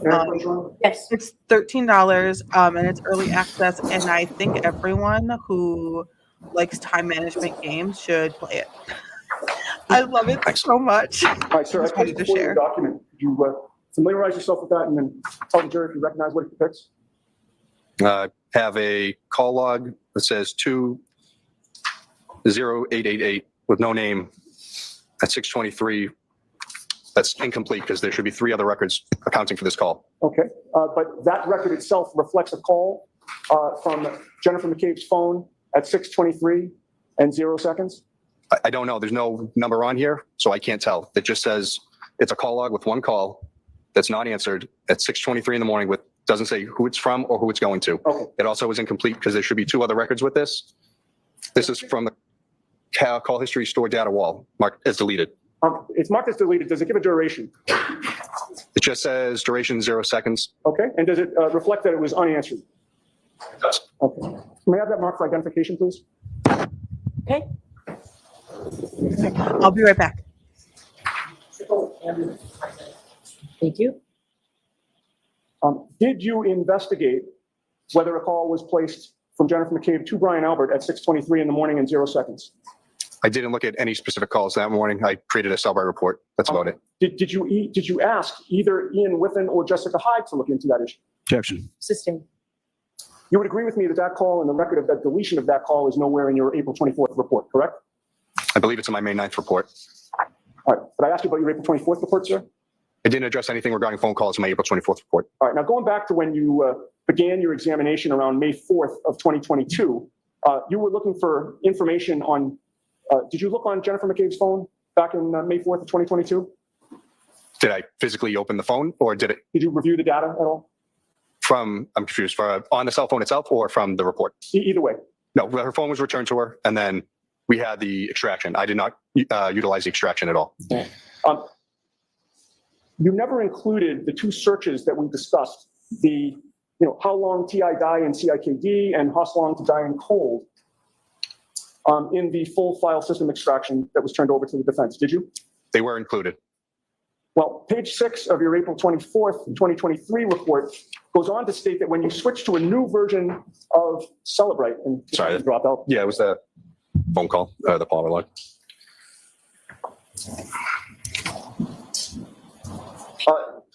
Page 6 of your April 24th, 2023 report says that when you switch to a new version of Celebrite Physical Analyzer, which was version 7.61.0.12, you found an artifact from the browser state DB wall file for a Google search of Hoslong dying cold at 2:27 and 40 seconds, correct?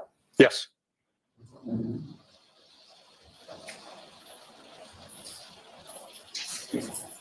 May I approach? Yes.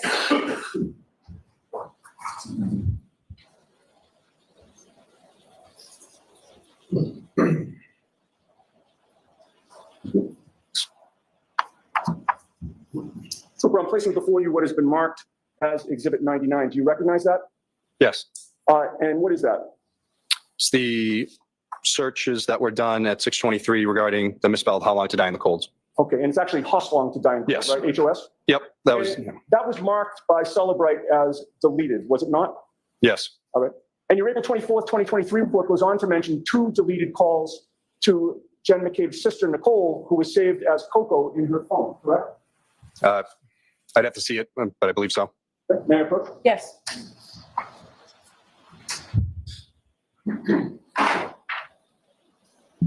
Thank you. Showing you what's been marked Y for identification. If you familiarize yourself with that and look up at me when you're done. Okay. Does that show the 2 deleted calls to Jen McCabe's sister, Nicole, who was saved as Coco in her phone? I don't know who it's coming from, but it does say it's going to Coco and then again, coming from wall files, correct. All right. And your report doesn't mention it, but what was the duration of those 2 calls according to that log? On this sheet here, it says 9 seconds for the first one and then 7 seconds for the other. All right. And those calls, both of them, which actually had durations, were marked answered by Celebrate, correct? Yes. May I offer that, Your Honor? Can you both? Objection? I believe it's already in, but I'm sorry? I believe it's already, Wi-Fi identification. no, I understand. I believe Ms. McCabe's phone calls and all of that is already marked as an exhibit months ago. Your Honor, I don't think there's any harm in marking this, and I want to display it. All right, I'll let you display it. If it's already in evidence, I just don't want duplicates. I understand. So what I'll do is I'll let you display it, and then, Mr. Lally, at some point you find where this is, and we will mark this like A to whatever Okay, the that makes a lot of whatever the number is. Thank you. All right, Mr. Bates, if you could display what was marked Wi-Fi identification. And, Trooper, with regard to what is displayed on the screen now, is that consistent with what I had just handed to you? Yes, it is. All right, and with regard to the first entry there, you had stated that it doesn't say,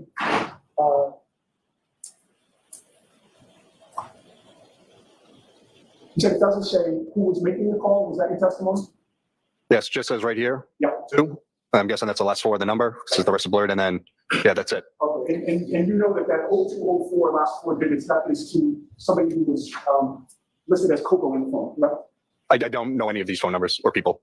But you previously testified these 2 calls were somebody who was named Coco in the phone. Oh, yeah, from the sheet you gave me that shows it. And the time of the first call was 6:07:42, is that right? That's correct. And you testified that that's the one that had the duration of 9 seconds, Yes. listed as answered Correct. and deleted, correct? Yes and no, and I can explain if you'd like. It's listed as deleted, is it not? There's a reason why. Is it listed as deleted? It is, but there's a reason why. With regard to the second call, that appears to be to the same number, or at least the same last 4 digits. Yes. And in the sheet in front of you, that's also to Coco, correct? Yes, And that has a timestamp of 6:08 and 17 seconds, correct? that is correct. That also has a duration, and that's of 7 seconds, Yes.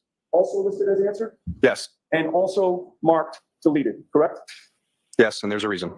And are you aware that Ms. McCabe made other calls that morning, which were in fact marked unanswered by Celebrate?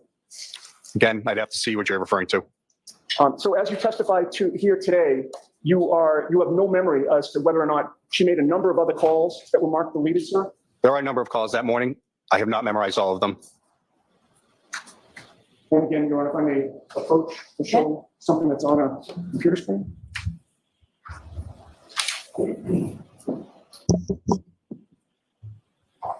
Thank you. Got it. Okay. I've placed before you what appears to be a PDF document on a computer screen. If you familiarize yourself with it and look up at me when you're done. Okay. What does that appear to be, sir? An incomplete PDF of the call logs from whoever's call log this is. Okay. And do you see in that PDF that there were a number of calls that were marked unanswered by Celebrate?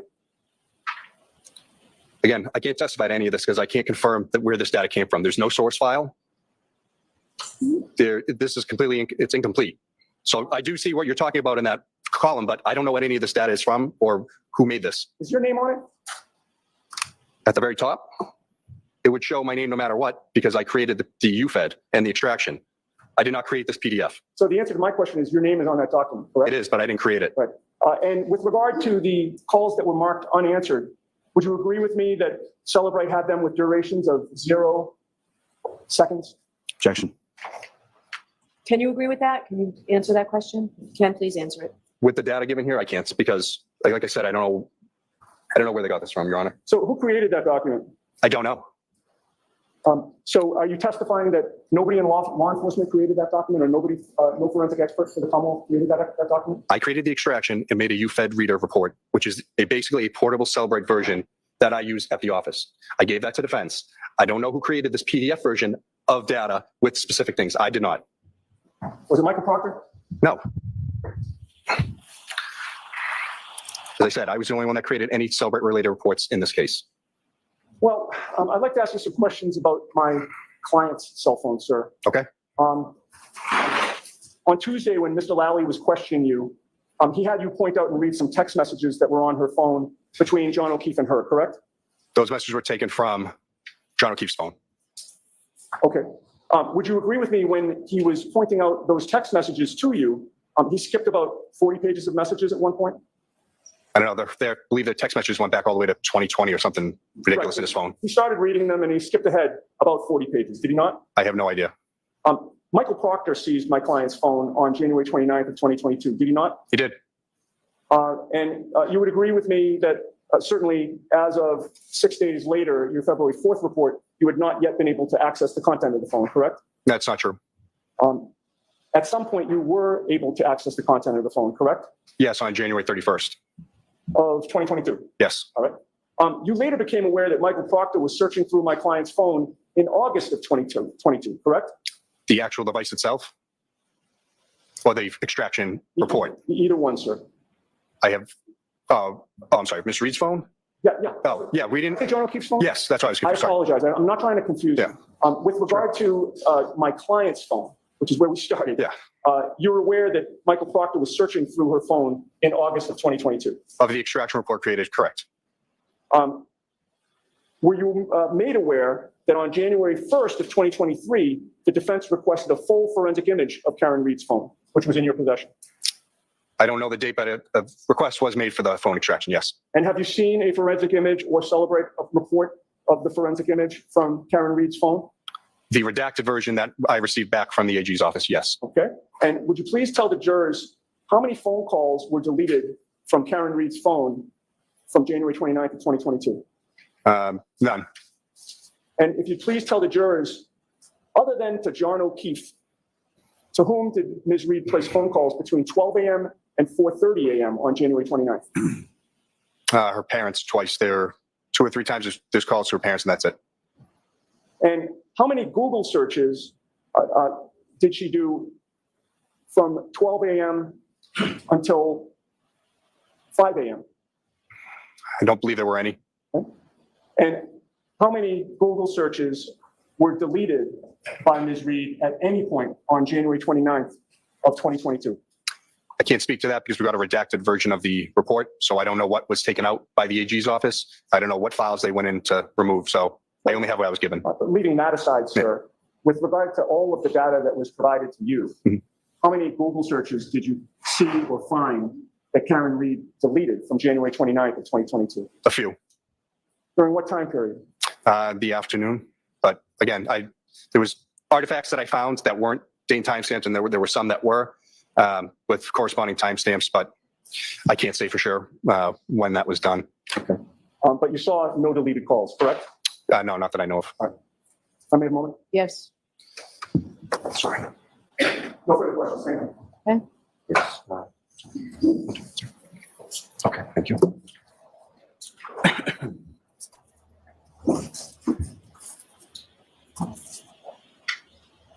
Mr. Pedrino, you were asked about qualifications as far as certifications that you received in prior trainings, correct? Yes. What are some of the areas that you received certifications? Cell phone report creation, extraction, cell phone repair, the Berlin Motor Vehicle Forensics, advanced database, the class called CASA, but it's a Cellbrite-made class that goes deeper into the database searching, SQLite programming to write code to do your own searches, things of that nature. Now, at any point in time, did Trooper Proctor ever tell you that he retrieved Mr. O'Keefe's cell phone directly from 34 Fairview Road? No, he didn't. Is it your understanding, or subsequently did you learn that Kerry Roberts actually recovered the phone from under Mr. O'Keefe's body, from the grass under his body at 34 Fairview Road when he was placed onto a scoop stretcher? I don't know who recovered the phone that morning, but I know. I'll allow it. I don't know. Your answer is you don't know who recovered it? No, I just know that it was found underneath his body and then taken to Canton PD. Now, with regard to that, as far as the location data post 6:15 a.m., what, if anything, did you observe in reference to that? There was some intermittent native locations that showed at the Canton PD. It's there for a handful of different points, and then it shows it back at our office when I put it into the digital evidence lab, powered on to plug in. You received the phone from Trooper Proctor with that either in airplane mode or a Faraday bag? I don't remember offhand. But there were no locations or GPS locations that you observed from the phone from that approximately 11-something a.m. until you retrieved it or received it, excuse me, at 7:30 p.m. on the 29th? There's, like I said, there was only the handful that showed it at Canton PD, and then when it's back at the office that night. And then if it wasn't in airplane mode, it would have been something I would have done. So I don't remember if Proctor did it before he gave it to me or if I did it after. I Now, wish the other there was a troopers note in of your that, unit, of how in the you detective received unit your with more phone. DA's office, are they as well versed on cell phone extractions and cell phone data as you are? No. And so again, how many people within your specific unit actually perform data extractions or forensic analysis of cell phone? Myself, Trooper Connor Keefe, and everyone has been trained in how to use Cellbrite and to do these extractions. They all just sort of dump them on my desk and say, do this phone for me. So. Now, as far as what you provide Gross. to one of the investigating troopers, such as Trooper Proctor, can you explain to the jury sort of that process of what if any differences there are between what you're looking at as far as the device when you're extracting the information and what you provide to the trooper? So when I plug into Graykey or Cellbrite or whatever tool I'm using to extract the data, it creates that zip file, and then I open it up in Cellbrite or Axiom. The guys are only trained in Cellbrite, so that's what I open the extractions initially in for them. If there's something that we find that they don't understand and that I want to look more into, I'll load into Axiom as well. But that's normally how it would go. Now, is there any way from the version or the extraction that you provide to the trooper, is there any way for that or any trooper to change or manipulate that data from what is initially contained on the phone? Well, in essence, you could, but you'd have to go in. So once I create like that UFED reader, which is the portable case, you would have to go into the folders and then delete stuff, which would change all of the data. And then when I would load it up later, it probably wouldn't work right. But that's why we save the encrypted extraction onto the server. So if anything ever messes up, we can go back and reload it, and I can create whatever reports I need with it. And so from your review of the data in the phones in this case, what, if anything, did you observe in regard to any manipulation of data or deletion of data or removal of data from what you observed? From the encrypted files that we have, none. And then we didn't have passcodes for the phones for John O'Keefe's until the 31st. And then again for Miss Reed's until, like I said, August, once the program was able to open it. Now, you were asking questions about Mr. Green's affidavit. Following your review of Mr. Green's affidavit, what, if any, steps did you take in relation to what was indicated in there? So as I said, I didn't really go through the phones much when we first got them. I don't know everything about the cases the investigators do. So I got his report and I went through it and basically just went step by step. So he says, this happened. I went to confirm it. If it didn't, then I need to find out why he was either incorrect or slightly off and either just completely wrong or just misinterpreted the data. And that was it. And in addition to yourself going through some of the data, who, if anyone, did you contact to assist or to also, in addition, go through the data specifically as it related to the searches for Mr. Case? So initially, when I first found it, I spoke with Chris Vance of Magnet Forensics. He's their head technical guy for Axiom. He's like their forensic specialist. So he was at the cybercrime conference. I brought him. I'm going to allow this. I brought the extraction there and I said, hey, this is what I'm seeing. This is what it parsed out. Why are we seeing it marked this way? And he goes, well, first off, you have to look exactly where it's coming from, the browser state.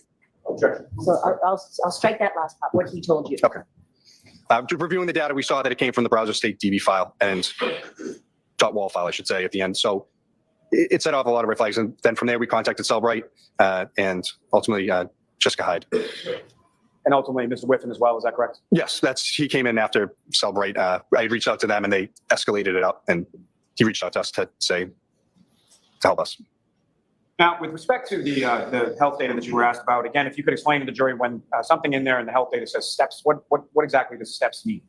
As I said before, the phone is seeing movement. Doesn't necessarily mean you're taking steps. If you have the iWatch paired to it, you're going to get a greater level of accuracy. And I would be more apt to believe that steps are being taken because it's going to also bring your heart rate. So if you're taking a large amount of steps, it's going to correspond. Not the iWatch. Now, you were asked a lot of questions on cross-examination about just the health data and just the health data. Why is it that you would look beyond just the health? Well, you have the GPS points as well as the health data. We're trying to look at everything together as a whole. You take one artifact and say, well, this means this, but you could have 5 others that disclaim it. So that's why we look at all of this stuff. Now, from that same information, as far as the GPS data, that indicated that Mr. O'Keefe's phone arrived at 34 Fairview Road at 12:25 a.m., correct? Yes. Now, as far as the clocks or the 3 different clocks that was presented to you, this is now the mark for identification, you indicated that those were not accurate, is that correct? Well, the file that it's coming from is not accurate. So it came from a power log file that's the database it pulled from. So it's telling you the power of the phone. So when I looked at that, that also shows the battery level. And that's how I was able to show that or C, I should say, that John O'Keefe's phone never turned off. It dropped down to about 17% battery level. From being under his body, it was actually saved it from dying overnight. Then it also shows the timestamps of when it gets plugged in and as it goes up. That has 3 different timestamps. That's what that is from. That is not when Waze is started. That is not when the address is put in. That is strictly for the power log. There's nothing to do with anything else.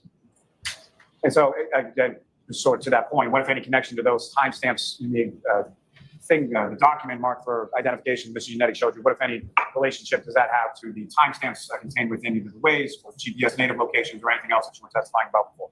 It's literally showing that Waze has been opened and that it's pulling power from the phone, and that is it. That is nothing else. I want to go with back to regard his to you were asking statement. questions about Ms. McCabe signing. I want to go back to his statement about the phone being under his body saved the phone from dying, like battery wise. I would like him to explain that because why did it like block signals that would like continue to run the battery? I don't know. Was it like a moisture thing? Like if it got covered in snow, it might die, or was it keeping it warm and it wasn't getting cold? But like, I don't know. I need Sent more for extraction on information February about 2nd, 2022, correct? Yes. And Ms. Kerry Roberts, she did the same on the same date. Is that also correct? Yes, I believe so. Now, the entirety of those extractions from both Ms. McCabe's phone and Ms. Roberts' phones, those were both provided well in advance of the dates the council was indicating, correct? That is correct.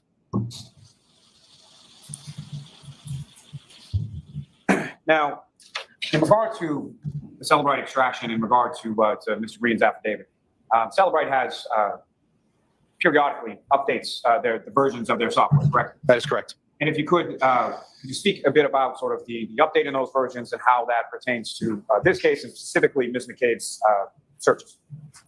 So the initial report that I created with version 7.53 did not have that item to be able to be taken out. I was told by Celebrite that 7.55 was the version that was enabled. Mr. Green used version 7.61. So that's why it presented itself then. Can I just stop you there for 1 second? The version that Mr. Green used, was that available at the time that you did the initial extraction? No, it wasn't available for like a year later. It was like 10 upgrades later. Sorry, sir, continue. So again, he did the extraction, he looked at it, finds this artifact that's parsed out, and then I had to go back in and scramble to say, well, why didn't I see it the first time when that report, why didn't it pull? So I reloaded the 7.53 version, it's not there. And then when I loaded it to 7.61, it is. So there's just an issue with the software at the time. So, sir, with regard to those Google searches, what, if any, opinion do you have as to when those Google searches were conducted? When Ms. McCabe told us that it happened at 6:23 and 6:24.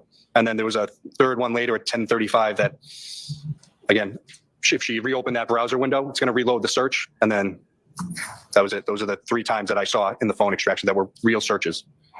And why is it that it's your opinion that they occurred at 6:23 and 6:24 in the morning and not 2:27? Well, it's physically impossible to search 2 things at once. Her phone, she's searching the Dodgers basketball at 2:27, and then she's searching It's Raining Men and a few other things on her phone, listening to music. And I think then she goes to bed a few hours later. So I was told as the defendant asked her to search for those terms, that's when we believe that they were done. How's as the far weather as, there? All files are write-ahead log. Having things listed as deleted, if you could just speak a little bit more about that as far as why would something be listed as deleted in a wall file? What does that mean? Again, the user has no input on how a wall file is deleted. It's an automated thing that the database does to clean up. It auto deletes after either programs are closed, it reaches a max data allotment for that page. That is it. And that would include any sort of call log history that was contained in the write-ahead log of the wall file as well? That is correct. And so what, if any, opinion do you have as to those phone calls that were shown in relation to the contact listed in Ms. McCabe's phone as POPO, as far as whether or not they were user deleted? Well, again, what the defense showed me was a limited thing. I know should be 2 other locations that phone call was listed from looking at it myself. So I don't know why they gave me just the 2 deleted things, but there should be other spots in the database where that phone call was there. So I don't believe that it was user initiated. It was phone initiated. And that's in reference to the write-ahead log, sort of first in, first out as far as data that comes in. Is that correct? That's correct. Now, again, as far as your unit was concerned, you were the only one who created any Cellbrite reports in relation to any of the phones in this case, with the exception of the defendant's phone that was created by the Attorney General's office following their extraction of privileged material, correct? Objection. So objection is sustained as to the form. This seems a good place to stop. So jurors, we'll take the luncheon break. There is a chance that we may be able to go a full day tomorrow. So just think about that at lunch. If there's any emergency that would prevent you from being able to go a full day. Sir, it's closing it up. We'll leave on the chairs. All right. Well, all right. Okay, so this is Thursday court, and Friday will most likely be a full day. So today, which I think it is, because I think I saw that was still live just a little earlier. So I am going to stop it here once everyone leaves. You are muted. Raylene. I'm going to stop it here just because that's enough. We did a lot today. Nope. Hey there, Karen Reed. Trial. No, I'm not. Stop it. You're always yelling at me. So we're gonna stop it there. But let's just do a little roundup of what happened today, because a lot happened today, which has been a span of 3 days, half of a day, another day, and then the first half of Thursday. We've covered a lot. So let's just do a little quick.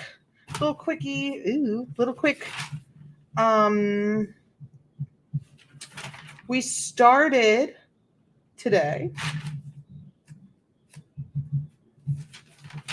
with what did we start?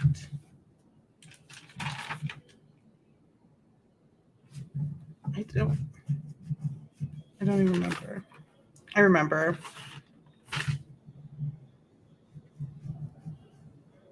I don't even remember. Today was big. I know. I don't think I did my notes right.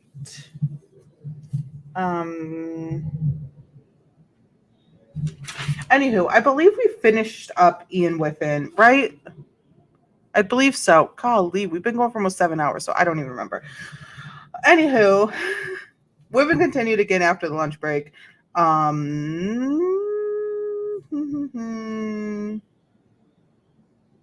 Oh, and he demonstrated the live connection between his software that he made, which was the ArtX and the live connection of the phone to show like how the website. So if you're like in Safari and you put it up and like you pull it up and you're like type it in, right, and you search something, it's not going to show up until you even like close from that version of the iOS that they were using. That was what happened. That's what I remember. I'm remembering things. I have so many pages of notes just from today that we covered, which was a lot from the actual world of coverage. Let's see. Then we had a cross-examination. Which was basically like, what was your assignment? Like, what were you asked to do? Spontaneous deletion was a new term for him. I guess I do still have some, I don't want to say confusion, but like some not knowledge of the difference and why, like the reasoning why the phone would randomly delete random things and not start with the old and work its way up to the new, you know? But I'm also, I don't know computers, so I guess that's a thing. And then we started with Nicholas Guarino, who is still on the stand, right? It's still him. Nicholas or Andrew? Did I say Nicholas, Andrew? I think it's Nicholas. I wrote down Andrew again. Same last name. He is a cell phone computer forensic analyzer. He covered so many things about the infotainment system, Burla, and then how he finally pulled the chip from the infotainment system from Karen's car. it was all the things. We went through text messages, and when I say text messages, it was actually Facebook Messenger messages back and forth between Karen and John. It was not all of them. There were sort of sections of them. We did skip through a lot of them, and I don't believe that was up to him, and I don't think that was necessarily up to Lally. I think some of the things were, like from the district attorney's office, left out, not necessarily up to, like, it wasn't necessarily Lolly's decision ultimately, for I guess maybe more personal things left out. It was conversations. There was some really icky conversations between Karen and John. You really hurt me this time. John sort of saying the sentiment of like, I will always be the bad guy. And how Karen says like, oh, he's like always, for when it comes to everybody, he's always going to be the bad guy. And how Karen says like, I'm not the same as everybody else. She's like, I'm trying my hardest, like physically, like I'm falling apart, trying to get answers and help, which was a big message. At the time, she was trying to get answers for her health, trying to get help for her health. She's been through a lot of surgeries. She's been through a lot of processes to get diagnosis and all the things. She has MS. I think a brain tumor. Like, there's so much going on. It just felt strange. Then later in the day, she's like, I feel shitty from all the things that happened today. It stung, like what you did and what you said. John apologized. Karen asked him, like, are you into someone else? Like, is there somebody else? Are you done? Like, are you interested in someone else? Because if so, I'll back off. Like, you don't gotta worry about me. I'll peace out, but you gotta let me know. Like, you gotta say it, because clearly if she's asking if there is somebody else, and her saying there is, see you later. If you're not in it, I'm not in it. But I'm in it type of energy. Like, I'm in it. I don't know. The messages was a thing. I have to like process that conversation. I also don't know their tone. I don't know how they normally speak to each other. I don't know the full context to this conversation. So there's a lot of factors at play. And John basically was like, there's so much is going on. I'm just not as quick to be all lovey-dovey. And then John said, stop. Oh my God, stop calling, because Karen was giving him phone calls. Karen was blowing up his phone. And he's like, I'm not going to talk right now. Like, so-and-so's here. Like, I'm doing this. I can't talk right now. I'm not doing this right now. Then John eventually does call Karen back on the 28th. They have conversations about, like, later that evening, the snowstorm, all this stuff. Day 27 was a day of voir dire. It did not go as long as we all expected. And I think the lawyers liked that. The lawyers were good. It was a very interesting day. So it started with a violation of reciprocal discovery obligations regarding Dr. Russell. The defense was like, hey, is it a violation of reciprocal discovery? Because all these other things, like, they've done, like, they gave us like a surprise witness. So Jackson was not prepared to voir dire about opinions that Dr. Russell came to, like her scientific conclusions, just about like her background, her education, her career. And Jackson has continued to get discovery from Commonwealth throughout the trial. So throughout the entire trial, the Commonwealth has been handing over more discovery. And so Jackson's like, how is this a violation of reciprocal discovery obligations when all the things that they are doing isn't? And we got confirmation that Mr. Jackson will not be calling Jen McCabe back to the stand. I actually had a conversation with somebody about this yesterday. Who was it? Was it with my boyfriend? Might have been. That I was like, I think they might call Jen McCabe back to the stand in the defense's argument. in their case when they're presenting their case. I was like, I think they might call Jen back. I think they might call Jen back. And yes, this is confirmation that they won't, but I don't know. I feel like it's still on the table that they might call Jen back. Mr. Lally hit them with his rebuttal, and then that Mr. Jackson was going on a little bit about Jen and the interview and Tully, and after Jen was on the stand, Tully had her watch a video and all the stuff, and there was a report, and it was like, what is happening? What do you mean? Like, we just put this witness on the stand. How are you still pulling her in to do some investigation? Tully, like, what do you mean? And so Lally said that Jen was asked one question by Lieutenant Tully after she testified, and it was about a video, or like she had to watch a video and was asked one question. The first time that the Commonwealth heard of Mrs. Russell was May 20th, which was 3 days after Jackson heard of her. So Mr. Jackson was informed by someone at the LA District Attorney's office out in California. I don't know exactly which one it was. I didn't write that down. He got a text message from a friend. He reached out to that friend to put them in contact. So Dr. Russell contacted the DA's office. Someone from the DA's office reached out to Jackson and was like, hey, here we go. And apparently the judge asked Jackson, hey, how did you come across this person? Did they reach out to you or did you reach out to them? And Jackson was like, nope, I didn't do either. It was through a mediary. Someone else put us in contact.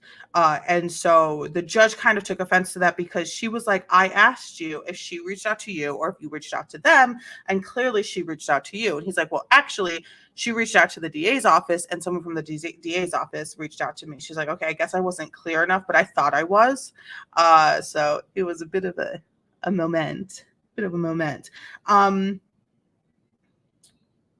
So, and the judge stated that the violation of Rule 14, that there's a full disclosure of all something. I can't even read my notes. The Commonwealth can ask anything in this voir dire. This is still referring to the voir dire. The Commonwealth can ask anything. If the defense doesn't like it, they don't need to call her if she's even allowed to be called. So that was the energy that went into the voir dire of Dr. Russell, who the voir dire happens. It's questions for the judge, for the court, without the jury, just in case you don't know. And then Mr. Jackson wanted to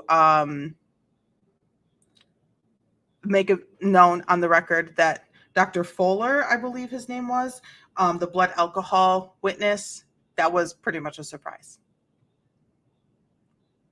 So what are we doing here? Like, what do you mean? And he's like, I didn't throw a fit. We took it down the chin. We scrambled and we dealt with it. I didn't throw a fit. And so it's very much like, wah, Commonwealth, the little baby crying, like tattletale type of like energy. Like, what are you, like, why are you crying to mom about? Like, get over it. Like, you did the same thing to me like 3 times last week and I didn't do anything to you. It's kind of childish, but it's also really fun to watch. So there was a direct examination from the defense team for Dr. Marie Russell, who was the emergency forensic pathologist, etc. She based a lot of her work in her past was work on animal attacks. So there was a lot of that there. And she is going to I already talked about that. Mr. Jackson put it on the record that the exclusion of this witness is the highest point of punishment. And then I made a note that Jackson is mad and judge is sassy, because that's exactly what was happened. Mr. Jackson was mad and the judge was being sassy. Rule 14 requires a sanction, punishment for withholding evidence. And so Mr. Jackson was like, so you're going to punish us, but you're not going to punish the Commonwealth for withholding like an entire witness showing up. It's all thing.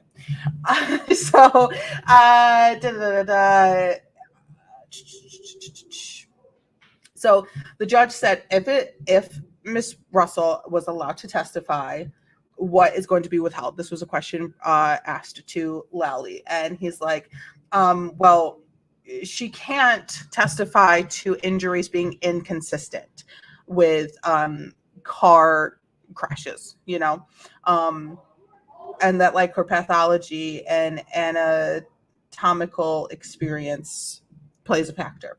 And Jackson was like, okay, yeah, no problem. I got it. Awesome. Well, we're good with that. And the judge was like, well, I will rule on this on Thursday. Then they did a voir dire of Dr. Wolf, who was good to go, who is the an accident reconstructionist. No issues there. There was an issue with Dr. Andrew Rentschler, who is a bioengineer reconstructionist, like biomechanical human body action happening reconstructionist at ARCA, I believe. ARCA, ARCCA. And so injury causation, biomechanics, they work with the military, they work with the NFL, making things safer, all those things. They were crossed by the Commonwealth, et cetera, et cetera. And the judge asked, were you asked to determine how the injuries occurred on like the head and the arm? And he's like, yeah, that was part of it. And then she went through like him testifying in other courts in Massachusetts throughout his, because he's testified a lot.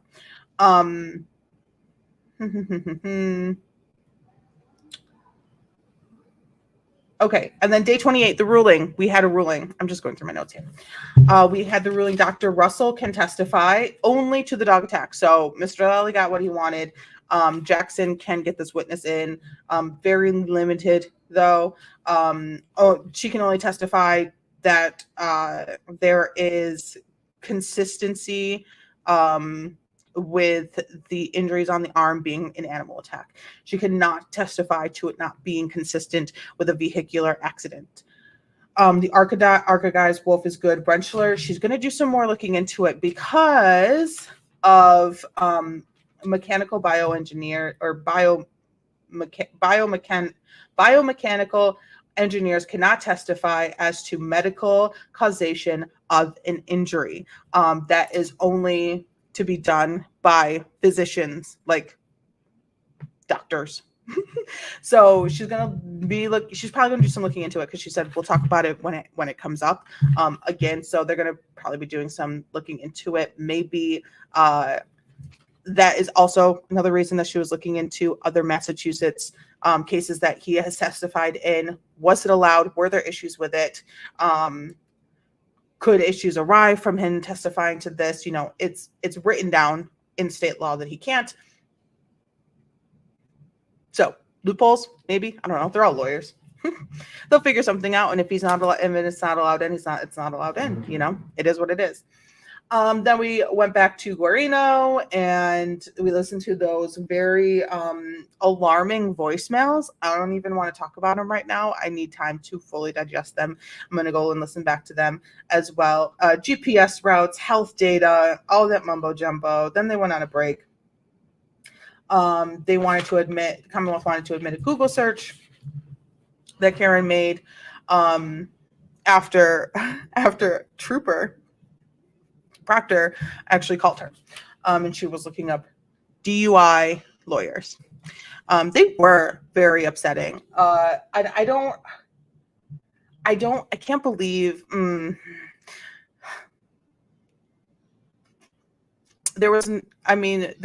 there really was no way for the defense to be like, okay, so why are the voicemails like this? This isn't the witness to do it with. And like I said, when it happened, I don't know what witness is going to be next to have that conversation with about those voicemails. I'm the only person, in my opinion, that would be able to answer the question about those voicemails is Karen. And I don't think she's going to take the stand. I don't know. We'll see. There was the cross-examination of Greeno and a lot of time conversation. So, 12:11:09 to 12:21:09, steps at the waterfall, da da da da. The health data, the GPS data, a lot of times. And I feel like someone on Reddit has probably already made a diagram of like health data times, GPS times, phone call times. So I'm probably going to see if I could find one of those. And then, kind of double check things. We talked about the clocks. Guarino was very adamant that the 3 or 4 different clocks that are associated with an iPhone would not play a factor at how health data and GPS and Waze data would not be synced. So he was very stern about that. He was like, nope. The defense did try to show him some things and on a laptop, and he was like, that's not going to fly with me. Thank you. Now we are in redirect.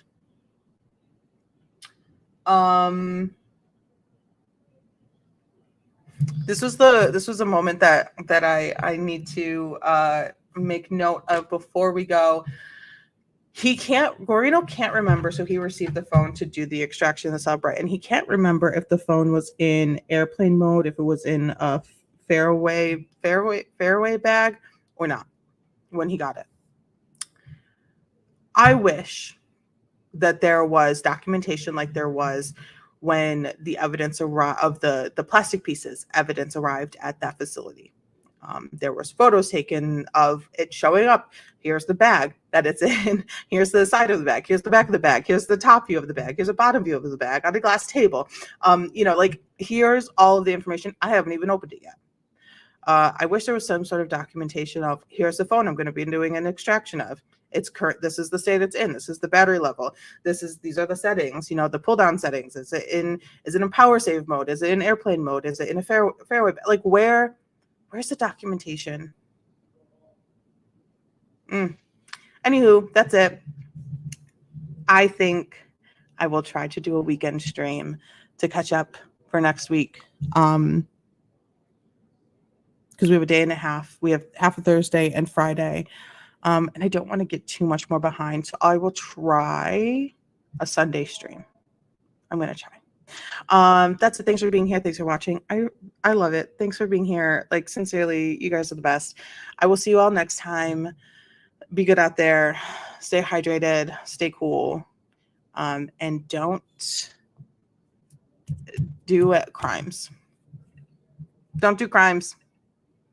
Period. Okay, bye.